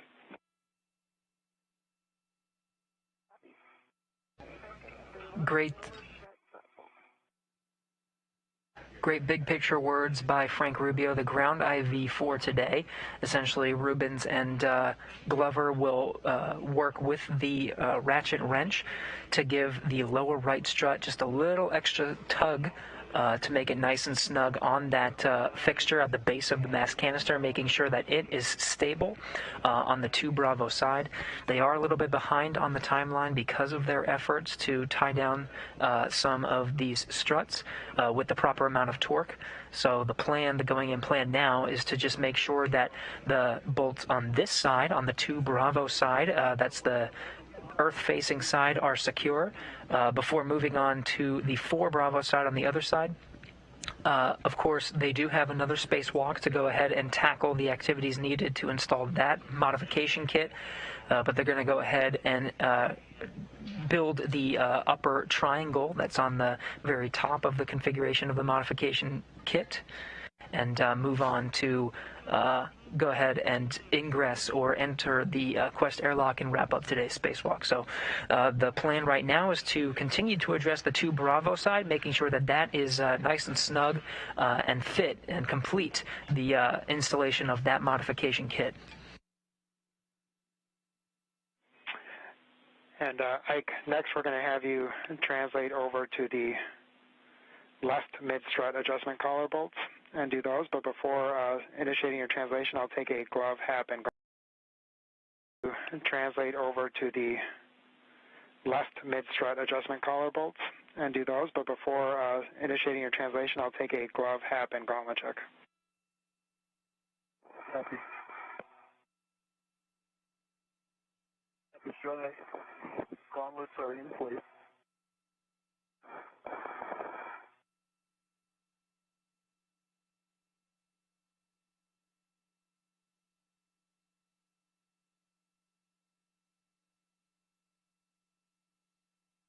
Gloves are a bit dirtier with the fabric and the RCP look good. And copy gauntlets and gloves, and understand dry hap, Ike? That's correct. Hap is dry. Okay, we copy. And you'll be translating down and around the canister to get over to the left side adjustment collar. On the way. And is this the same translation considerations on the mounting hardware? Affirmative. Yep, we are still able to translate, but we have to be extra careful with it. And Kate, when you have a chance, I'll take a glove, hap, and gauntlet check. Okay, and I've got the 2-inch socket from the PGT from the IEA onto the ratchet wrench with a big pull test. Second gloves in. Copy.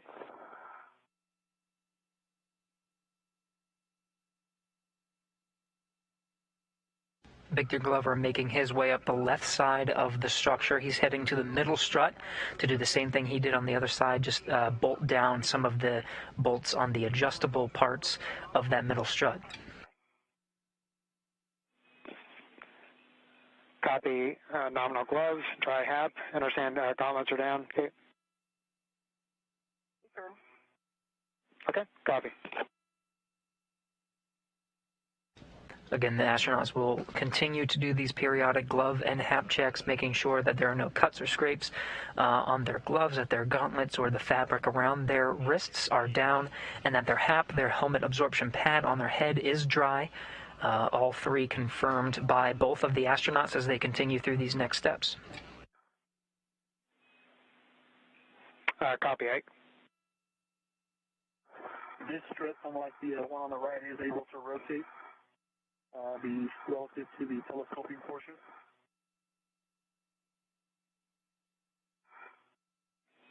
Okay, we copy and we see that rotation, Ike. We also have some metal shavings on the upper portion right N30.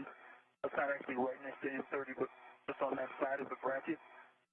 In the center where the threads, the big threads on the telescoping portion are, there's some metal shavings, if you can see that in my video. Okay, understand the metal shavings. Unfortunately, we do not see them on the WVS. Are you able to point to it, to where you see it?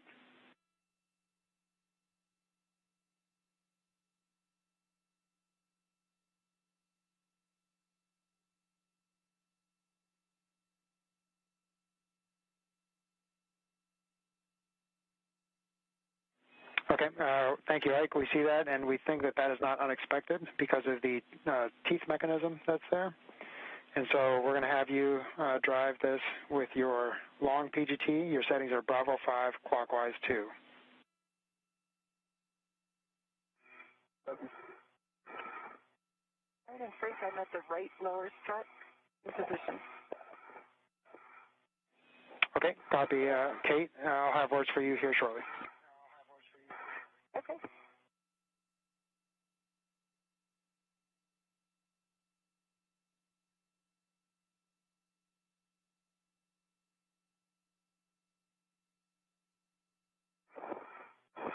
And so, Kate, you're just going to drive clockwise, and you're going to torque it to as high of a torque as you can get. Copy.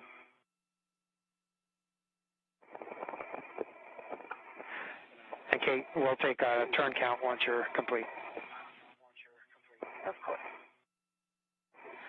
And Ike, for you, again, you're going to start with mic 30, the tab side, but it's probably a good idea to alternate sides and just keep a running turn count as you go with 2 turns on each side. From the helmet camera of Kate Rubins, she is using the ratchet wrench to tie down that lower right strut. Just a little extra torque on that bolt to make sure it's nice and snug.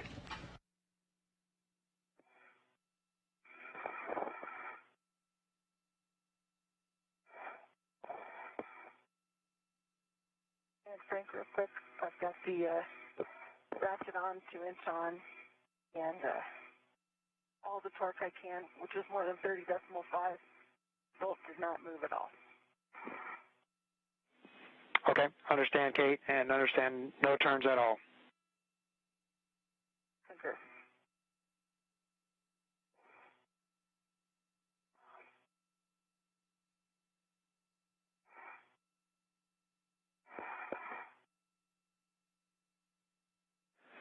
Guys, we're going to have a handover here in about 15 seconds. I'll catch you on the other side. Kate, we're discussing. We think we might be maxed out here. Thank you. I got maybe 1/16 of a turn there, but it's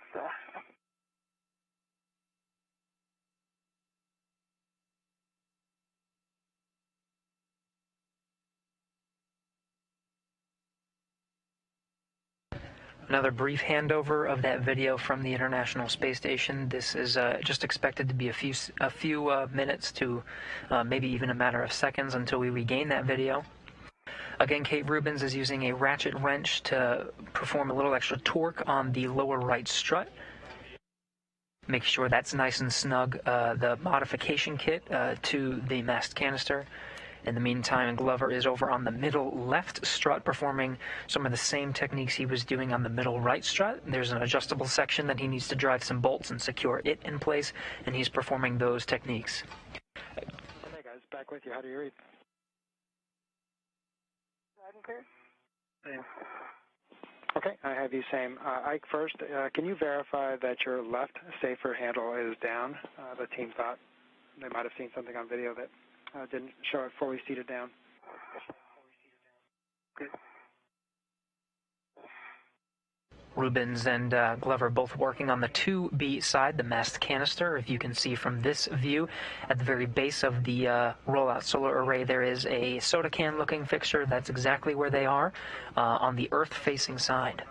Torqued out so that both of them are torqued out, and the Mark 30 side, the tab side is close together, but the tab is still loose. It's like 1/4 of an inch, and the Mike 29 is 1/3 of an inch. Okay. We copy, Ike, and we see that. Can you just verify that the tab still moves loosely, or is it tight?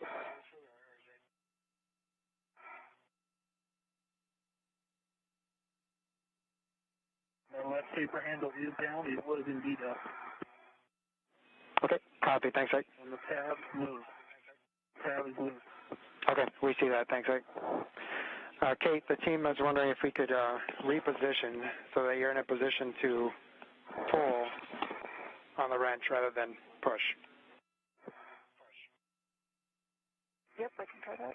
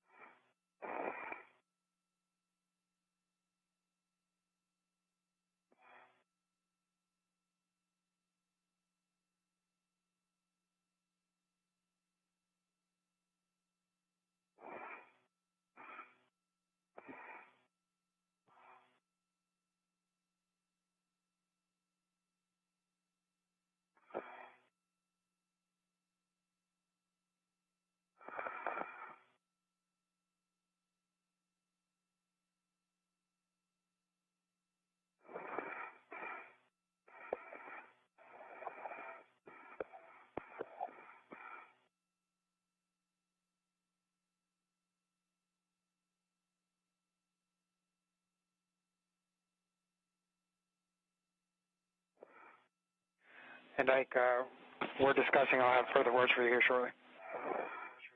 You too.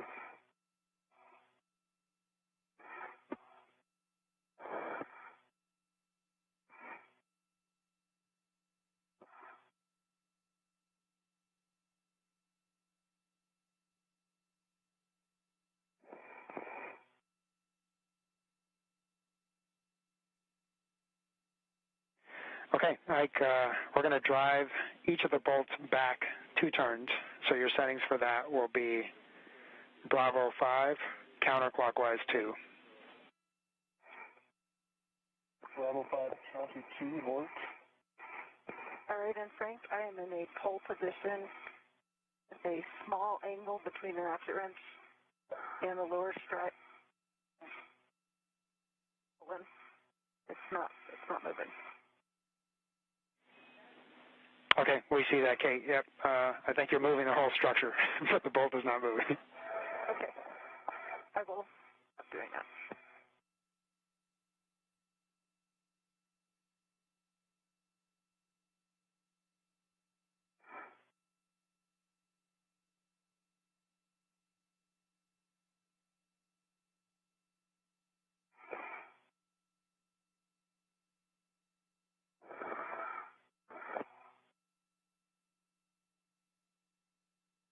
Yeah, Frank, I backed them out 2 turns each. And there's still a difference. The gap on the top, the tap side is still smaller. Okay, understand. Tap side is still smaller.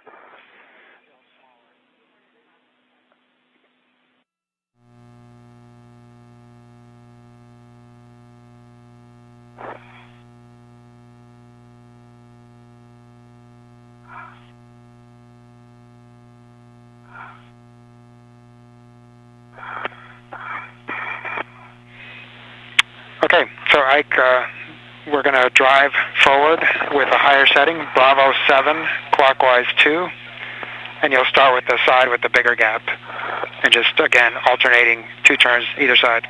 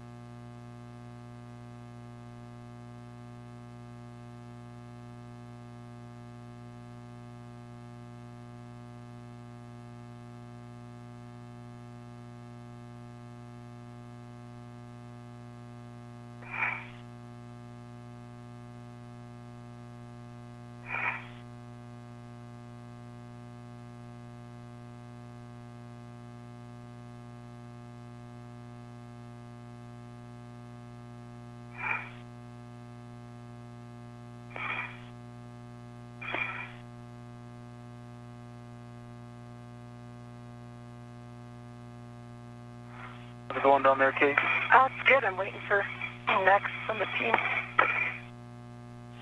Yep, and Kate, we're still with you and we're still discussing. Yep. No fret. No fret. Rush.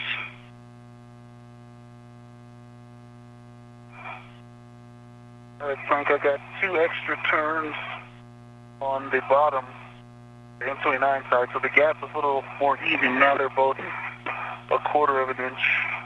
The tab is still loose and they're both torquing out. Okay, understand. 1/4 of an inch gap and both torquing out, and we see that the tab is still loose.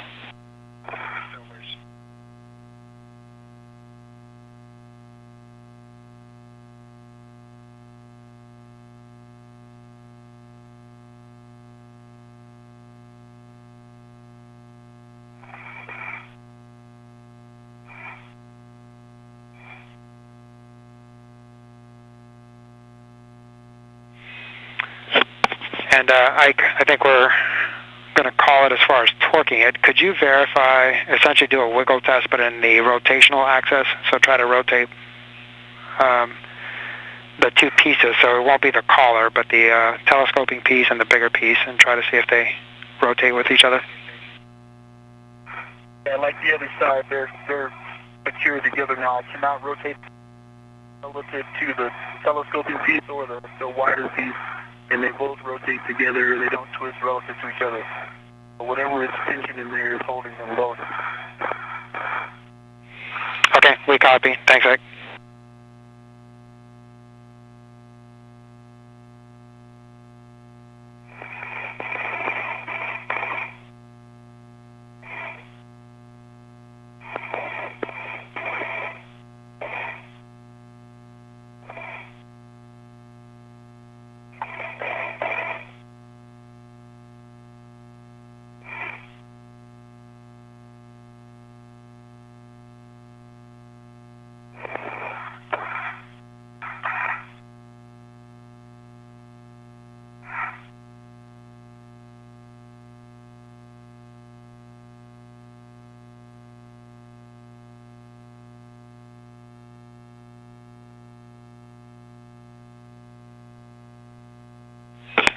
And Ike and Kate, for both, we are discussing plan forward. Okay, copy.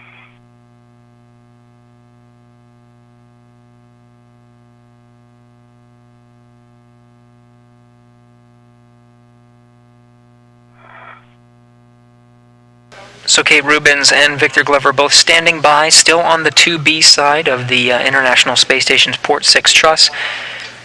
They have installed the modification kit, and most of the bolts are secured. The teams on the ground are discussing the next steps, specifically for the lower right strut.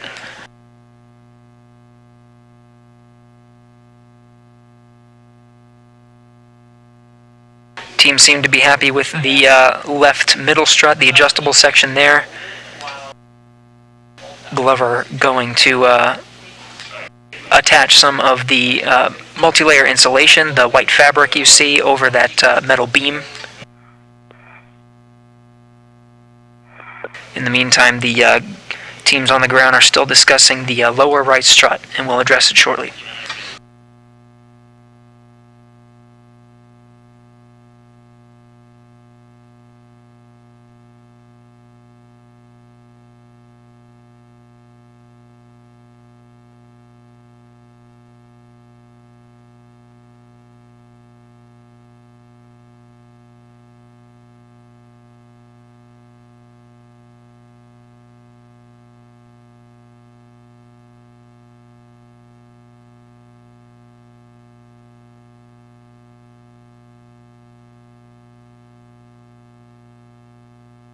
I sure could use the best of the 80s soundtrack right now.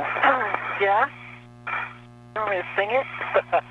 I would love that. I do not think you want me to sing it.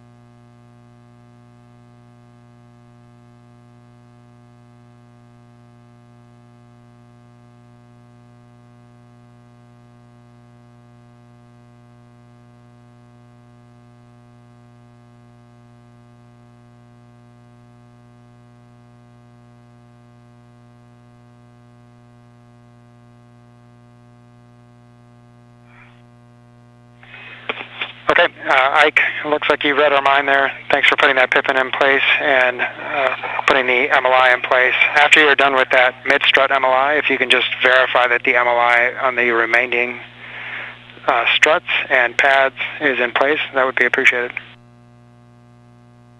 Will do. All right, so Kate, we think we have enough time here to try to back this bolt out. So we're going to get it started with the wrench and then try to back it out with the PGT.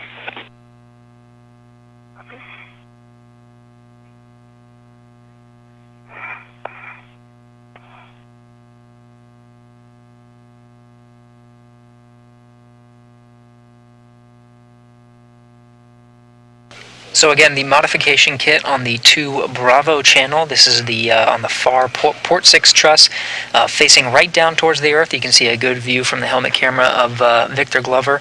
They do have the kit installed. Victor Glover is just working to make sure all the different parts of the middle beam are covered with the multi-layer insulation, the white fabric. He's going to do a check of the entire structure. In the meantime, Kate Rubens is going to try one last time to back out that bolt on the lower right strut, which is being quite stubborn today, and give it one more go to see if it can secure that part of the structure to the base of the mass canister on the International Space Station. All right, ratchet wrenches on the bolt. Let me know turns counterclockwise. Okay, Roger, Kate, and you can just brake torque with the wrench, and then we'll move on to the PGT.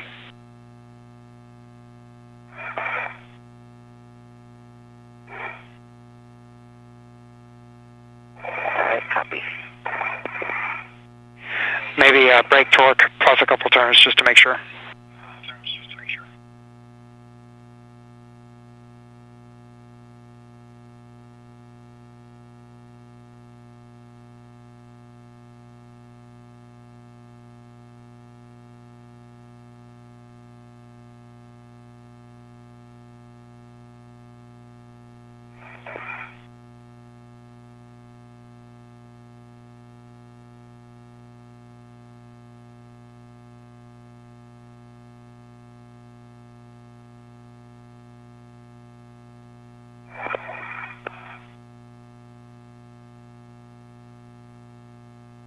Recorder.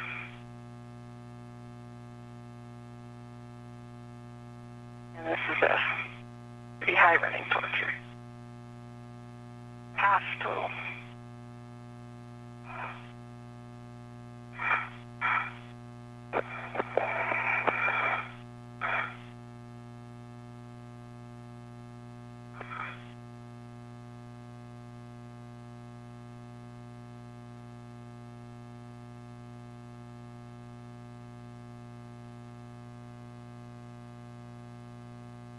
One total turn.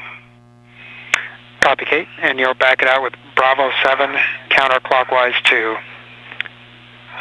I think I'm going to get 2 turns here. Okay, understand.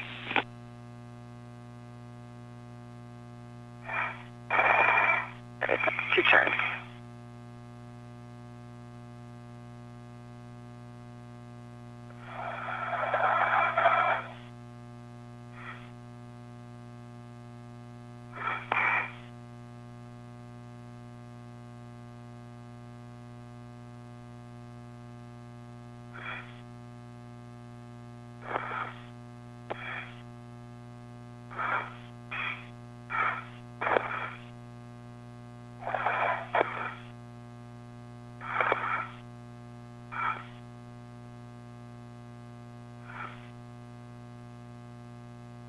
Kate Rubens continuing to troubleshoot that lower strut, working with the pistol grip tool and the ratchet wrench to give it another attempt to securing that bolt on the bottom of the strut.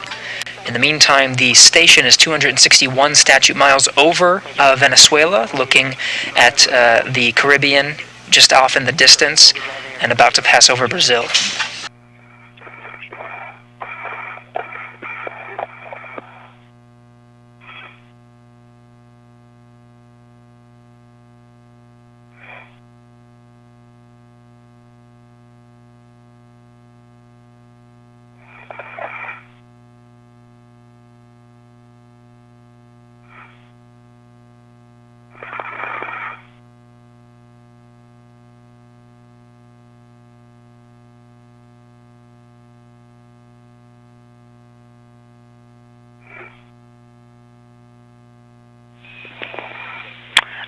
before you leave that work site there, if you can just make sure that the MOI on the upper strut, where that meets the bracket, that is secure.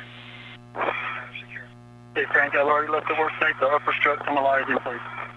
I'm off the mounting bracket or the IPA structure completely. I'm back on the IEA.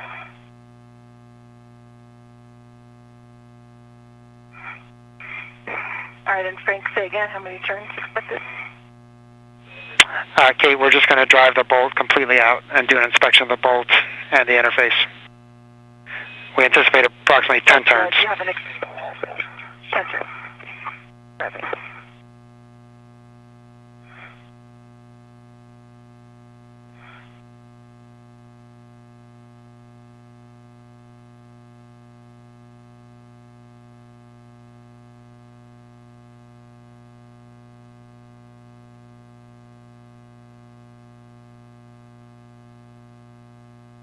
Kate Rubin standing by for the number of turns needed to completely undo the bolt on the lower right strut. In the meantime, Victor Glover is going around the structure, the modification kit, and just making sure that all of the multi-layer insulation, the white fabric that's completely wrapping the modification kit, making sure all parts of that are secured.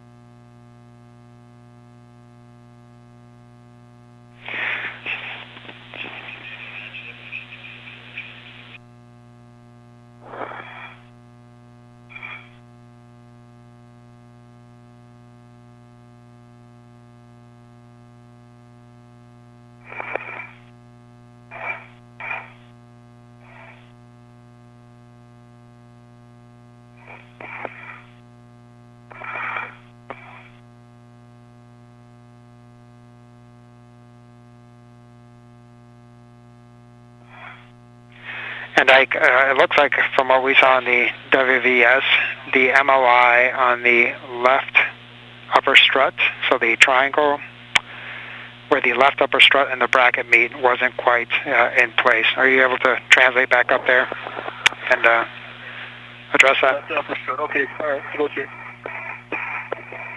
And Frank, that was 7.5 turns. Back it out plus my 2, so pretty close. I'm taking a look at the interface for an inspection. I don't see anything on the threads. I'm going to steal my PGT and get a closer look. Copy, Kate.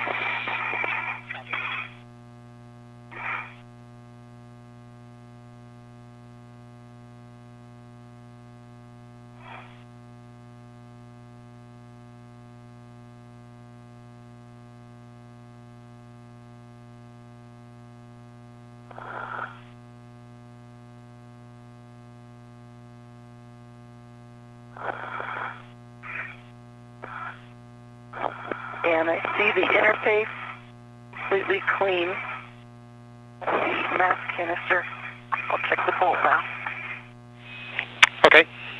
Copy, Kate, on the interface. And as you check the bolt, if you could depress it so that as many of the threads stick out as possible, that'd be great. One plan. Hey Frank, do you want me to wait until she's done with it and that's reinstalled, or do you want me to go look it down? It looks like both sides, the right and left upper strut. That's top, the MOI nearest the mounting bracket is still folded up.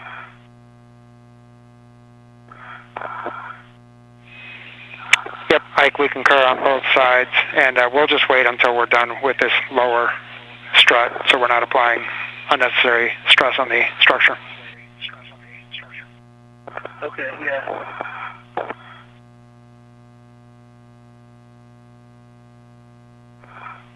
Yeah, sorry, I didn't see that when I was on the right side. I adjusted the MOI on the lower strut, the top part of the lower strut. Yep, no worries. That's a tough angle to see from where you are. Get them both. Okay. Hopefully you've got this in HECA.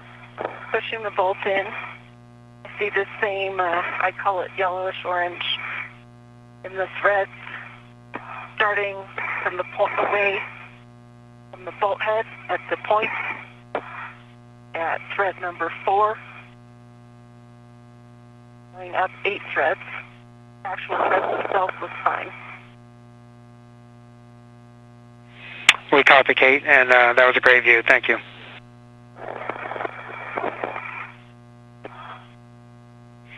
It's okay. We'll try to drive again.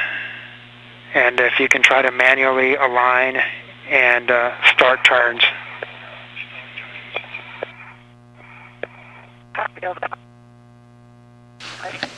Spacewalk team here in Mission Control Houston, inspecting that bolt, getting great views with the high-definition camera. Mentioned it looked good, so they're going to go ahead and try to reinstall the lower strut to the base of the mass canister. Canted a little bit. I'd say a millimeter or two, and it will not rotate. Okay, understand the spherical bearing essentially is misaligned and you're not able to push it into proper alignment. Sure. And RET would not work. Okay, we're checking. Okay. A RET would not work. That's the negative. Copy, Kate. I'll have words for you shortly. Okay. I could possibly use the ratchet wrench on one side, but it's not moving, but we'll wait for your go.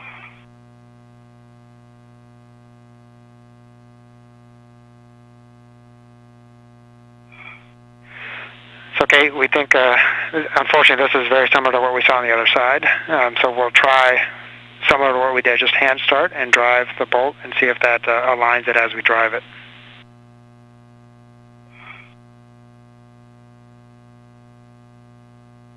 And as you hand started, it's 2 turns, right?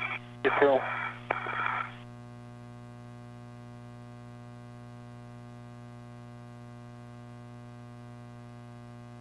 And I've got a proposal for you, Frank. Why don't I hand start it as far as I can?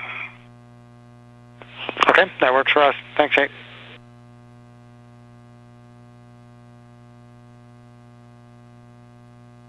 That's 3.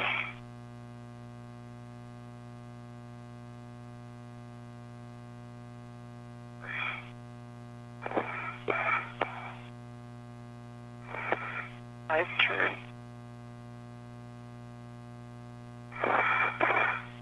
Five turns on the handstand.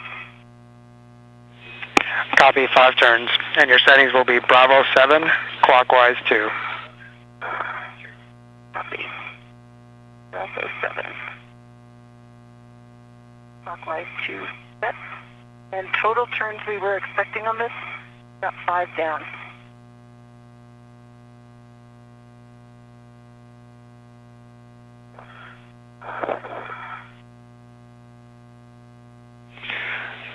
So, Kate, the total turn should have been around 14, and so we're looking for another, oh, correction, 16, so we're looking for another 11 turns, but really we just want you to drive it to torque at this point.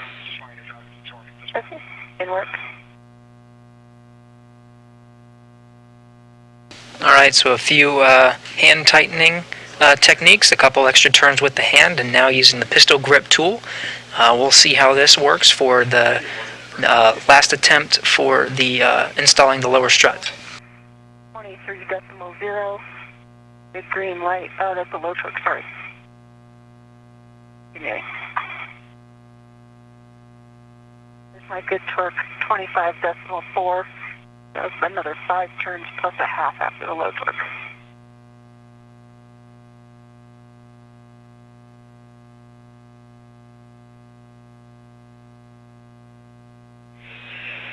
Okay, we see it, Kate, and we see the wiggle as you move it. Can you do manual ratchet at 30.5? Work.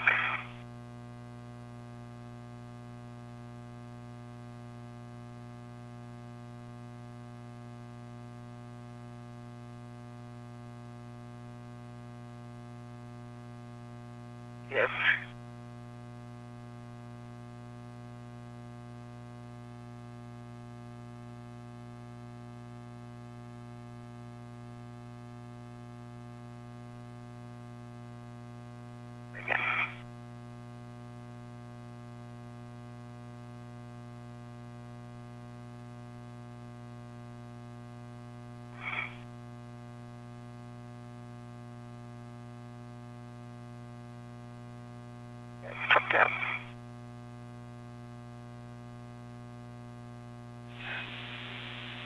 Copy, Kate. Understand, torqued out. Didn't look like you got any additional turns. Yeah, negative. No movement.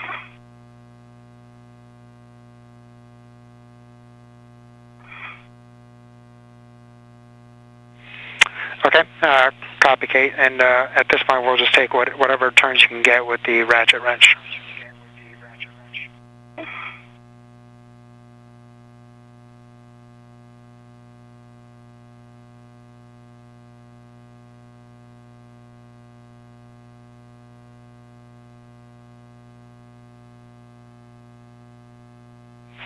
And Ike, at this point, you have a go to address that MOI at the top of the triangle. That was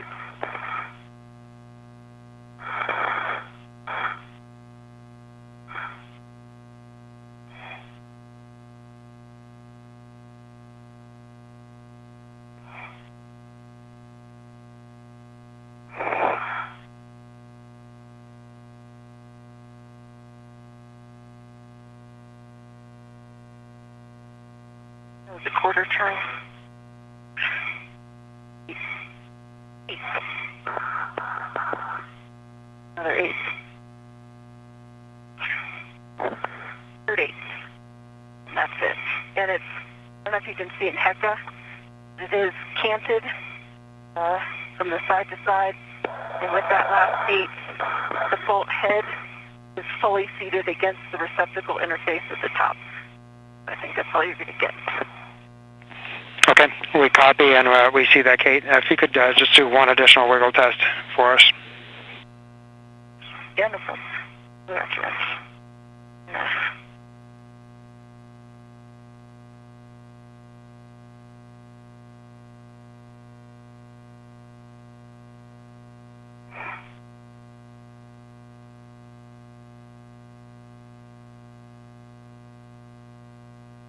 Okay, ready for the wiggle test? Ready. So in my view, from the label M19, we call that top to bottom, which is the base of the joint. I've got no motion. How I'm looking at it, zenith nadir, no motion. Left to right, I've got just a little bit. And the bolt is hitting closest to the M19. Okay, I understand a little bit of left to right motion with the bolt hitting closest to M19. And in that axis, no movement. Copy. And Kate, what distance do you estimate between the black line being flush and its current location? You get an eyes on. About a millimeter, possibly 2 millimeters. Okay, copy. 1 to 2 millimeters.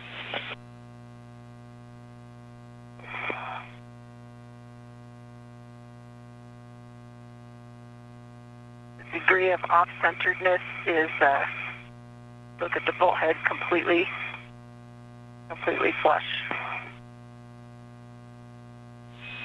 Copy. Thanks, Kate. Okay, we're discussing. I'll have words for you shortly. Okay.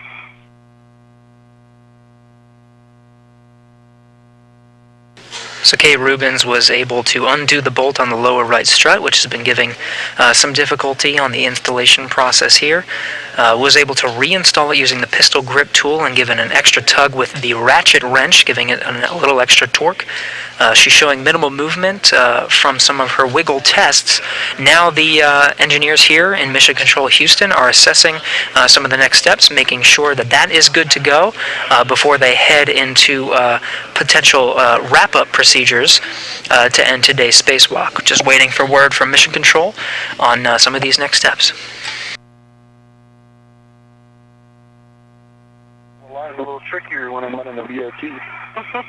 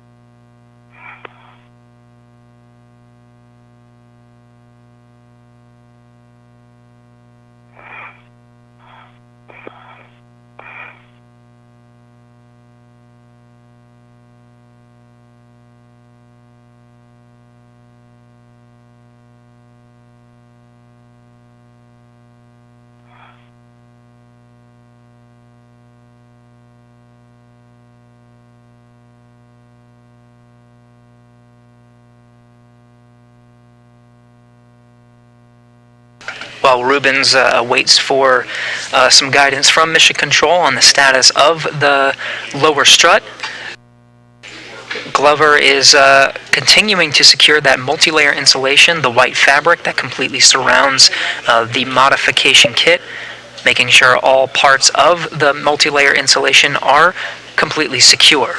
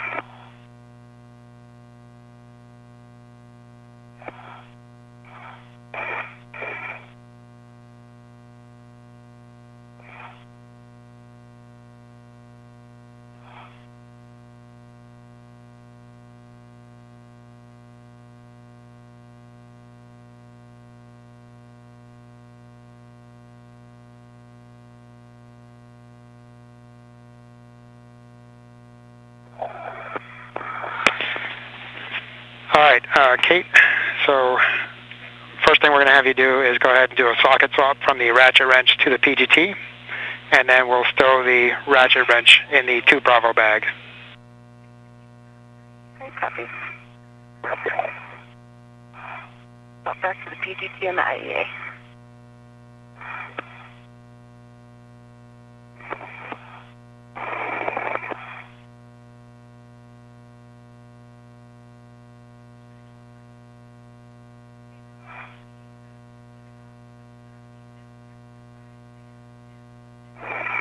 Kate, I'm right behind you on the Okay, copy. picture.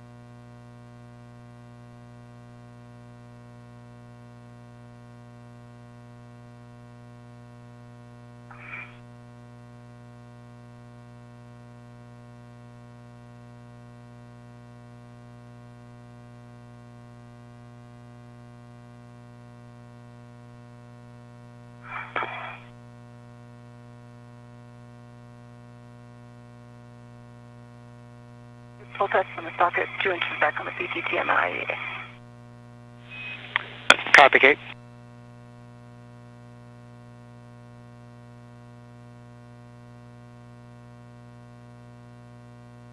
And Kate, you can stow that ratchet in the 2 Bravo bag. Alright, and taking a look. Ike is and our tethers, maybe.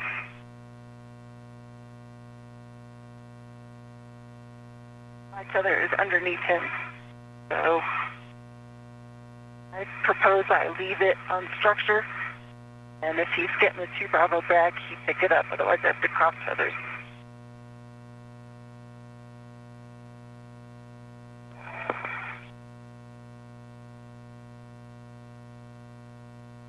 bringing the PGT back in the bag as well.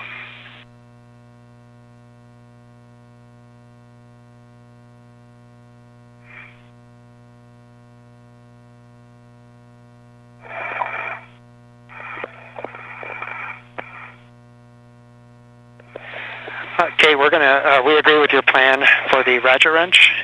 We're discussing the plan forward, which is going to affect what we're going to do with the PGT, so I'll have words for you shortly on that. Okay, I'll throw the ratchet wrench right next to the PGT. It's got an adjustable on it.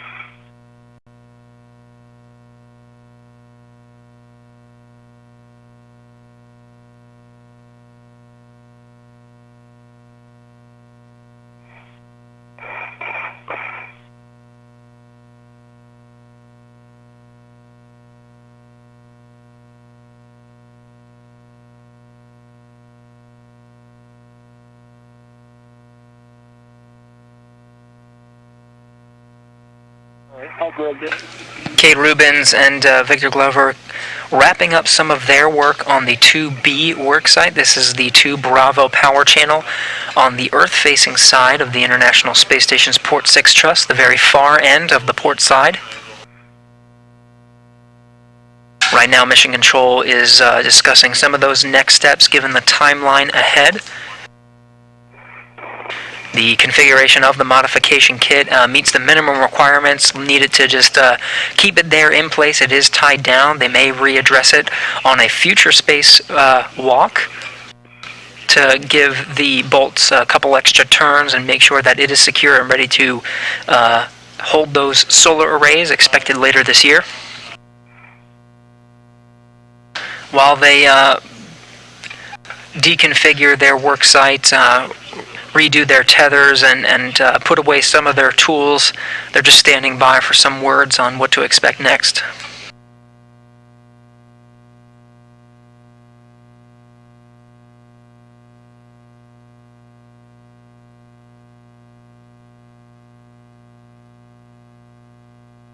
Did you grab the PGT2, or are we still waiting on that? We're still waiting on that. Okay. That's a ratchet. All right.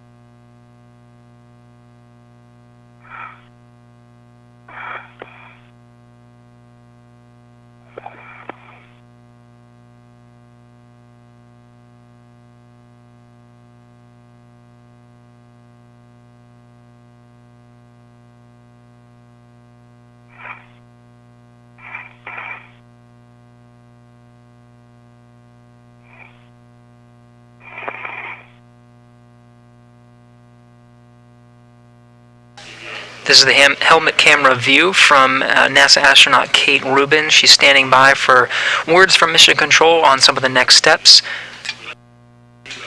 She's hanging onto one of the handrails at the integrated electronics assembly that holds the batteries that store power drawn from the 2B power channel. The solar arrays there and store power in new lithium-ion batteries.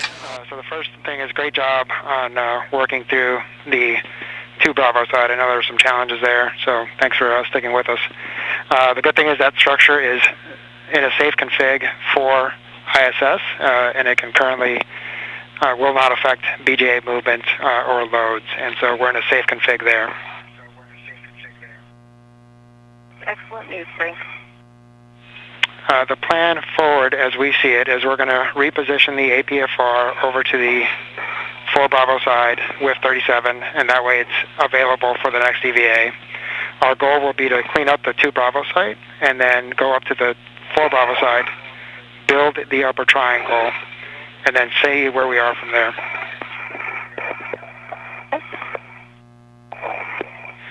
Most likely, we're going to look at tie-down options for that. And we do have a handover here in 20 seconds, so I'll have more for you guys on the other side.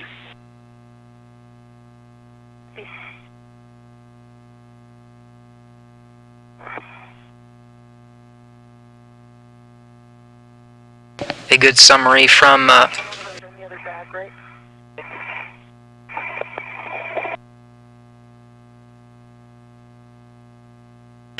as we lose video from a handover of some of that, some of the feeds from the International Space Station. We had a good summary from Ground IV Frank Rubio. Essentially, the modification kit that Rubens and Glover both installed on the 2B power channel is in a good configuration for now. They may readdress some of those struts and during a later spacewalk, but for now it's in a safe configuration to take the loads that go with space station attitude control and the flight there. And Kate and Ike, back with you. How do you read? Okay, so that's cool.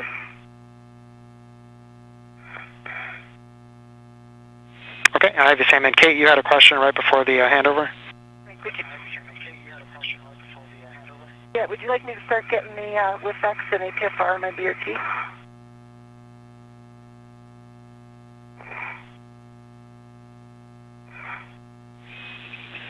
Yes, Kate, that would be great, and that'll be your primary task, will be to reposition that APFR WIFX.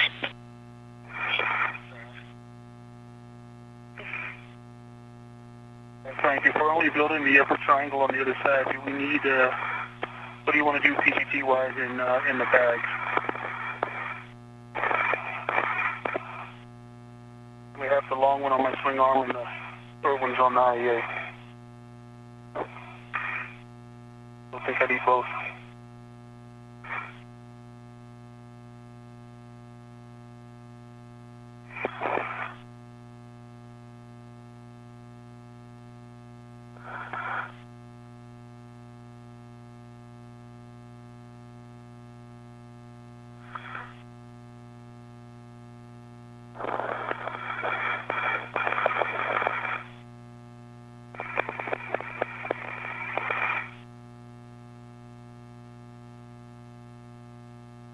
I copy. And I copy you, Ike. And Ike, we're checking on that. Frank, TV1, do you copy?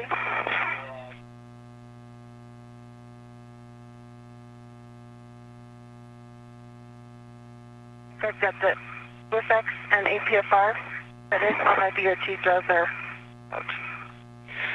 So, Ike, we agree with your plan. We should only need the short PGT to build the upper triangle. And so if you want to swap out, you can leave the long PGT on the 2 Bravo side and take the short PGT with you.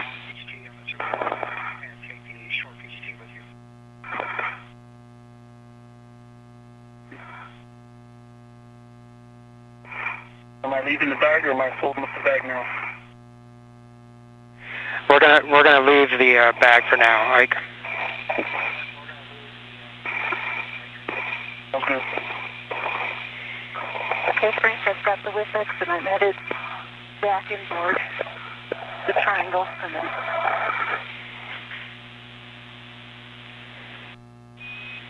Copy, Kate. And Kate, right now on video we're seeing that your ingress aid is still extended. Ike, do you want to do a visual on that? Just make sure that you don't need to address that before she starts to translate. All I see is the sun right now. Can you get it where you can see it, Kate? Yep. Oh yeah, I see it. It is. Yeah, got it.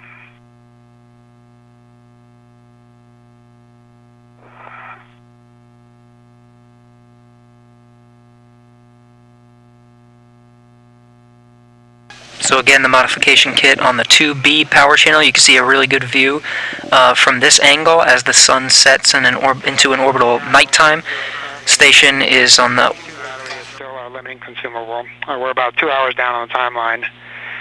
To build the upper triangle and get it properly stowed, we are looking at going slightly over 7 hours.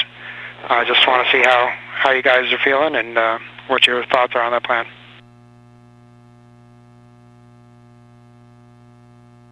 Navy. Yeah, let's just be careful. We've got enough time to do a good ingress. That does account for plenty of time for ingress, Kate. Yep.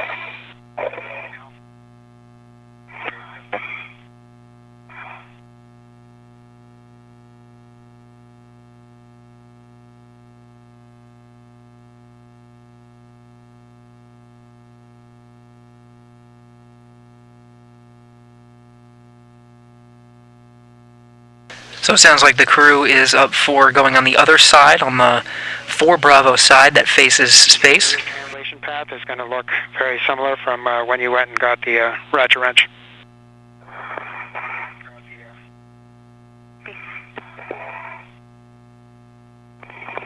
As the sun sets into an orbital nighttime, they're continuing to wrap up their work site on the 2 Bravo side.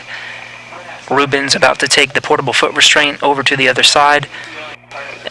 And Glover working with some of the pistol grip tools, making sure he has the right one to take over to the 4 Bravo side. Their next task is to build the upper triangle, which was the first task of today for the 2 Bravo side. They'll start that on the other side and simply just tie it down, leave it in a good configuration, nice and tight for them to address it on the next spacewalk scheduled for March 5th. Rubens will head out the hatch with Soichi Noguchi next Friday. Copy, Ike, and then you can begin your translation to the 4 Bravo side. Yours is a much friendlier translation. You should just be able to go zenith on the outboard forward aspect of the IAA.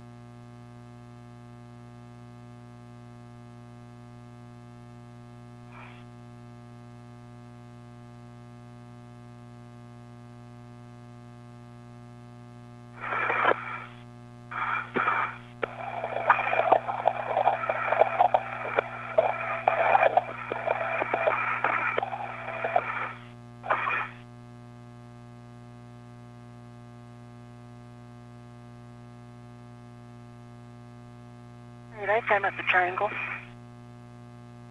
Copy. I'm at the bag. And Ike, once you are at the bag, you can go ahead and secure the bag open.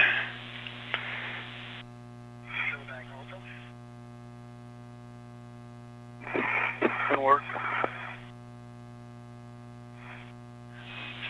Guys, for your situational awareness, we are moving the arm for improved camera views.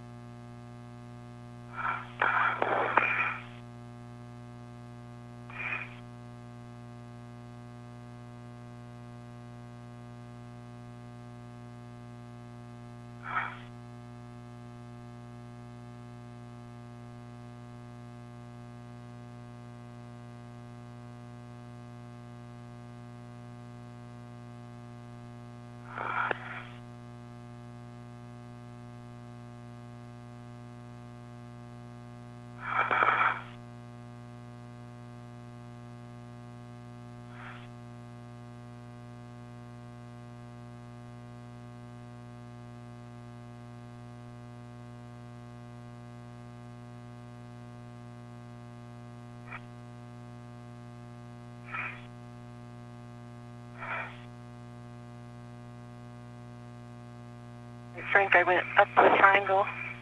Venus, I believe, and now they're back in to ensure that the correct path. Sorry, back out, C6. Yep, it's okay to understand you are on the zenith aspect of the trunnion structure, correct? Confirmed. Okay, so you will head outboard, and when you get to the near aspect of the IEA, you'll head aft.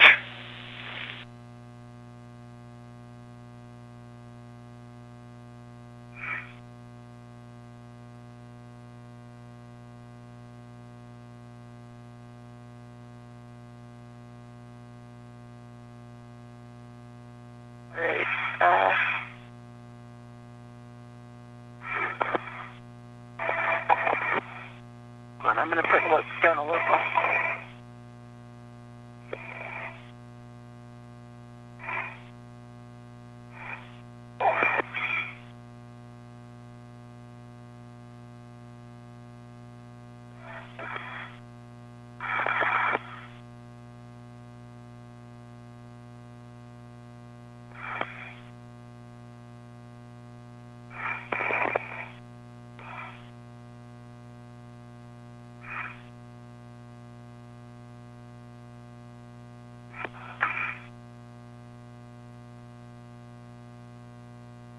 During an orbital nighttime, Rubens and Glover both heading over to the other side of the Port 6 truss, now on the space-facing side. They'll start some of the work on the 4B channel, getting some of their tools in place and ready to access very quickly on the next spacewalk. Okay, do you have a handrail number for us in your current location?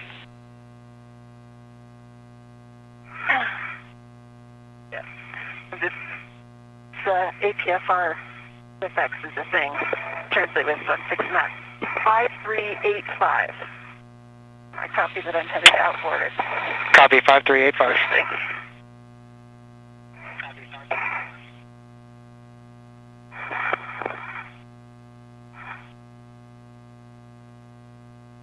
Flight controllers checking Rubens' location. One of her tasks is to stow the portable foot restraint that she's been using throughout the duration of today's spacewalk. Get it nice and close to her work site that she'll have to address next spacewalk. She'll once again take the role of going in the portable foot restraint, perform a lot of the same tasks that she performed today, just on the other side of the Port 6 truss. The other tasks that Rubens and Glover will both attempt to tackle will be the construction of the upper triangle. This was the first section of the bracket that was built at the beginning of today's spacewalk, and will eventually be mounted on the top portion of the mast canister. That's the first portion of the modification kit that needs to be installed, though it will likely not be installed during this spacewalk. It will be installed later. So what they'll do is they'll just construct that upper bracket and then tie it down, make it nice and secure, so they can go ahead and just grab it on the next spacewalk.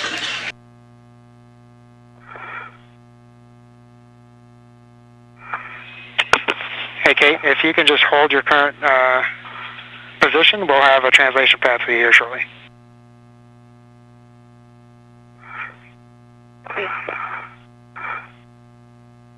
I'm at 5316. I'm following it back to my green hook, I think.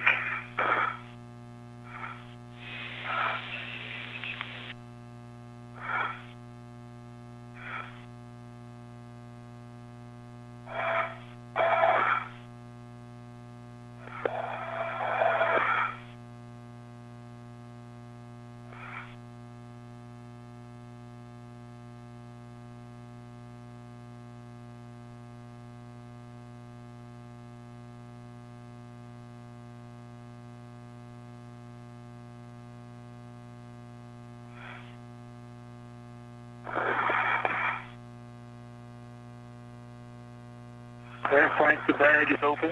Will you get started on the upper triangle?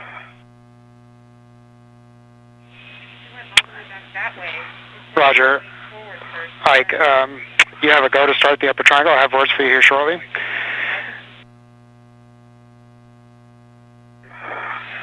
Hey, Kate. Over there, Kate? And I'm waiting for some translation passports from the ground. I'm just going to drop a local. I'm at 5327. Copy.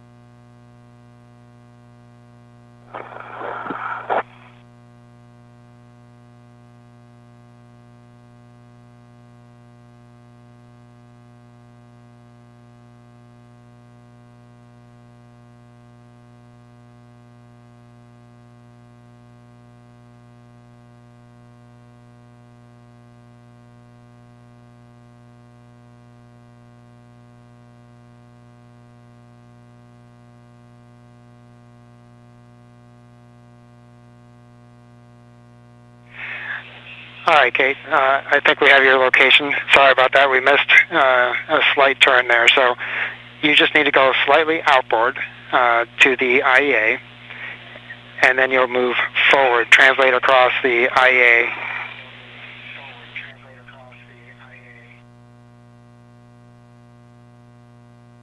Okay. The outboard to the IEA? Yep, 5333. That handrail path should take you forward.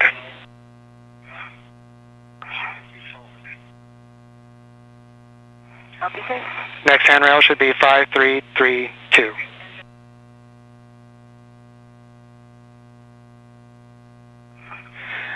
When you get to the forward aspect, we just want to make sure, verify that your safety tether is routed correctly, and you should be heading back inboard.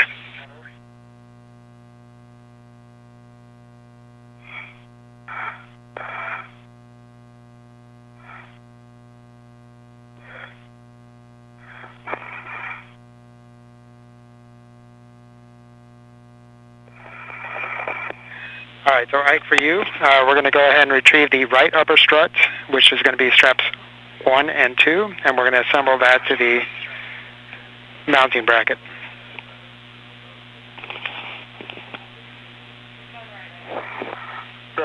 It'll work. Hey, Frank, is the intention to have that MLI in place, the stuff I just did, on the other side after this upper triangle is built?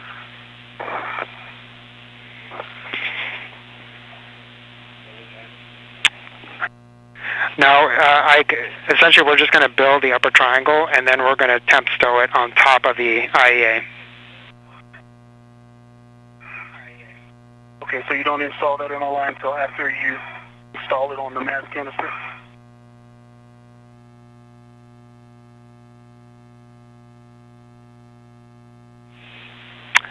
Hey, Kate. You are on the correct phase, but we think you're heading outboard. You need to head inboard towards the trunnion structure. Okay. Thank you. Yep, you're basically going back to where Ike's green hook is, and then you'll head zenith towards your green hook. Copy.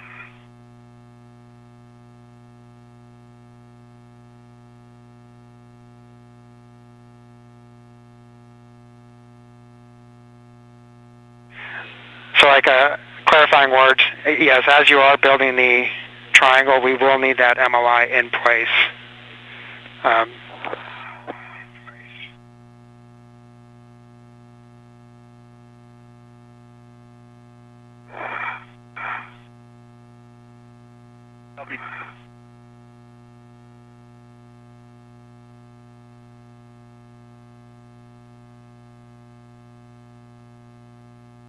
Another short handover from our tracking and data relay satellites should be regaining that communication here shortly, especially audio in just a few seconds. Glover is busy building the upper triangle portion of the next modification kit that'll go on the 4 Bravo truss.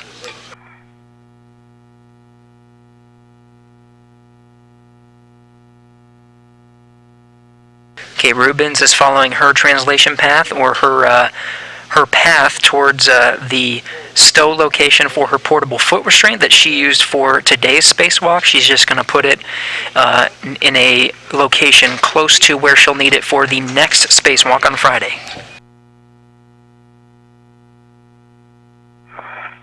Okay, the tab is inserted to the right for strut. Has 2 turns on each bolt.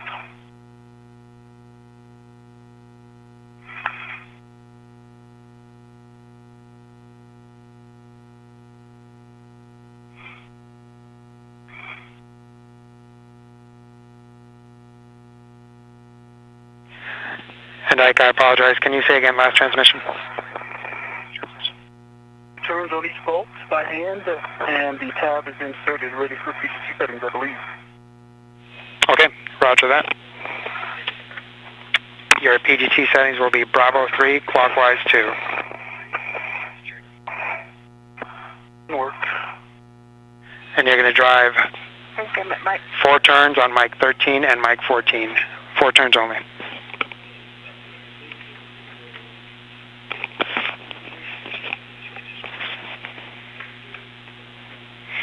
I passed my green hook. Getting back out for it. Roger, Kate. And at this time, you're going to head outboard to the near edge of the IEA. And similar, you'll take the handrail path across to the aft section of the IEA. And was that Bravo 3, clockwise 2, 4 turns total? Affirmative. Bravo 3, clockwise 2, 2 additional turns for 4 turns total. A little difficult to see as the station is in an orbital nighttime. Now 260 statute miles. That's the upper triangle. Just over Malaysia now, heading on a northeastern course, but Glover has the pistol grip tool in hand and is constructing the upper triangle. Some of the steps that he just did earlier on today's spacewalk, one of the first tasks he did, he's just getting the upper triangle built for the next spacewalk. Roger, Ike. Kate, as you get to the corner there, you may want to fair lead on handrail 5338.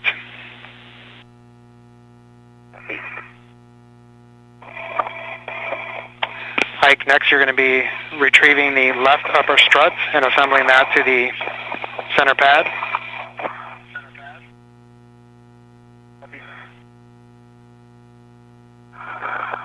And I see a 5340. Copy, 5340, that's correct.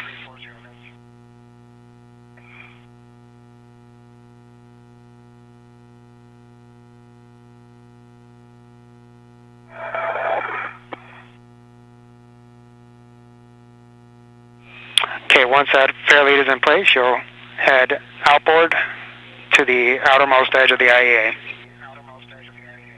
And set it up first. Alright, Ike, I'm back in your territory. Awesome. I had a journey. Yeah, I heard.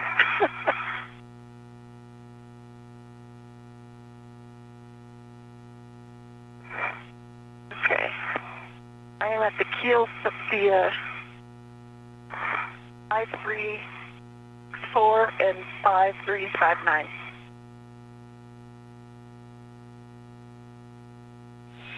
Say again, please, Kate. I'm at 5364 and 5359, and I'll take a progressive taxi to the west.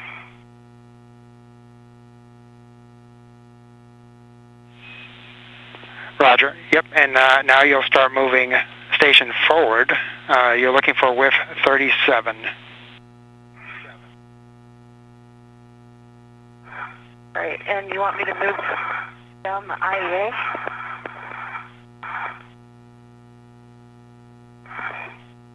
Or you want me to go on this triangle? Yep, you'll have to go on the other side of the A-frame there. Okay.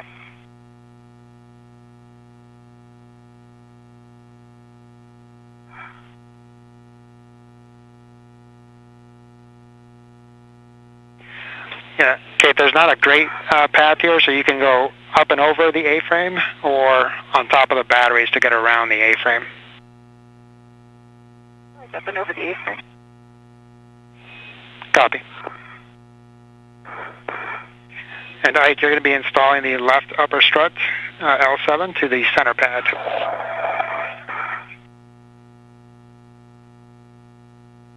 Center pad first, okay. In work.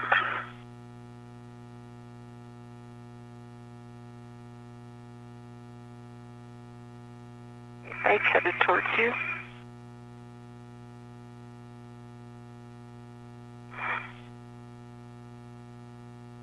See what 37. Okay, copy with 37. Your clocking is going to be 6. Copy, and thanks for the taxi.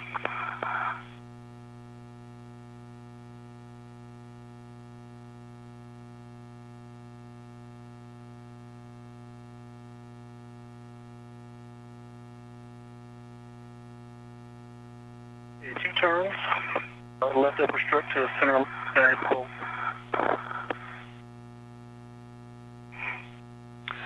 Ike, your PGT settings will be Bravo 1, clockwise 2.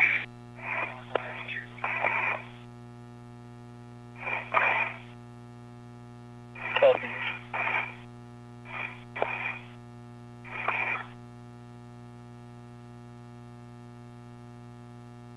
And you'll be driving clockwise 2. Bravo 1, clockwise 2. Good words. You'll drive Mike 17 to torque.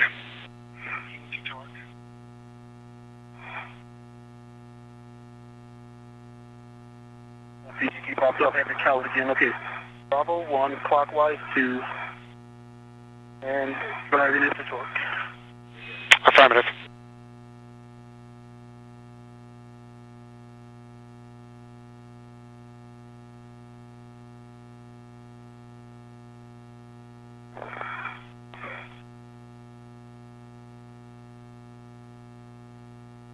Let me know if I'm getting in your way at all. Okay, we got 7 turns, 11.8 on the torque green light. Back line is flush.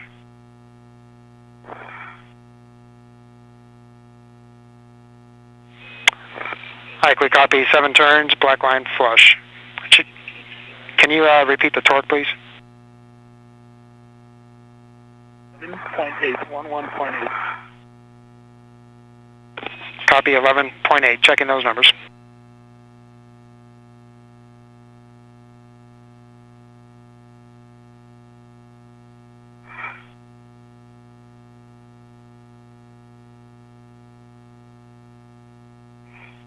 All right, Ike, that is a good bolt on Mike 17. You can release the rets from the right strut.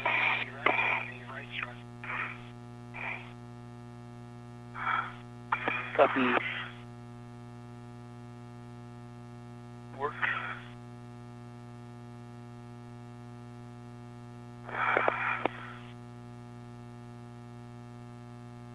The right strut is released. Okay, next you're going to be installing the left. This mounting bracket is right next to your helmet, so big hunk of metal. Copy. Go ahead, Frank. Like you'll be installing the left upper strut to the mounting bracket. You can hand start those 2 bolts. Work.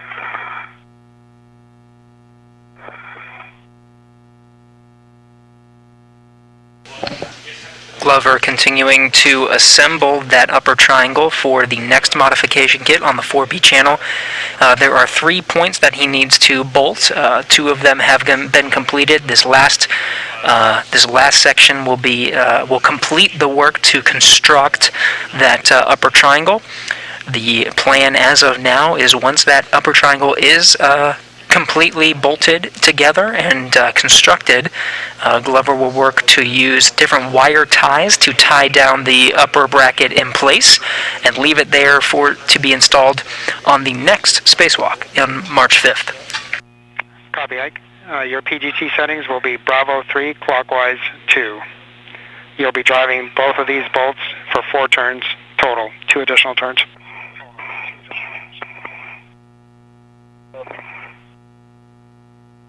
And Kate, for you, once you have the WIFX installed with a clocking of 6, the current settings for the WIFX and the APFR?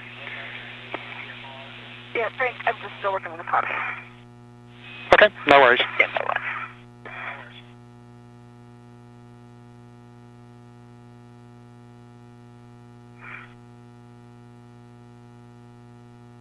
Bravo 3, clockwise 2. Or 2 more for 4 total turns. Copy, Ike. All right, and thanks for the clocking. Is the stripe on that pointing towards the mass canister or towards the IEA? It's too dark to see.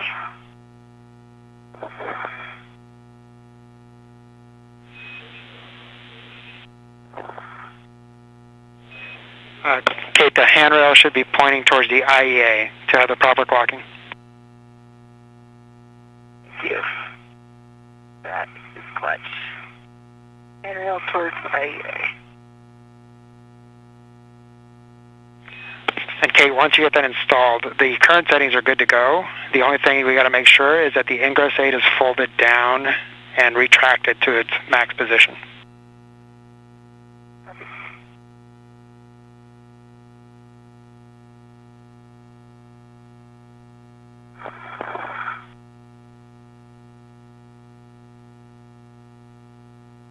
Okay, Frank, ready for service.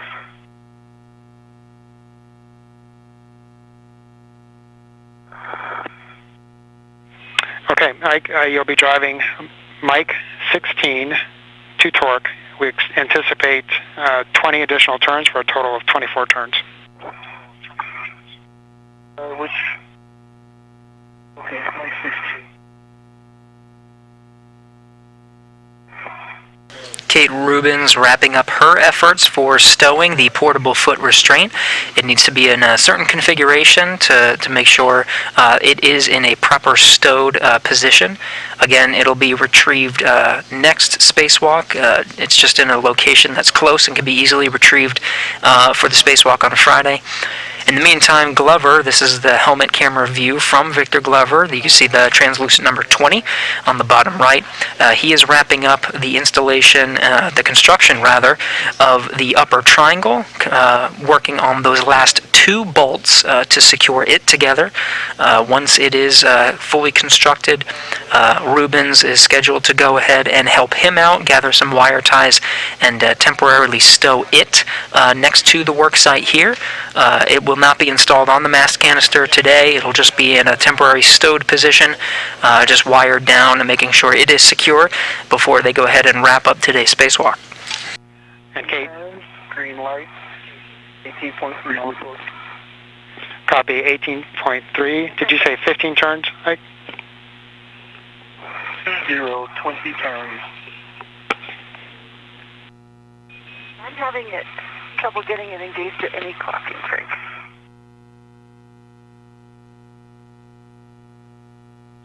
Copy, Kate. We're checking.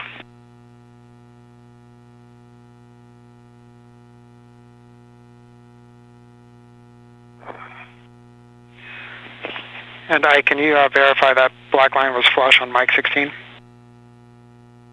Black line flush. Sounds the locking collar is sticky. Will it rotate to black on black, Kate?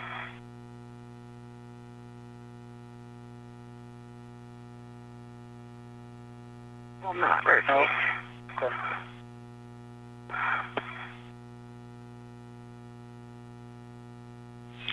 All right, Ike, that torque is good, or that bolt is good to go.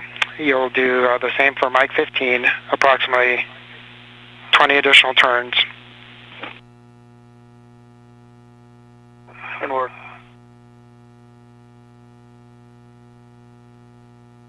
Okay. Frank, I got it in.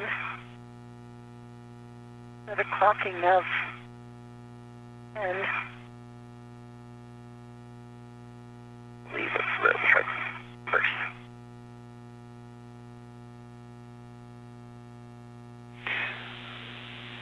And Kate, can you repeat last? You said you were able to get it in with a clocking of what?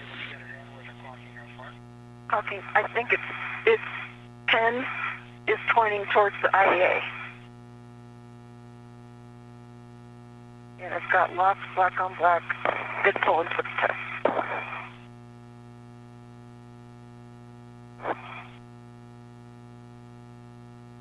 Break 19 turns, 18.3 on the torque, green light. Black line flush. Roger, understand. Black line flush and checking those numbers, Ike.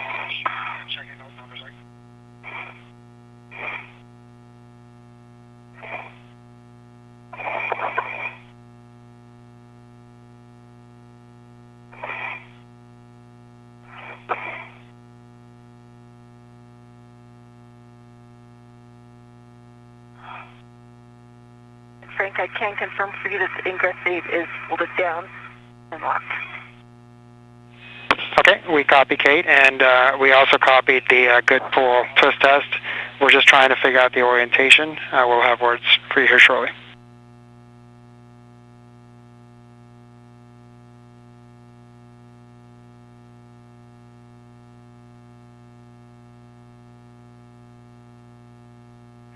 And Kate, we're going to have you hold in your current position. We're about 5 minutes away from a day pass, and we're hoping that that's going to be able to help as far as situational awareness for the team. Copy.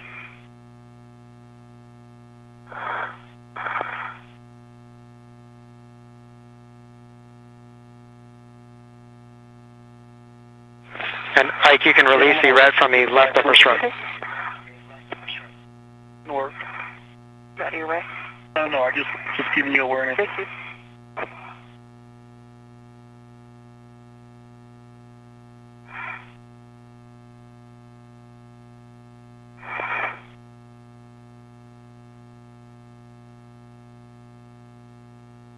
That's upper strut red is back to the bag.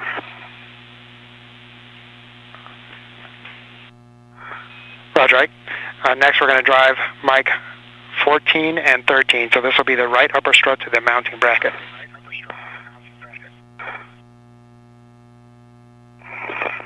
Bravo 3D, clockwise to right. Bravo 3, clockwise to.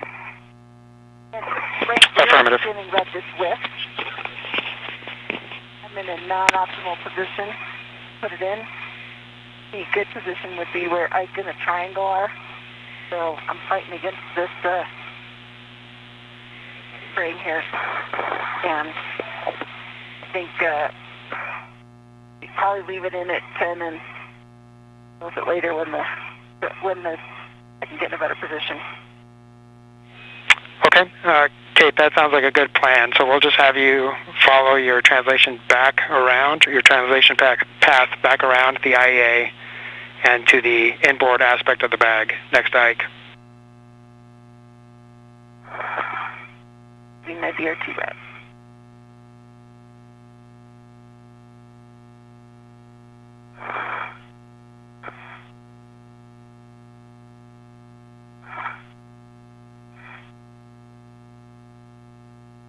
Rubens and Glover side by side working on two different tasks. Glover, you see from helmet camera number 20 here, is driving those final bolts. He did install 2 of the 3 sides of this triangle, just working on the bolts on that final side. In the meantime, Rubens is trying to get a good configuration to secure that portable foot restraint to its worksite interface location, temporary stowed position, so it's easily accessible next spacewalk.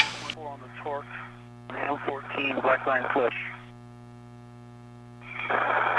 Copy 19 turns, 18.4 green light, black line flush.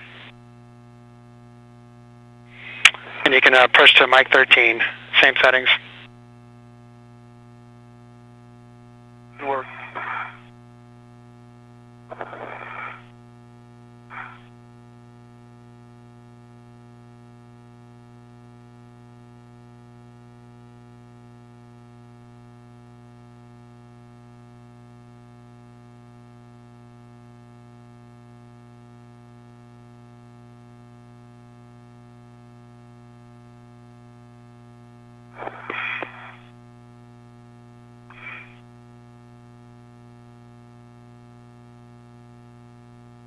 Okay, 19 turns, 18.4 green light, black line flush. Okay, understand 19, 18.4 green light, black line flush for Mike 13. That's correct.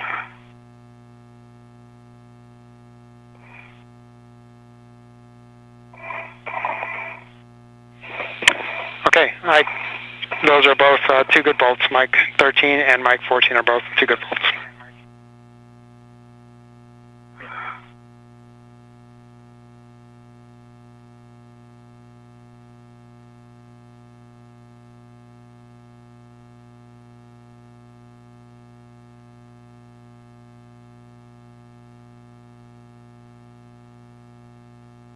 About to enter into an orbital sunrise. You'll start to see the views here get a little bit brighter. We can see some of the work that Glover has been doing to construct this triangle. That sun should illuminate his work a little bit better. Also, we should get a better view of Kate Rubin's work to temporarily stow the portable foot restraint.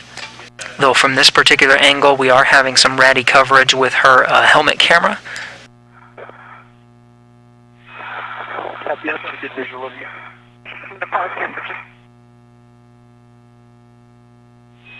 Alright guys, strong work. Now we're transitioning to tying down the triangle on top of the IEA. But first I'll take a glove, hat, and gauntlet check. I'll start with you, Ike.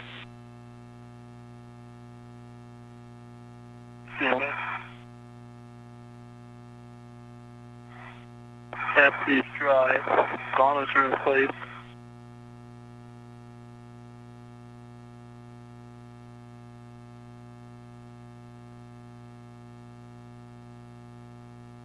The red glove looks good.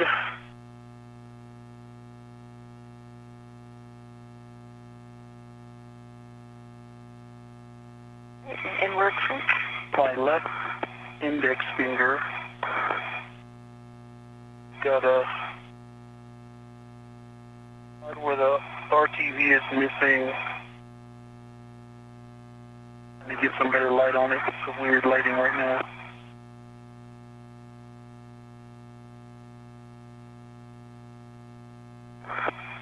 Right at the intersection of the second and third digit or joint and the pin. Forward side, closest to my phone. The RTV is missing. It looks like a small hole in the RTV, in the fabric. Standing by your checks. Okay, Ike, we copy and we see at least part of that on the WVS. You can go ahead and just take as much time as you need to do a proper inspection on that.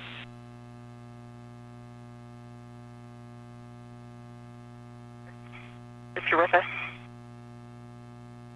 So Frank, I can't tell if there's a hole in the fabric or if that's just the fabric, the weave of the fabric. I'm thinking it's the weave of the fabric.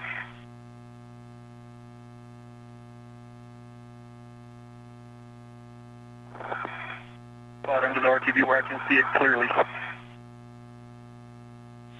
Okay, we copy, Ike.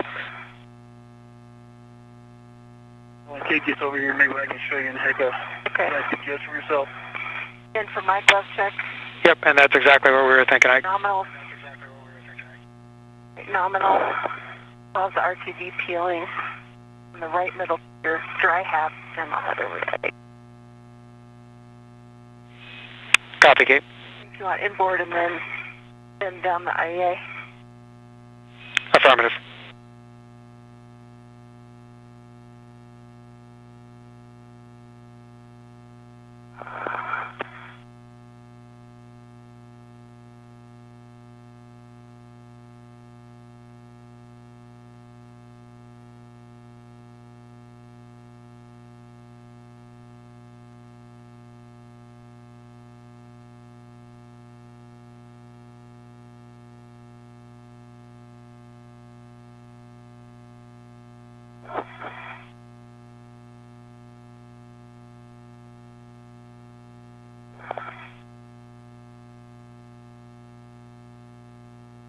Frank, are we going to use a long duration pad-on tether on this?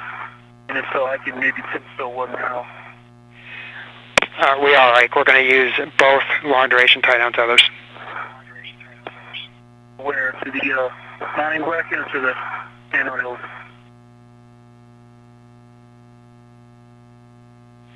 Yep, and correction, we're actually going to use 3 long-duration tie-downs.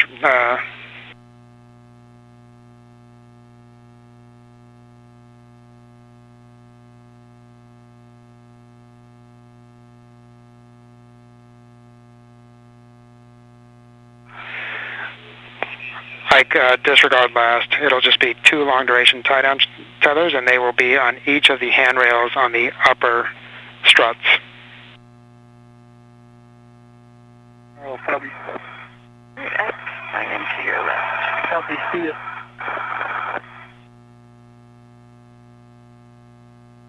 Nearing the 6-hour mark into today's spacewalk, Glover has completed the construction of that upper bracket.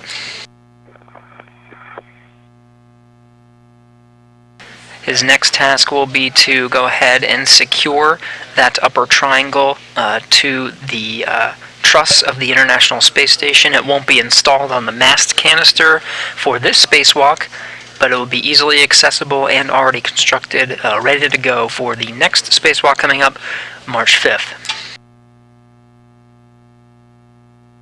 And you can see just beyond that upper triangle, the portable foot restraint is stowed in its position. That was the work that Kate Rubins did just a little earlier. You tractor on my left hand? Yep, I'm pointing it.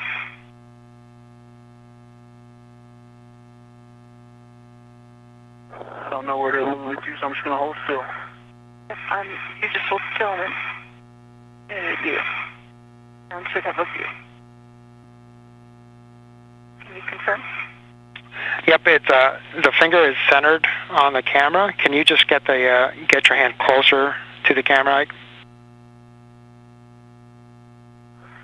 The camera I'm closer bringing to the the camera closer to the fingers. That works too. Maybe a little down for the light. Okay.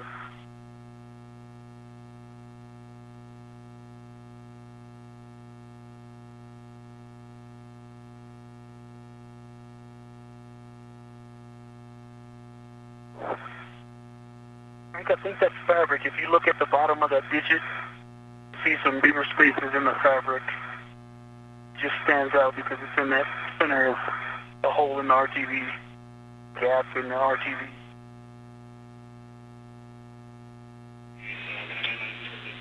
Okay, Ike, so we'll, I think we have as good a view as we're going to get. We'll just attempt to minimize that hand, minimize the use of that hand as we finish up the tie down and clean up, and then head back to the airlock. Copy.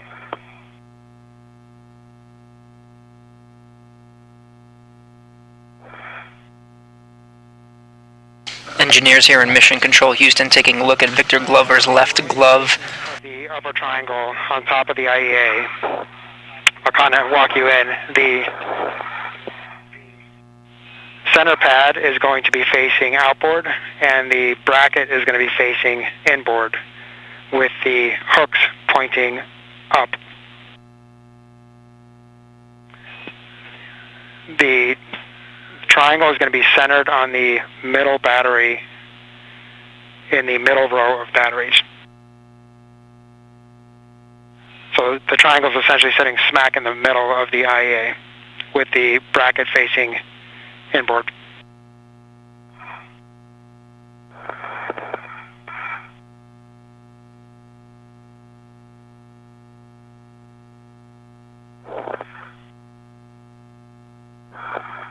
Okay, copy. So that triangle will essentially sit right on top of the lithium-ion batteries that make up the interface of the electronics assembly that they're referencing. This is pretty close to the work site for the next spacewalk. They have the proper configuration. And they'll just, the next step will be to just tie it down. The bag, that should get us all the way to the center of the IEA.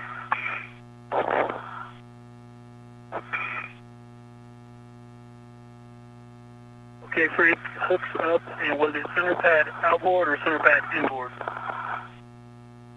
The center pad is outboard, and the bracket is inboard. Okay, so it's going to sit like this, Kate. So going to sit. That's, let's see. Center pad's got to be upwards, so would be split. This is the center pad. Oh, thank you, sorry. So it's going to be like this? Yep. On that battery. I gotcha. And,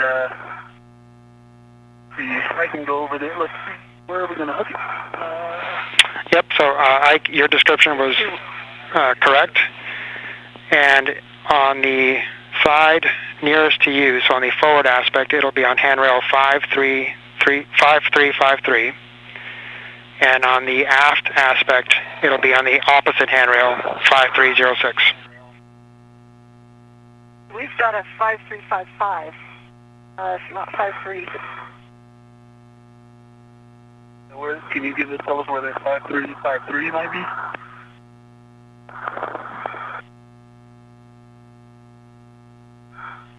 Yeah, sorry guys, we had an incorrect number here, so it's 5350 is what you're looking for on the forward aspect.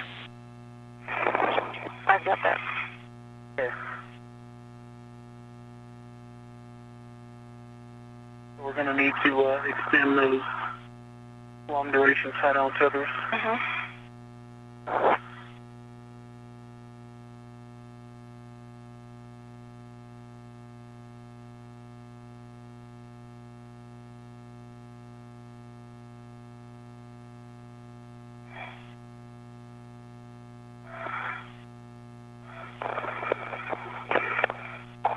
On 5350, you have a preference for outboard or inboard expansion, the line bus?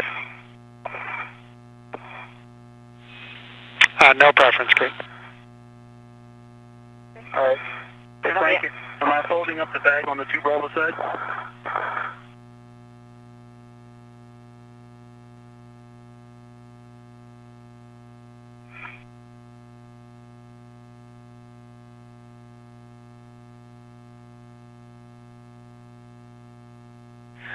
Ike, we will be folding up that bag. We'll just finish this side together and then have you translate down there to pick up that bag.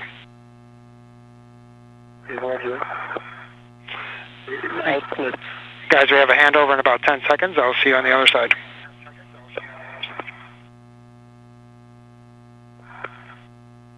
All right.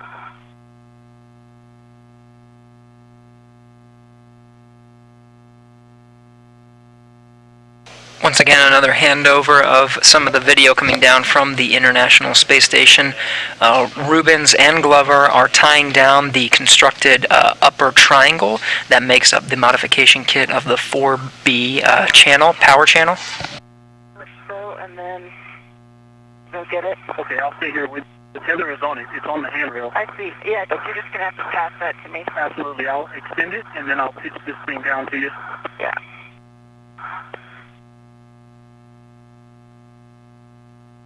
I'll extend it, and then I'll pitch this thing down to you.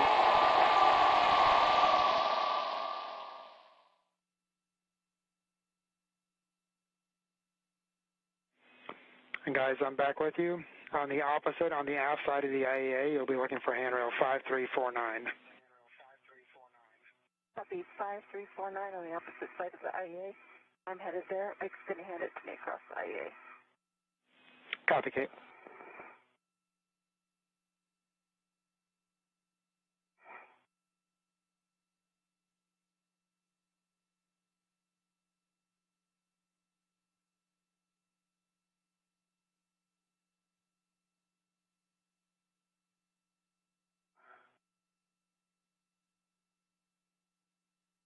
The other side of the integrated electronics assembly to get a good handle on the other side of that upper triangle. She's going to help to tie down the upper triangle to the integrated electronics assembly right on top of the batteries.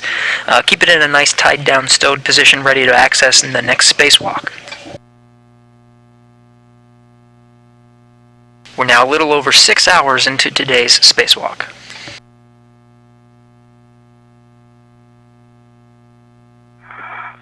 This was not as easy to extend.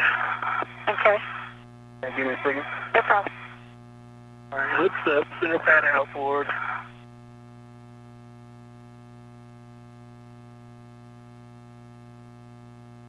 I only got about a foot and a half of it out. I'll get the rest. Actually, that might be fine. It looks like you've got plenty. For now.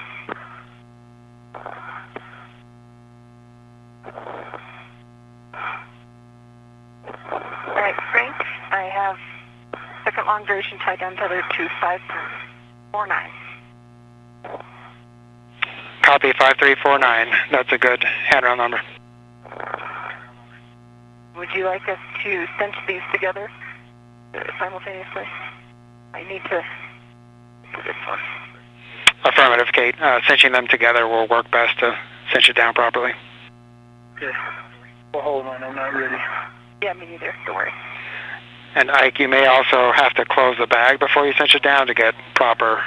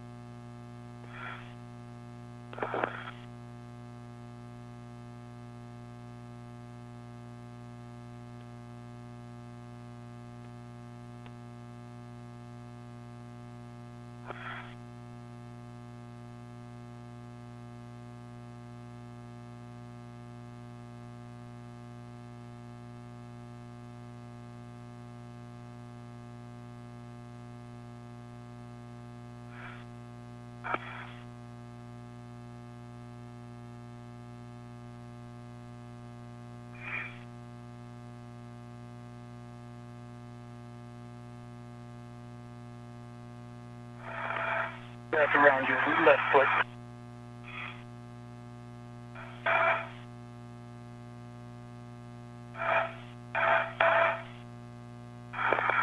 What's around my left? Long duration tied down tether now.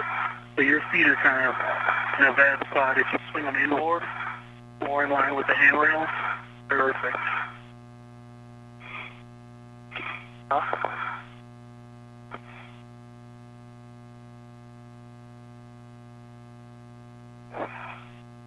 I've got the strap in hand and we're in a good orientation.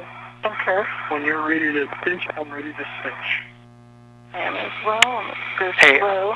Ike, before you guys cinch down, we will need that bag closed, and so you have the best essay there, whether you need to do that before or after you cinch down. Not sure what you said. If it's about the bag lid, I'll get that in a minute. I'm not worried about the bag lid. Okay, copy. That's fine.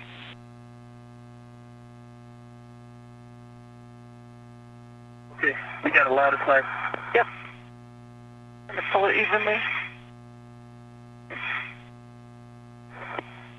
A bit more.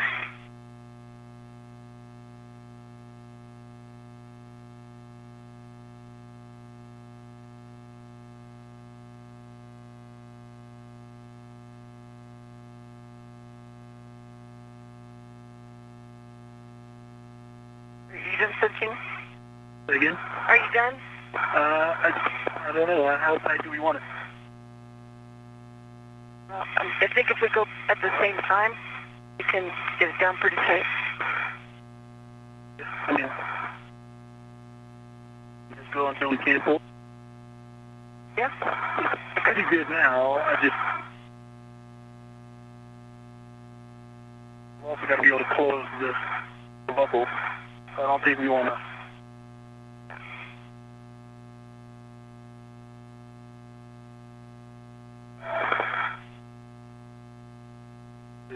Okay.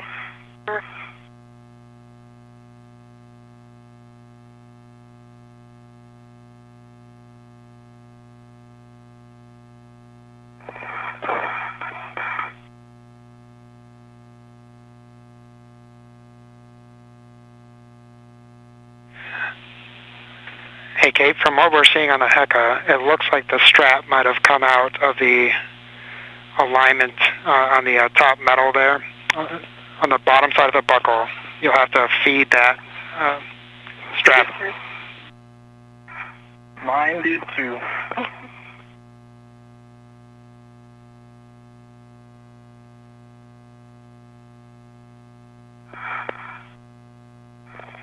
Both Rubens and Glover working with long-duration tie-down tethers. This will help secure that upper triangle to the integrated electronics assembly right on top of the lithium-ion batteries. That will be its stowed position for the next few days until they're able to go out again on March 5th. Rubens will head out the hatch with Soichi Noguchi to conduct the next spacewalk. This will be one of the first items on their agenda to dismount the upper triangle and install it onto the mast canister of the 4B power channel.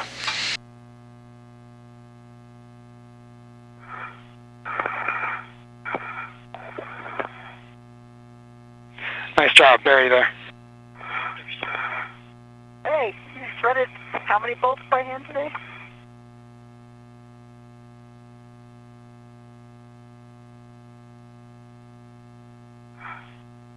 Alright guys, so while you're working on that, just want to let you know we are at 6 hours and 11 minutes of PET.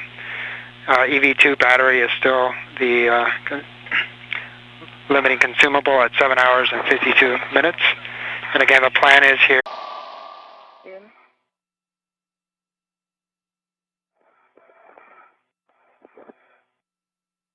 goes on the outside with the wire cutter.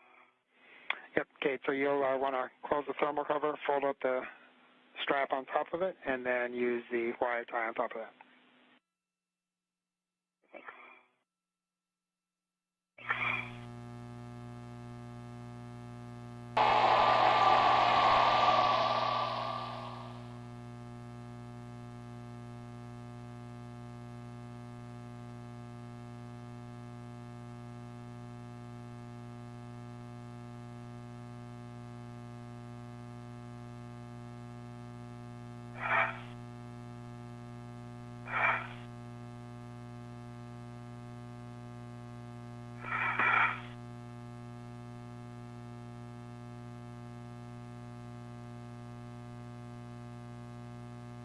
So again, securing the upper triangle to the integrated electronics assembly. This was constructed ahead of time in preparation for a spacewalk next Friday to continue the work of installing the modification kits for future solar array upgrades. This is the last item on the task list today. After this, they'll clean up their work site on the 4B channel, wrap around to the other side on the 2B channel where they spent most of their time today, pick up the strut bag that carried the struts needed to install the modification kit. They'll pick that up and bring it back to the airlock to complete today's spacewalk. Now 6 hours, 13 minutes into today's spacewalk.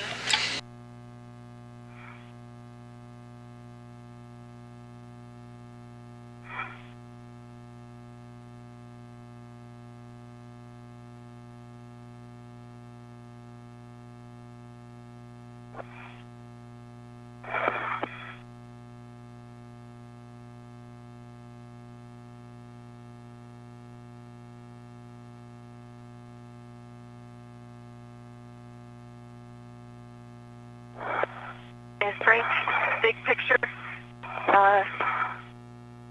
we'll take that. Yep, Kate, that looks like a good tie down on the upper triangle, and so you'll translate back around to the other side of the IEA.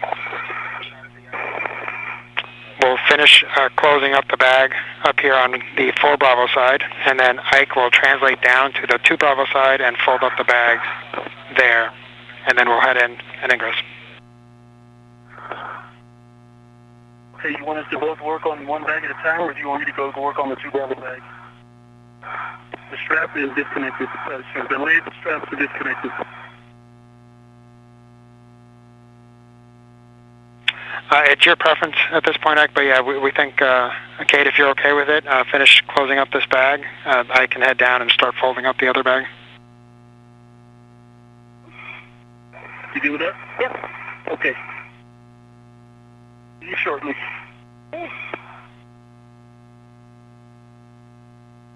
So that wraps up the tasks for today. They completed the tie down of that upper bracket to the integrated electronics assembly. Now it's ready to access for the next spacewalk. Now they'll just divide and conquer. You can see Victor Glover already on his way to the other side, to the 2B channel, already at the empty bag. This carried the struts needed to install the modification kit on the 2B power channel, which they completed earlier in the spacewalk. Rubens will remain on the other side and just wrap up and close the bag on the 4B side. That bag will remain on the truss. Glover will go ahead and close up this bag on the 2B side since it is empty and take it back in with him.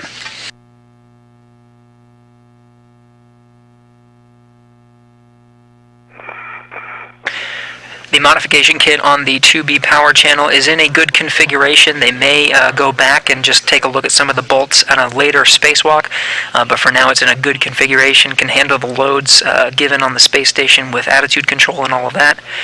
In the meantime, they'll just wrap up today's activities and head back in to conclude today's EVA.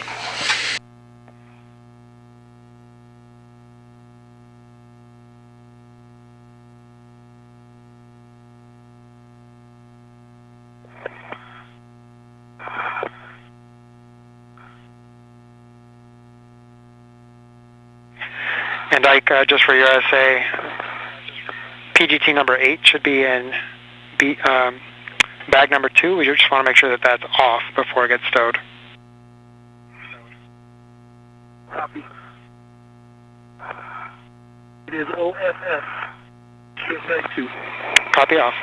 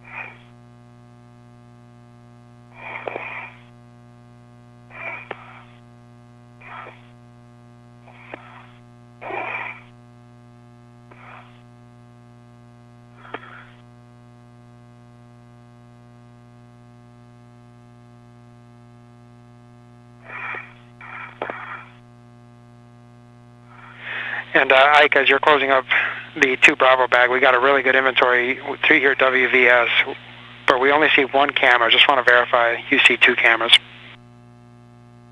Camera 0 on the opposite side of the winch, complete. Okay, copy. Understand. Thanks.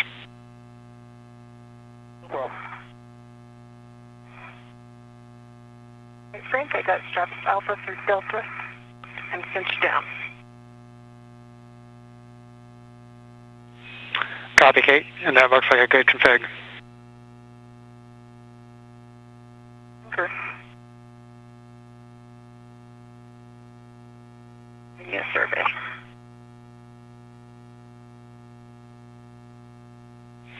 Okay, and so Kate, that looks like a good config on the 4 Bravo bag. You can head back towards your green hook. Copy. How are you doing, Ike? Do you need any help? That's all the help you want to give. Go ahead, do your green hook, and I'll be on you shortly. Okay.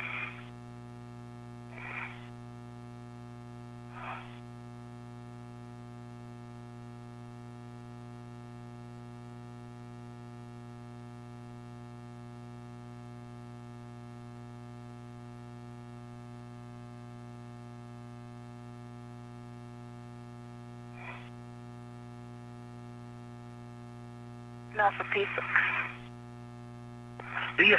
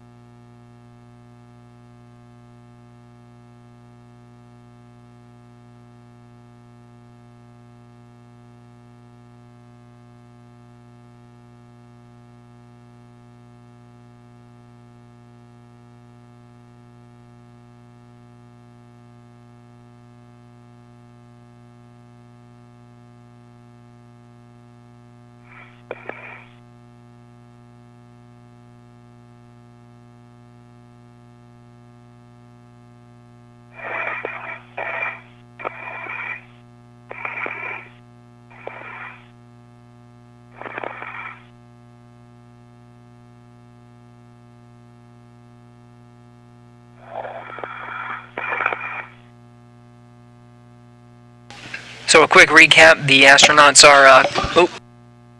are completing their tasks for today. You see from the helmet camera of Victor Glover. What we were seeing, your space bag folding skills are pretty solid. Thank you, sir. This is the empty bag that carried out the struts where he and NASA astronaut Kate Rubins constructed the modification kit on the 2B power channel. He's going to take that empty bag back with him to the airlock. Rubins is already on her way. She checked out the portable foot restraint, looked good in a good configuration. The bag was all closed with all the tools that they'll need for the next spacewalk. Now they're just going to go ahead and head back to the airlock and conclude today's spacewalk. Slightly outboard and wait for Ike. You'll be leading on the way back to the airlock. Okay. Copy. I will head Nader. Got my safety tether pack reassembled.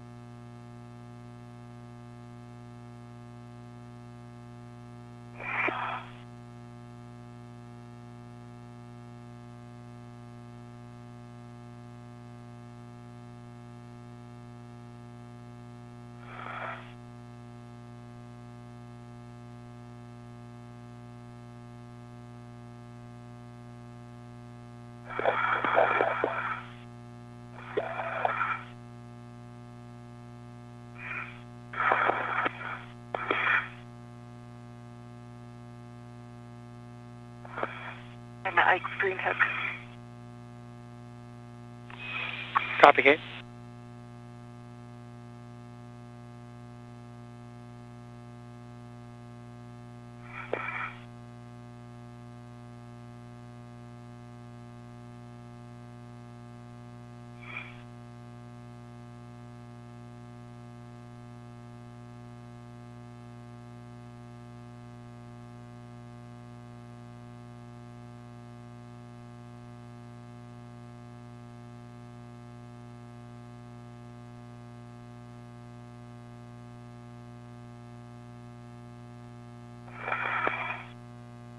Alright, free by the foot is done. I'm gonna get this pumped up on my BOC and hit back. Looks good to us, Ike.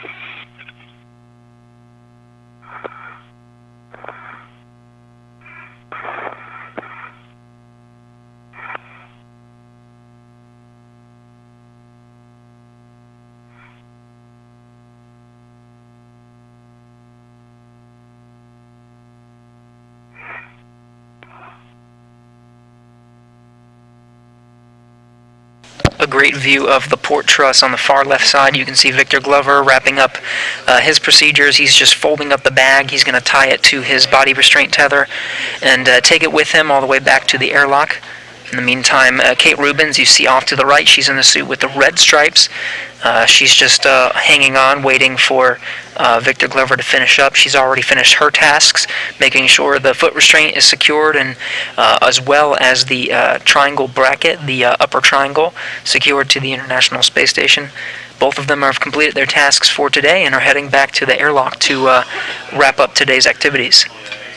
The two of them successfully installed a modification kit to the 2B power channel. You can see it on the mast canister over there on the far side, kind of where Victor Glover is. It's the white structure in front of the mast canister. That's the soda can looking structure at the base of the solar arrays. That modification kit will house a future solar array upgrade. IROSA solar arrays will be deployed from that modification kit. Right now, that modification kit is in a good configuration. Teams on the ground will assess to make sure it's good to go. They can also address it on a later spacewalk if needed, but the primary task for the next spacewalk on March 5th will be to duplicate the efforts that we saw today on the 2B power channel. They'll just do it on the other side, on the 4B power channel, sort of at the bottom left of your screen. You'll be heading to 5309 to retrieve your green hook.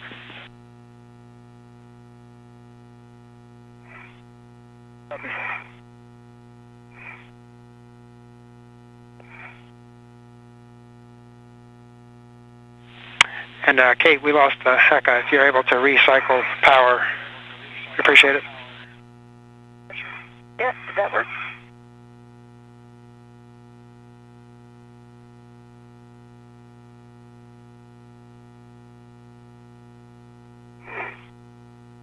Okay. Hey, I see you. I will down in. Frank, did you get Hecka back?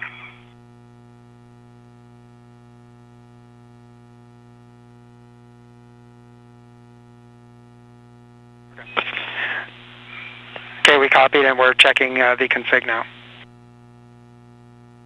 Okay. And I'm going to head in or wait for Ike to do the safe spit effect.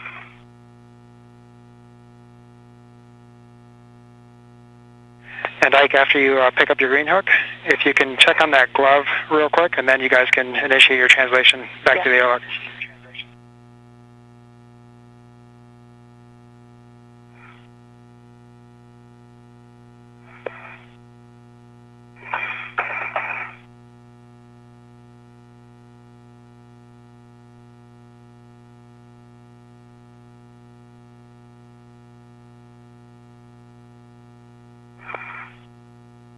Alright, take the tether back. Next to normal, both wheels unlocked. Okay, from the previous report. Copy, Ike. Okay, we copy. Hey, just a second. Get ahead of you here.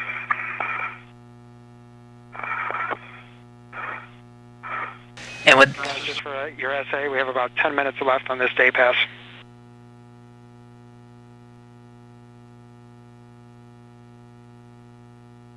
And with that, their work is done. You see Victor Glover on the left there with an empty bag in tow. That bag carried the struts you see off to the left there. At the mast canister at the base of the solar array is the white structure covered in multi-layer insulation.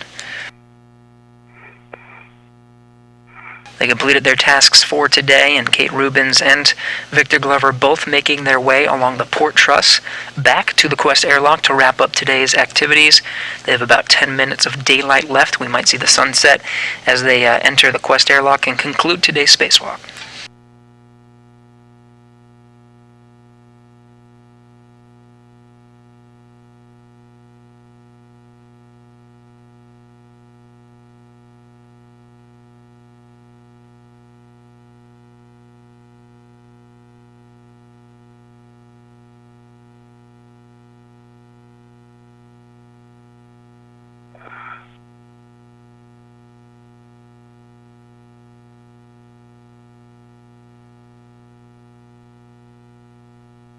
Rubins taking the lead as Glover trails back to the Quest airlock. The two spacewalking astronauts on the International Space Station are flying 270 statute miles over the South Atlantic Ocean, about to cross into an orbital nighttime.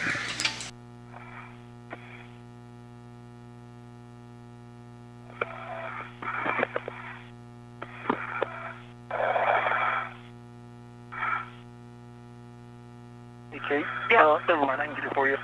I think this is your safety tether. Oh, did it grab on something? Your phone. Pause. Okay, it should be coming back to you. Oh, now I caught on my safety tether.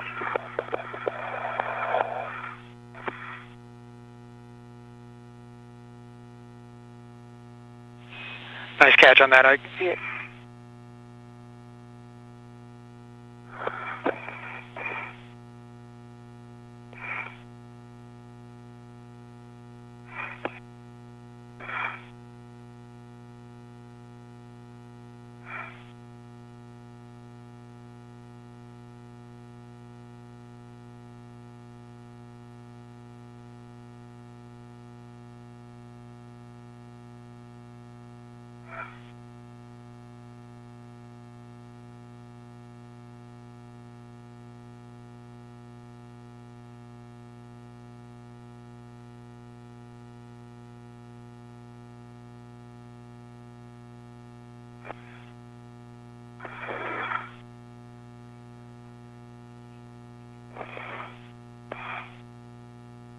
You got the brake pedal pushed?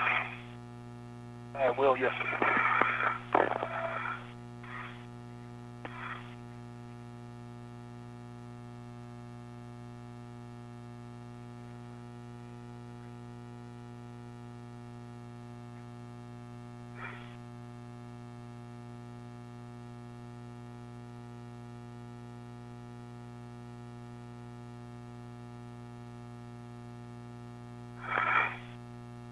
Okay, Frank, crossing under the port CD card.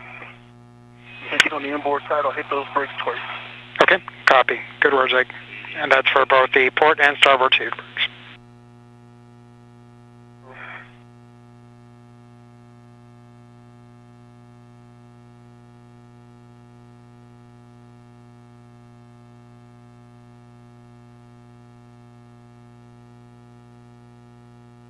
Good presses. And that works a lot better than in the pool.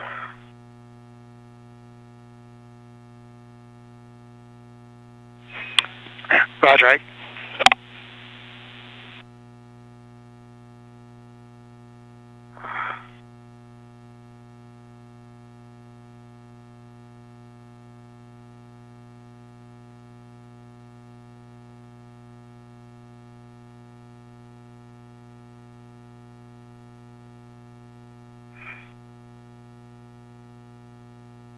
Right, inboard of the start. Cross CMT on the starboard seated cart. Now I'm at my safety tether anchor. Copy. Inboard. tad easier without EV3 and EV4. A tad. A tad.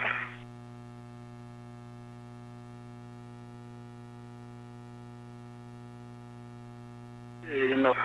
Start with city car brake pedal. 1. We copy. Thanks, Ike.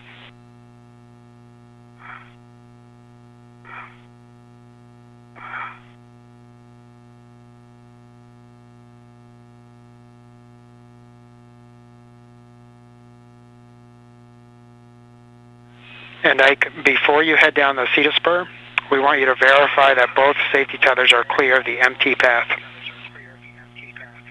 Copy.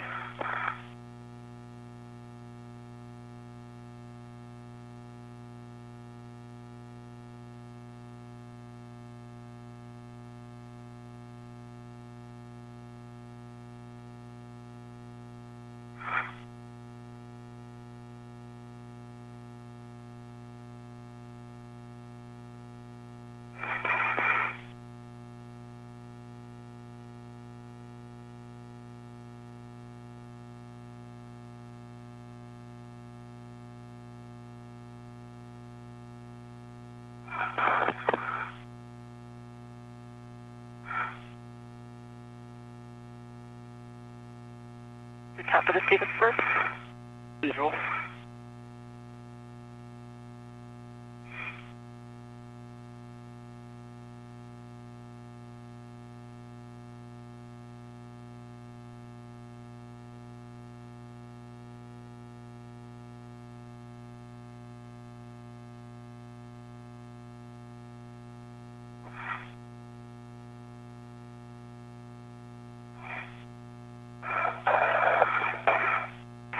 Okay, Frank. The safety tethers are nadir of phase 1. And when we both go down the Cedar Spur, they'll be kind of snugged up like a little fair lead off the covered lab strut. And I believe that keeps them clear of the key translations up. We copy, Ike, and we concur. And as a reminder, you will be ingressing the airlock first, Ike. I'm going to just head aft, make room for him.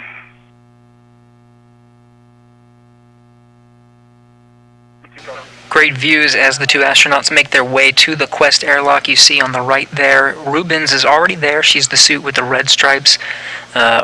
Glover trailing very shortly behind. Rubens will need to move out of the way to make sure Glover ingresses first. He's got the task as the EV2 position to enter this airlock first. Rubens will enter shortly after Glover, and she has the task of closing the hatch. The spacewalk will officially end when repressurization begins. You guys have a go for opening the hatch thermal cover. Cover system.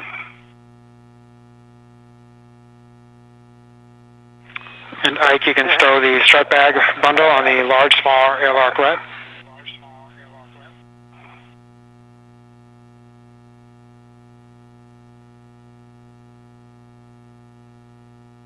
Good.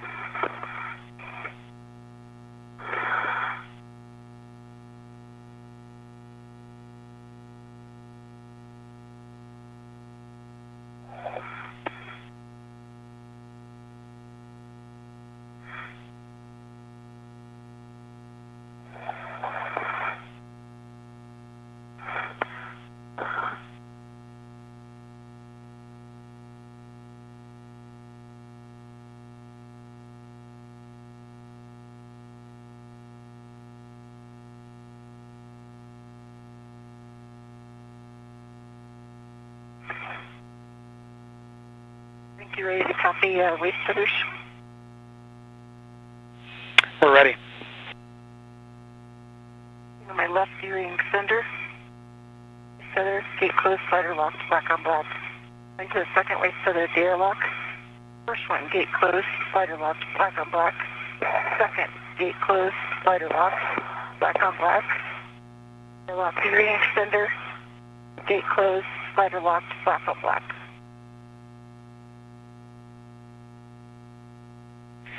And Kate, that is a good load path for EV1.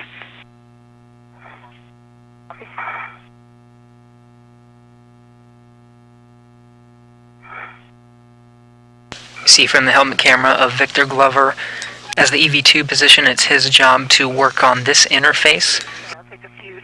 Well, they'll connect themselves to station power and water once again, and switch some valves to not rely on the suit's battery power anymore.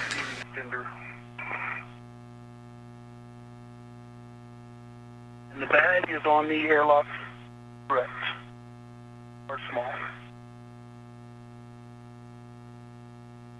Okay, that is a good config for you, Ike. Kate, you can turn off your HECA and verify green LED is off. Sorry, should have read you that while Ike was still available. Set, I got a mirror. Alright, HECA's off, green LED is off.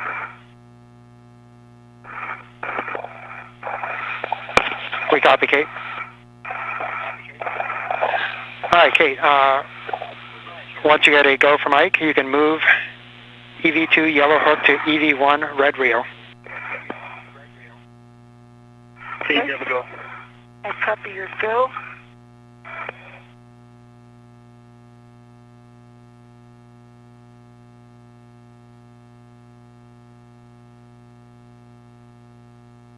My red reel.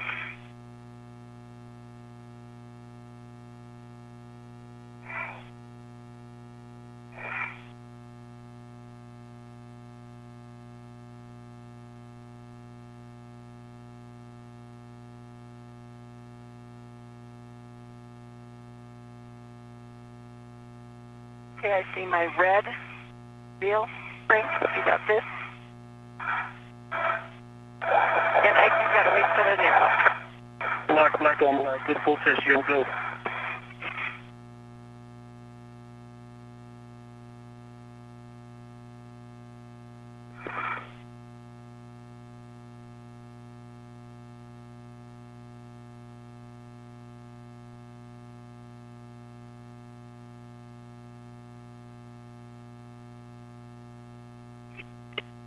Hook.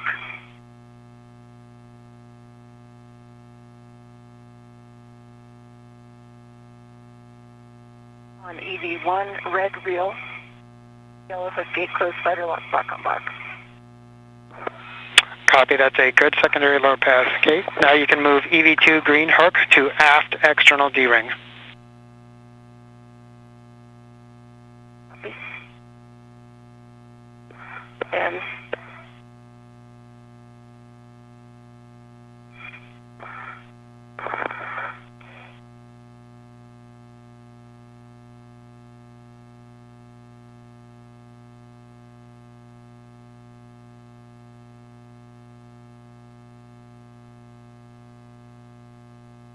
I guess I'm pulling a little. It's okay, I can come back out a little if you need. And Kate, we're going to have a handover in about 10 seconds, so Ike's green hook will go to the aft external D-ring. Your green hook will go to the forward external D-ring. Copy.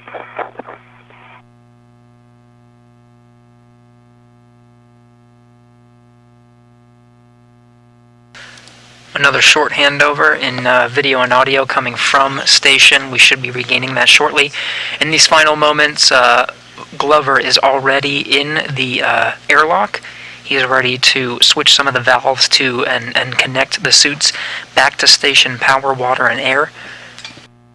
Rubens is busy reconfiguring those tethers, making sure they're all in a good configuration before she enters the airlock as well. It'll be her job to close the hatch and seal it, make sure everything's good before they begin the repressurization and conclude today's spacewalk.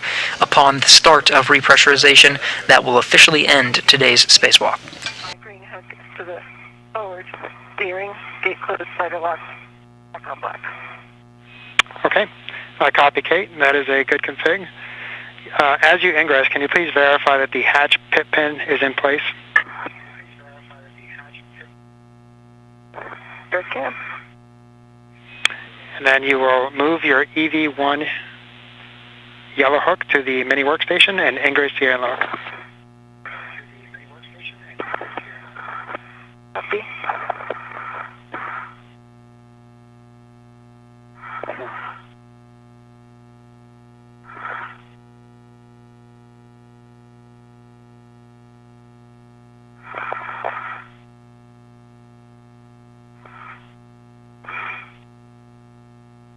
EV1 yellow hook going to my mini workstation. Copy.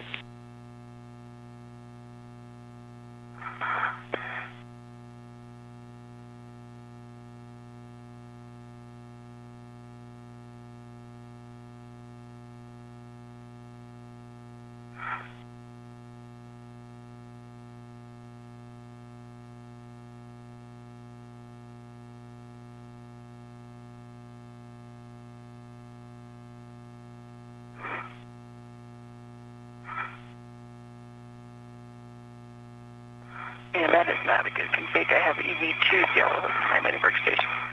Greg, can you just pause here and I need a EV2 yellow hook.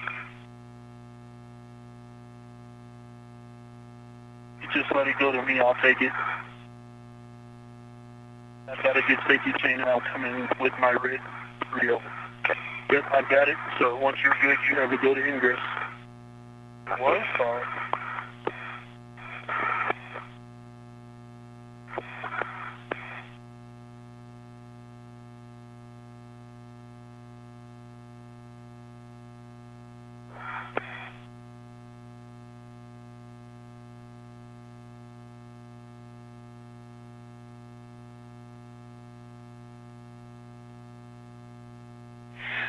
Okay, we copied all of that. Good catch. You do have your own load path to the airlock, and so you still are in a good config. Yep, and I've got my yellow hook on my mini workstation. I guess you can see my feet getting in.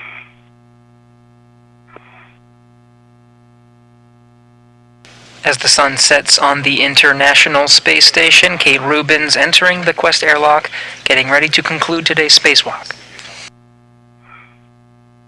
Is that in a second?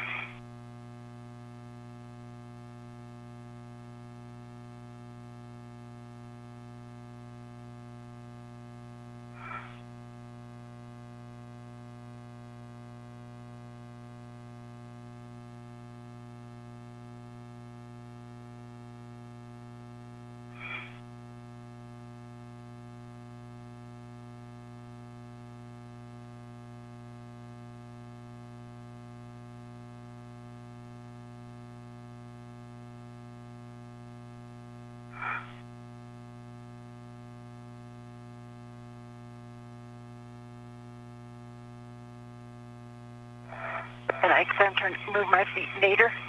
You're trying to move your feet nadir? Yeah. Okay. Okay. All right. I think I've got a good.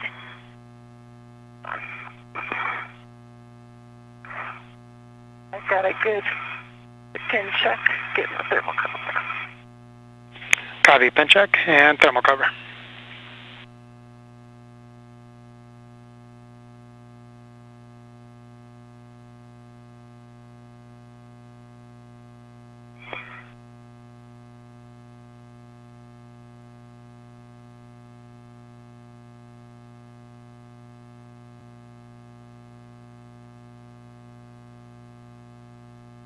Okay, we see the thermal cover closed, and you can attach the Velcro strap.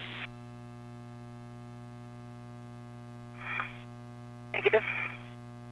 Not quite yet.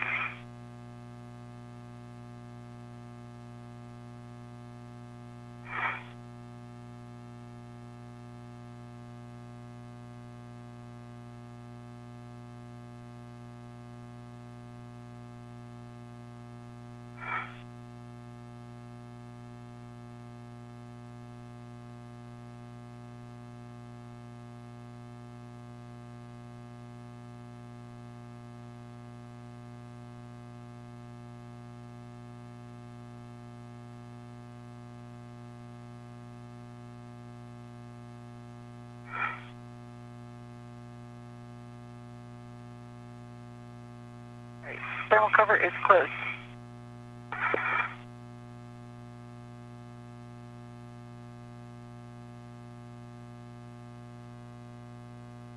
Ready for your next. Okay, for both of you, you will remove SUs from storage pouch, remove DCM covers and Velcro to DCM, and connect the SUs to your DCMs. Copy.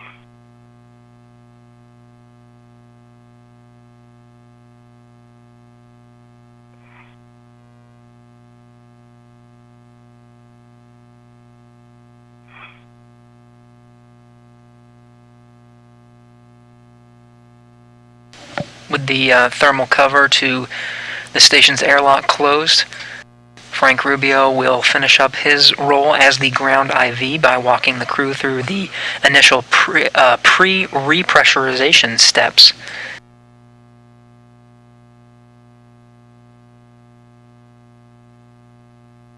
He'll do this until handing back over to Soichi Noguchi, who's standing by in the station's equipment airlock.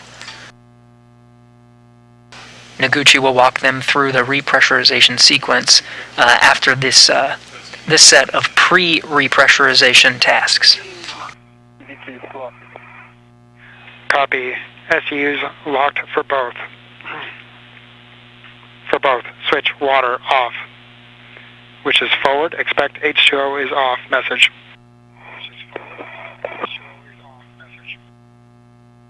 V1, water off. EV2. Okay, caution, do not close hatch until EMU water off for 2 minutes. We started our timer.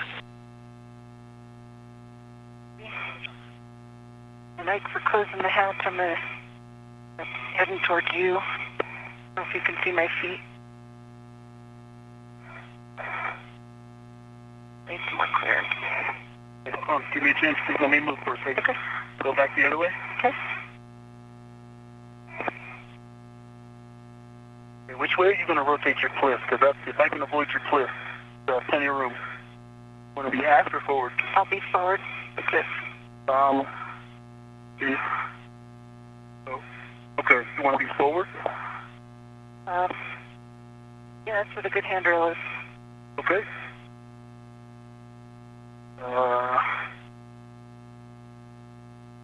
From my feet out of the way? Yep. And my plus is zenith. Okay, my plus is rotated station forward, and I am port as far as I can go.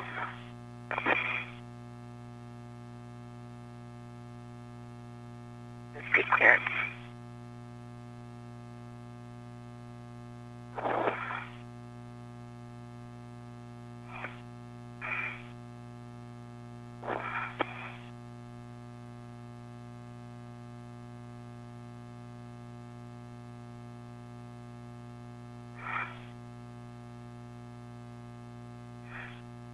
For you, I can verify spools and tethers are clear of the airlock. Got eyes on my depress repress key card. And no tools, tethers off the hatch. Copy, Kate.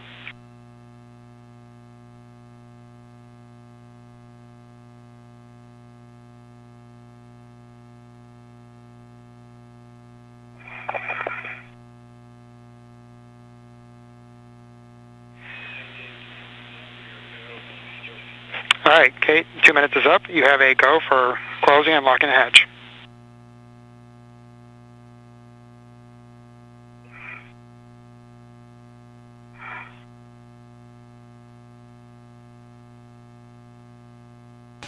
Soichi Noguchi there at the hatch window, looking at his crewmates on the other side who are concluding their spacewalk. He'll take the lead as the suit IV, guiding them through the repressurization procedures and eventually opening the hatch and bringing them in the equipment lock to doff or take off their suits. You see Mike Hopkins in the foreground there, checking over some of the upcoming procedures. He'll be aiding Noguchi through some of these next tasks. Frank Rubio taking the lead as the repressurization tasks. He'll be handing over to Noguchi shortly.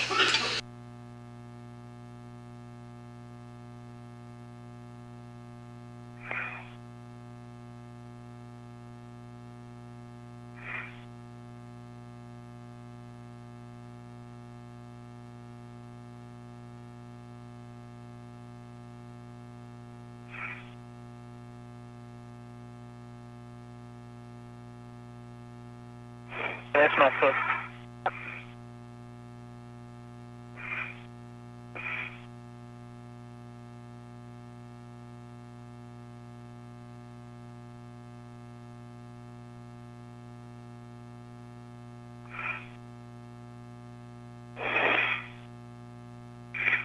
Still getting a little bit of video from inside of the crew lock. This is Kate Rubins working through her procedures to close the hatch. There it goes.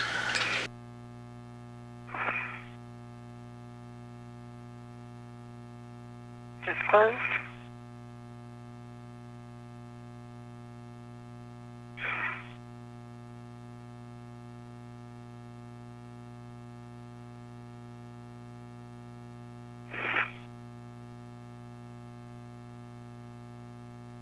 Can you move your feet up Please. a little bit?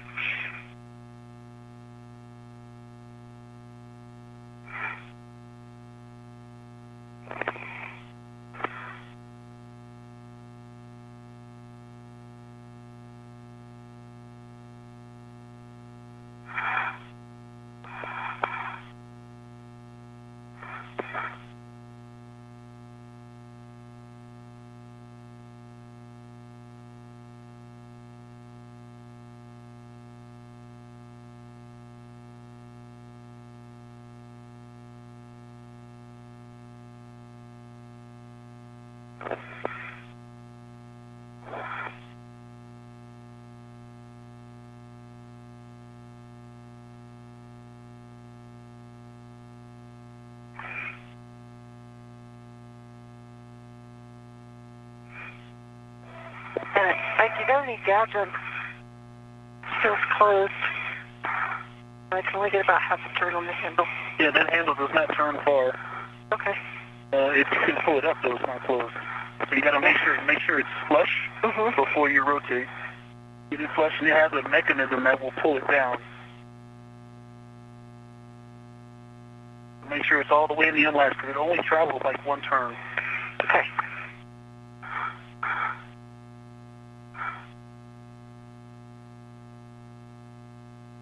Watch. Make sure it's flush, and then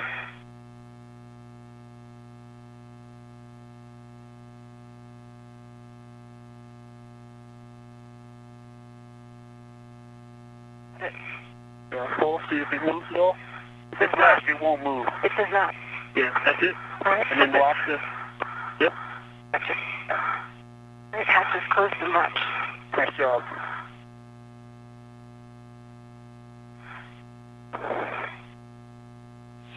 All right, great job, guys. Okay, Ike, on the UIA, check oxygen, EMU, 1 and 2 valves, 2 valves open. Oxygen EMU1 open, oxygen EMU2 open. Switch power, EV 1 and 2, 2 switches on, ON. EMU1 power on, good LEDs. EMU2 power on, EV2 power on, good LEDs. Copy. Good LEDs. Check power, EV 1 and 2 volts, 18.0 to 19.0. 18.6 times 18.6 times 2. Copy. For both, switch power to SCU. Expect warning tone.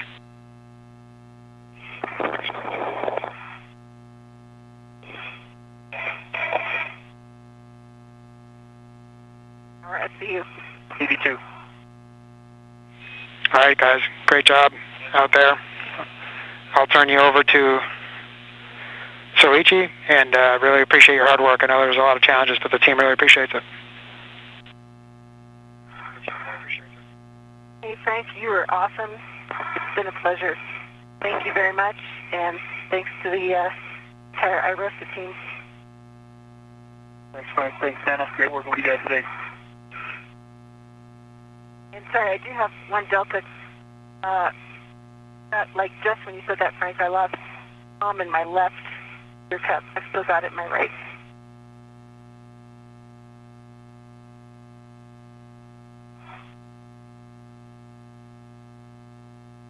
EV2 got it.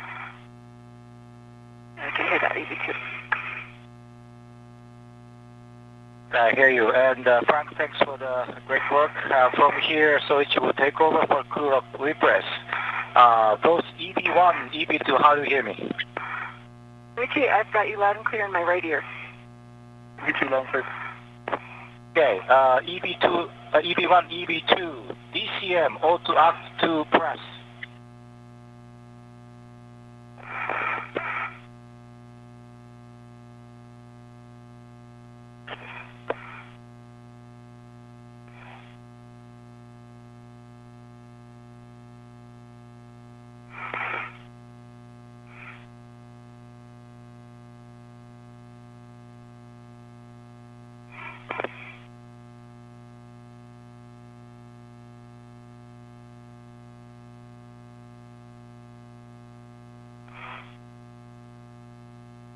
EV2.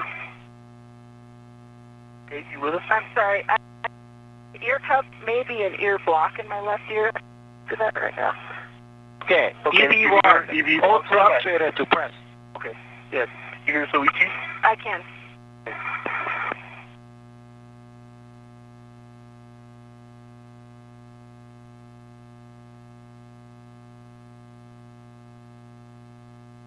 And that's in work. Okay.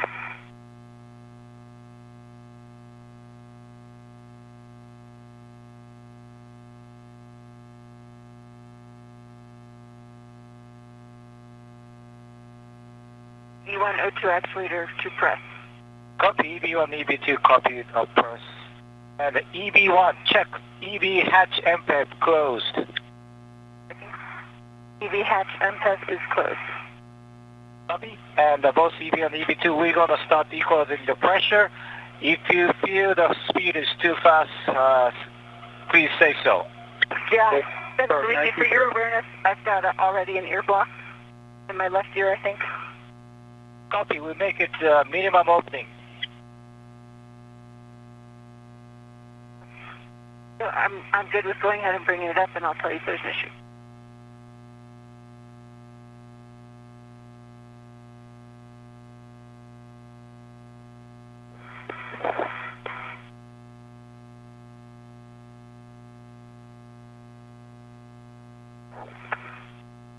EV and EV2 just started open the throttle at 1840, 1816.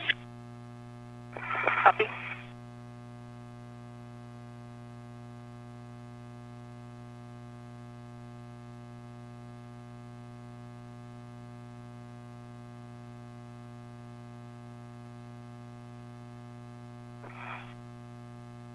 Switch, I've still got good variability in my left ear. Copy, EV1.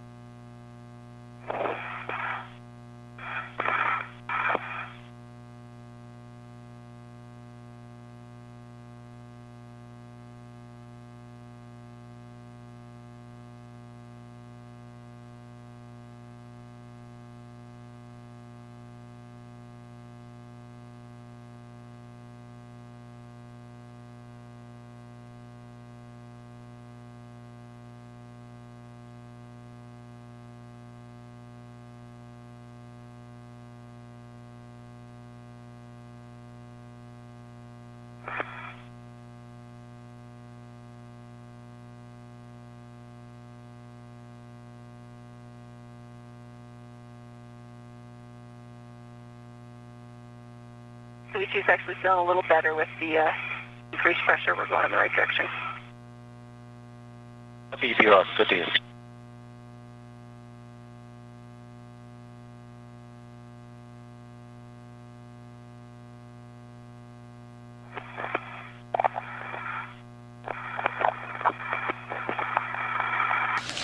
This is Mission Control Houston. We do have confirmation. Repressurization is underway.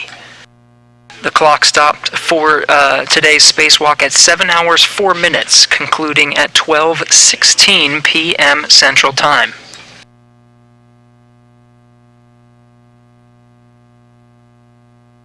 Repressurization is slow and steady, about 0.7 psi right now. They will climb up to 5 psi before performing a hold and a check to make sure the pressure is holding before resuming pressurization up to equalize with the International Space Station just above 14 psi.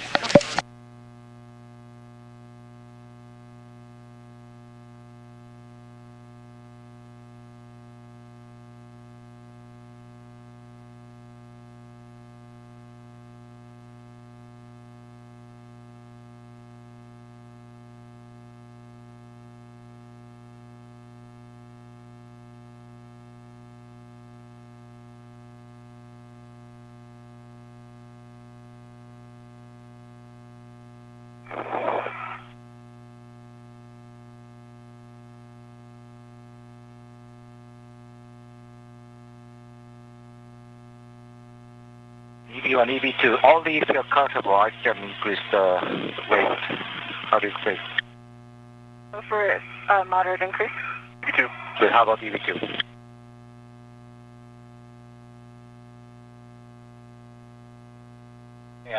Is it okay to increase the rate? EV2.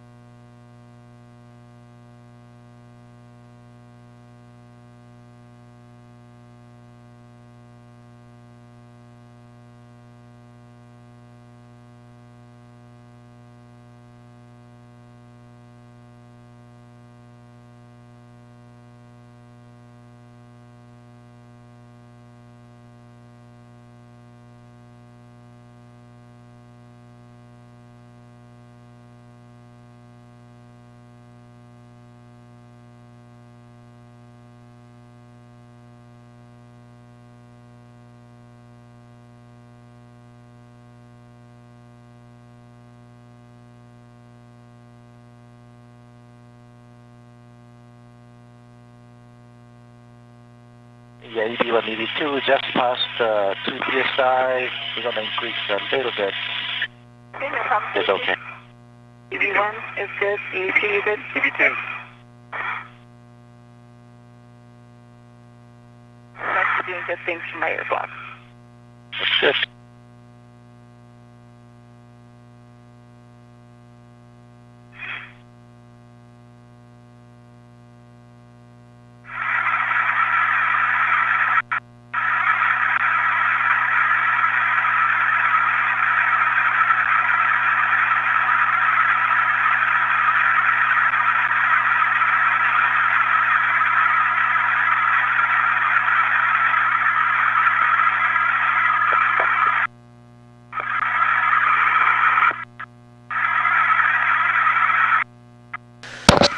Again, repressurization is underway. It's slow and steady. We're at about 3 pounds per square inch, and we'll pause at 5.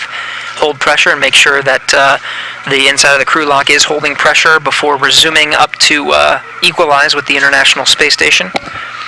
In the meantime, we do have statistics for you based on today's 7-hour, 4-minute spacewalk. This was the 235th spacewalk in support of station assembly, maintenance, and upgrades. It was the 3rd conducted in 2021, the 4th spacewalk for Expedition 64. For Kate Rubins, this is the 3rd spacewalk in her career. Her career total is now 19 hours, 50 minutes, 50 minutes. This is also the 3rd spacewalk of Victor Glover's career. His total 19 hours, 20 minutes. Today's spacewalk lasted 7 hours, 4 minutes, beginning 5:12 a.m. Central, ending 12:16 p.m. Central Time. And the total spacewalking time for all 235 spacewalks aboard the International Space Station come out at 61 days, 4 hours, and 11 minutes. This was also the first time an HD camera was used on a spacewalk. Some of those views provided from the helmet camera of Kate Rubins. The new Heka camera, we'll be seeing those again in the near future. Also, the 2 spacewalking astronauts today, Kate Rubins and Victor Glover, are both part of the Artemis team. They're part of a crew of 18 astronauts selected to help pave the way for the next astronaut missions to and around the moon as part of the Artemis program.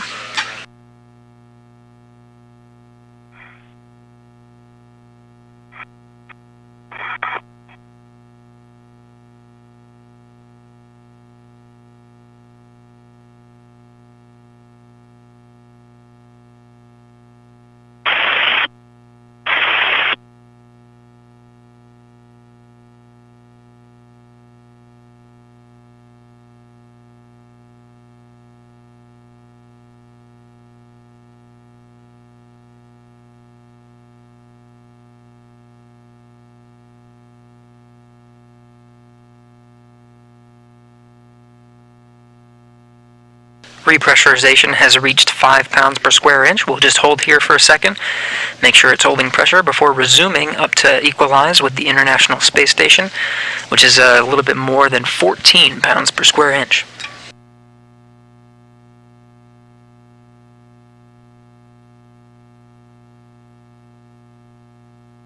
We'll continue to provide coverage throughout the duration of this repressurization sequence.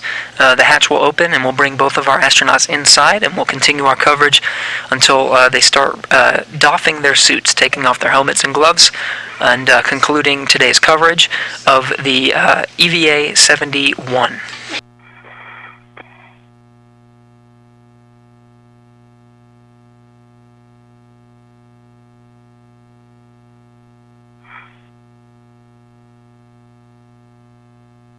Houston Station on 1, step 7. The P1 is 258.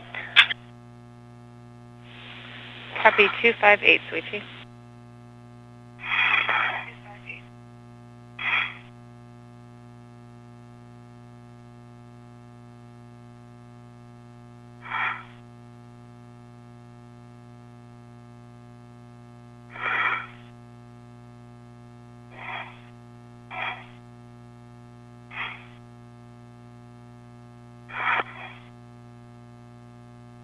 Are we still going to ground?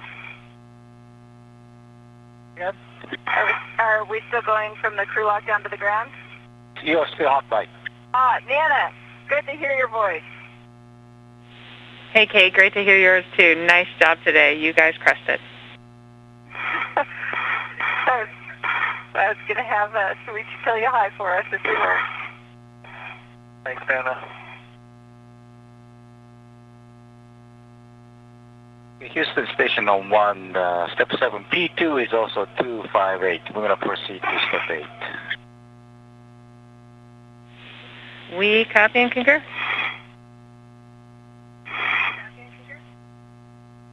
Okay, EV1, EV2, check. Glove heaters, OFF. EV1, OFF. V2.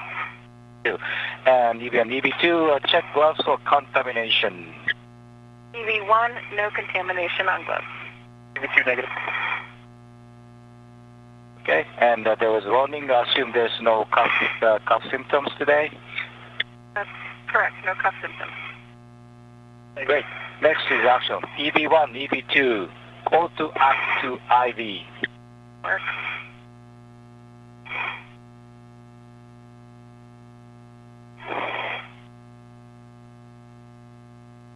EV1, IV. EV2 IV. Copy. Next, we're going to bring the equalization to norm, but initially we start from the slower rate, if Thank you guys you. are okay. That's good.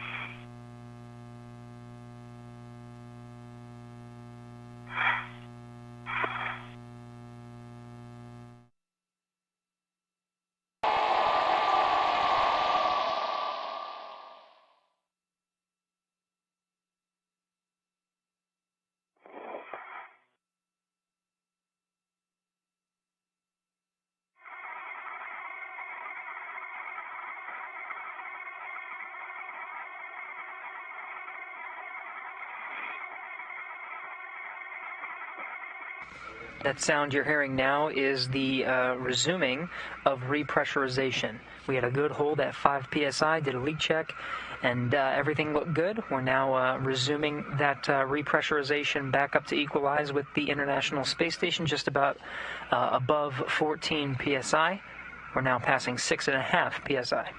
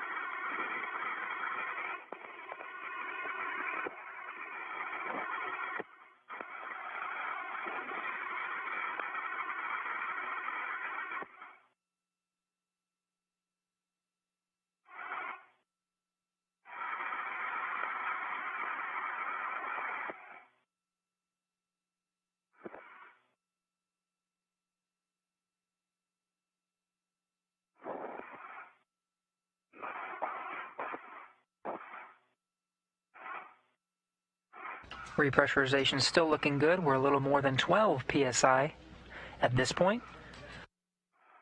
We're heading just above 14.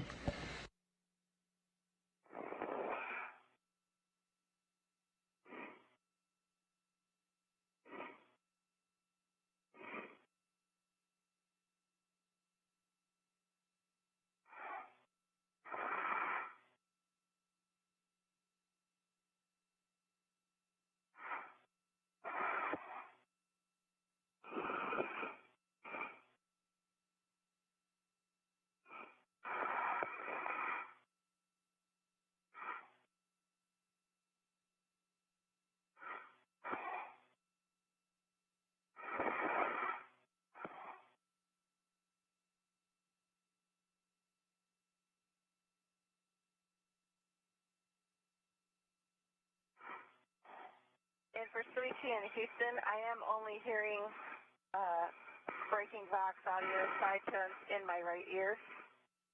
Your block's pretty much resolved, and so I do think Comcap left ear is down. Copy. And we copy.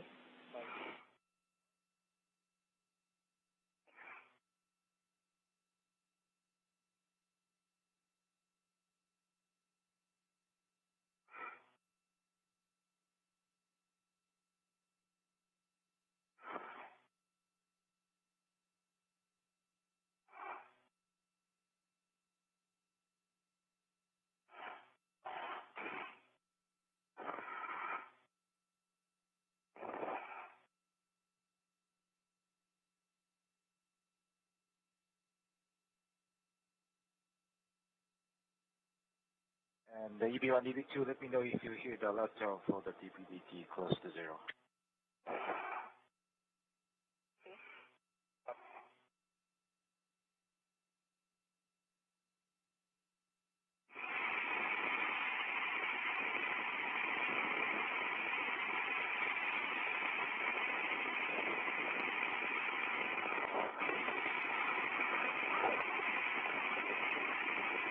Okay, check your box.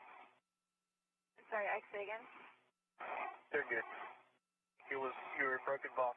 Gotcha.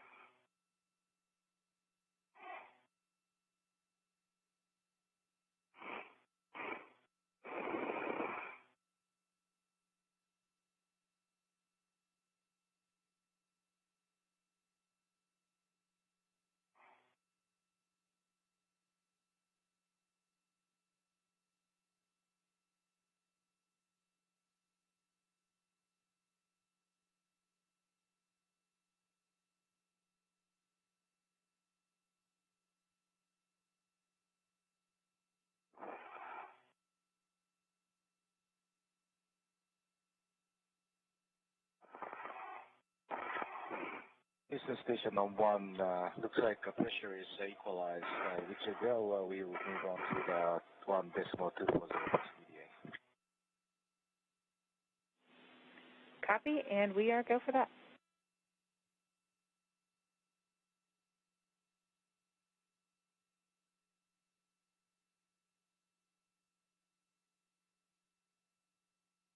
EB2, we're going to open the hatch per decal. Copy. EB2. All right, pressure is equalized on the other side of the hatch, just a little bit more than 14 psi. Soichi Noguchi going to work the hatch opening procedures.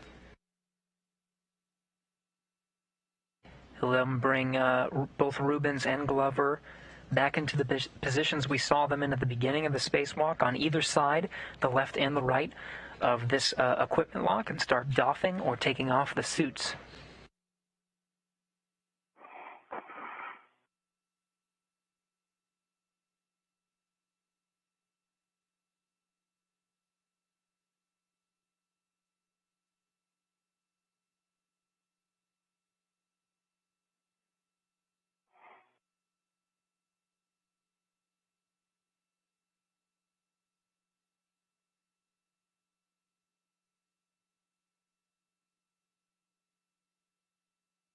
Another handover of our satellite coverage, providing video feeds from the International Space Station. In the meantime, the crew aboard will continue to work through the procedures to get both of the crew members, Kate Rubins and Victor Glover, back inside the equipment lock, back inside the International Space Station, and begin taking off or doffing their suits, the helmets, the gloves, and give them the much-needed break after a 7-hour and 4-minute spacewalk.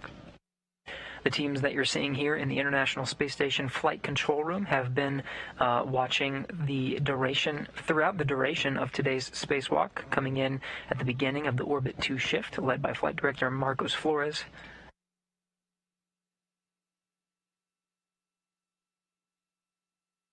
Teams here will continue to remain on console through some of the next procedures. We'll continue to provide coverage until we start seeing the doffing of both of the crew member suits, the helmets come off, and we'll go ahead and wrap up our coverage. And my SCU was routed differently.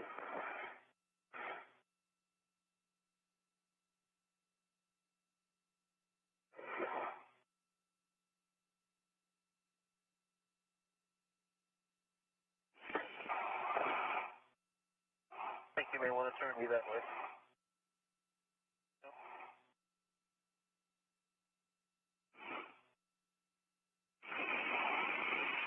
Airlock station on 1 when convenient. Just so you know, we had a brief handover, and now we are down KU, so we're not seeing what y'all are doing. Let us know if you're ready for our step 4.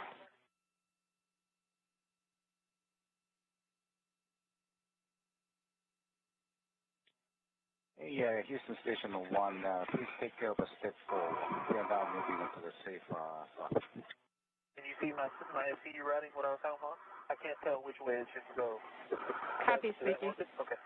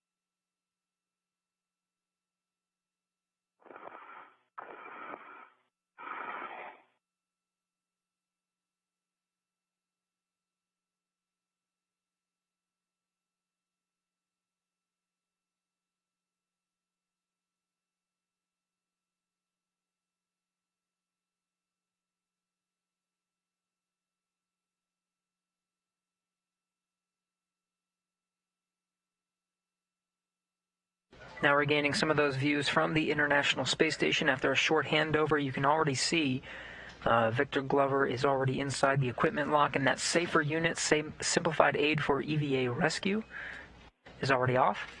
On 1, no response required. The crew is no longer hot mic to the ground.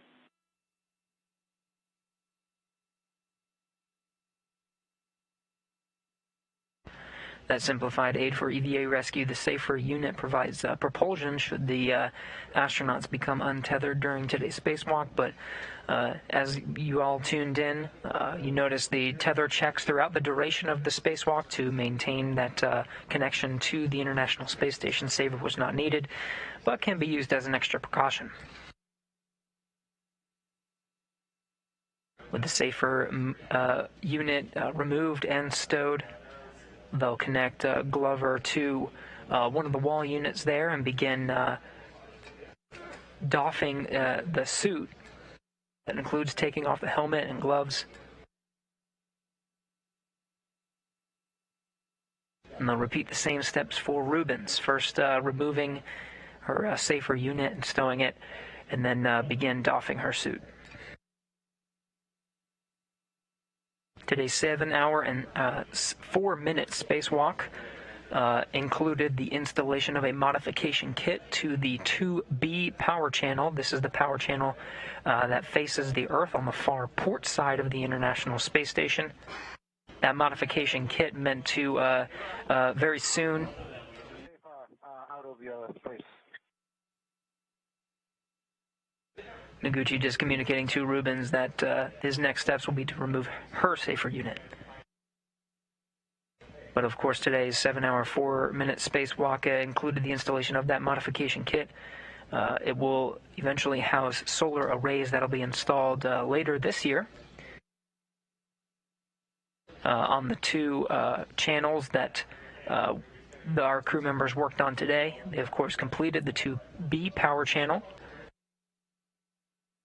They may readdress some components of that channel on later spacewalk, but the modification kit itself is structurally sound and in a safe configuration. The 4B power channel, they got started by building the first element of the modification kit, the upper triangle. This is the bracket that goes at the very top of the configuration, towards the top of the mast canister that deployed the original solar arrays.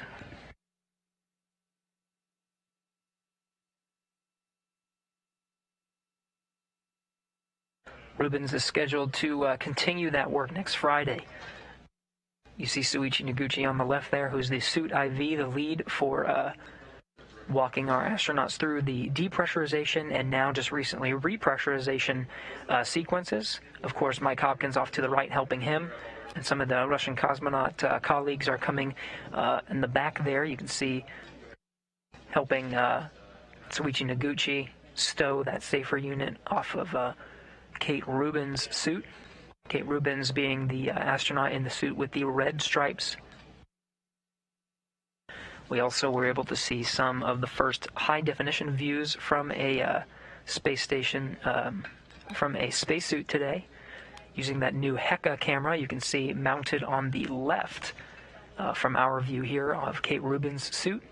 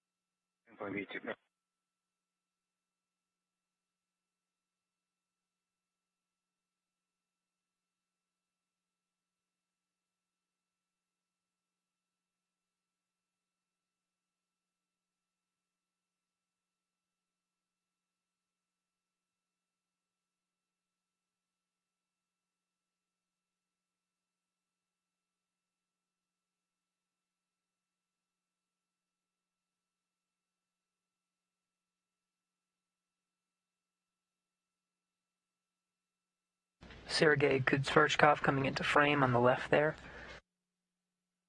Russian cosmonaut that flew with Kate Rubins on the Soyuz to the International Space Station. Taking some photos as Soichi Noguchi there, the lead suit IV, works with Mike Hopkins in the background there. Both working to remove the tools and tethers that our two spacewalking astronauts used throughout the duration of today's spacewalk. And again, they'll continue to doff or remove the suits, including the helmets and gloves. We'll continue to provide coverage throughout that process.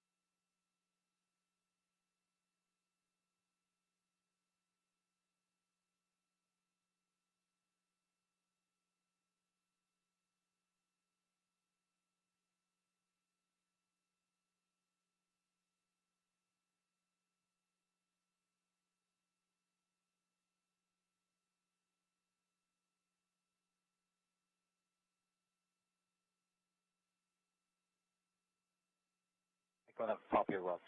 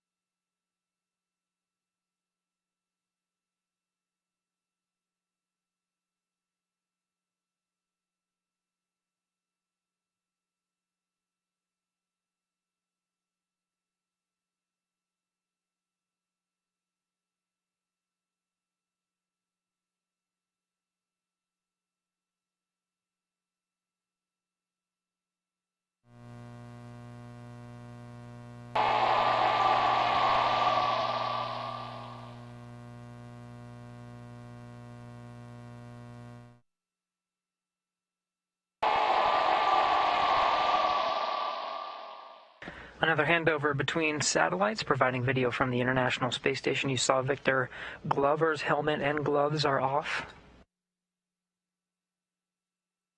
Noguchi and Mike Hopkins will continue to work on Kate Rubins' suit, doing the same, removing her tethers and tools, and then eventually her helmet and gloves.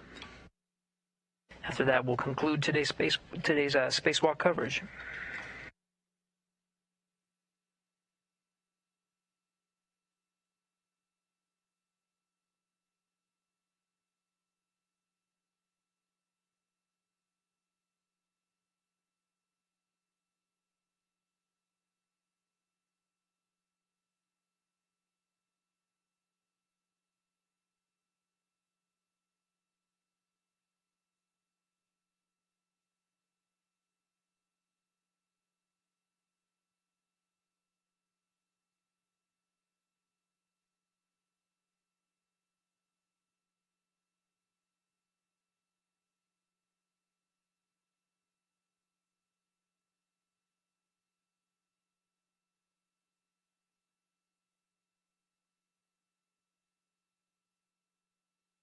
You're going to put the O2 off and okay.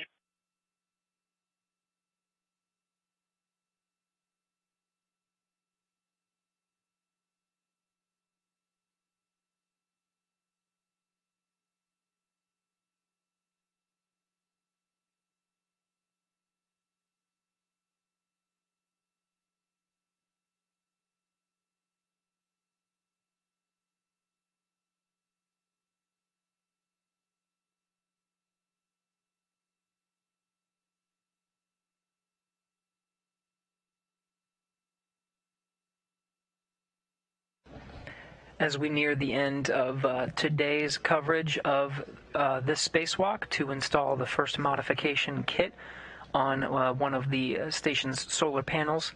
That is the first of 6 planned modification kits. This is in preparation for some of the upcoming solar arrays. There will be a set of 6 arrays that will be mounted on in front of some of the existing arrays and simply augment the power and continue to provide power for the research and commercial activities planned aboard the International Space Station for years to come.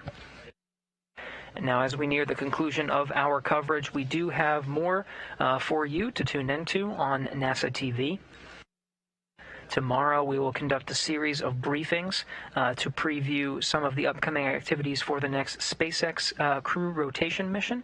This is NASA's SpaceX Crew 2 mission. Aboard is NASA's Shane Kimbrough and Megan MacArthur, Aki Hoshide of JAXA, and Thomas Pesquet of the European Space Agency, ESA.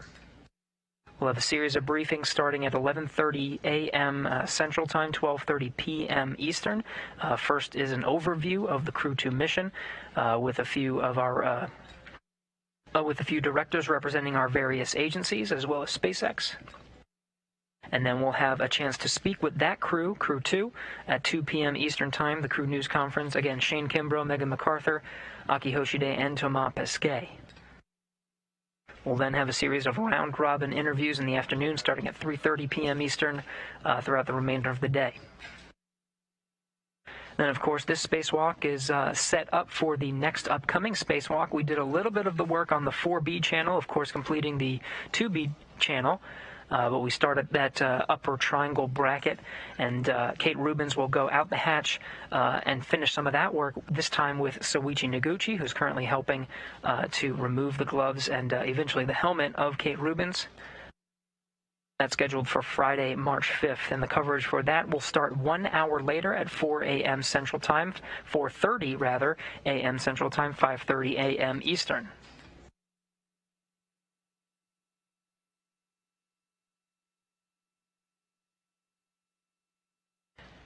Now, again, that will be to finish the installation of the modification kit. The tasks for that spacewalk are set to look somewhat identical to what we just saw today. They may even squeeze in a few other tasks. And, of course, March 5th, or perhaps a spacewalk in the future after March 5th, the crew may address some of the work done on the 2B power channel today.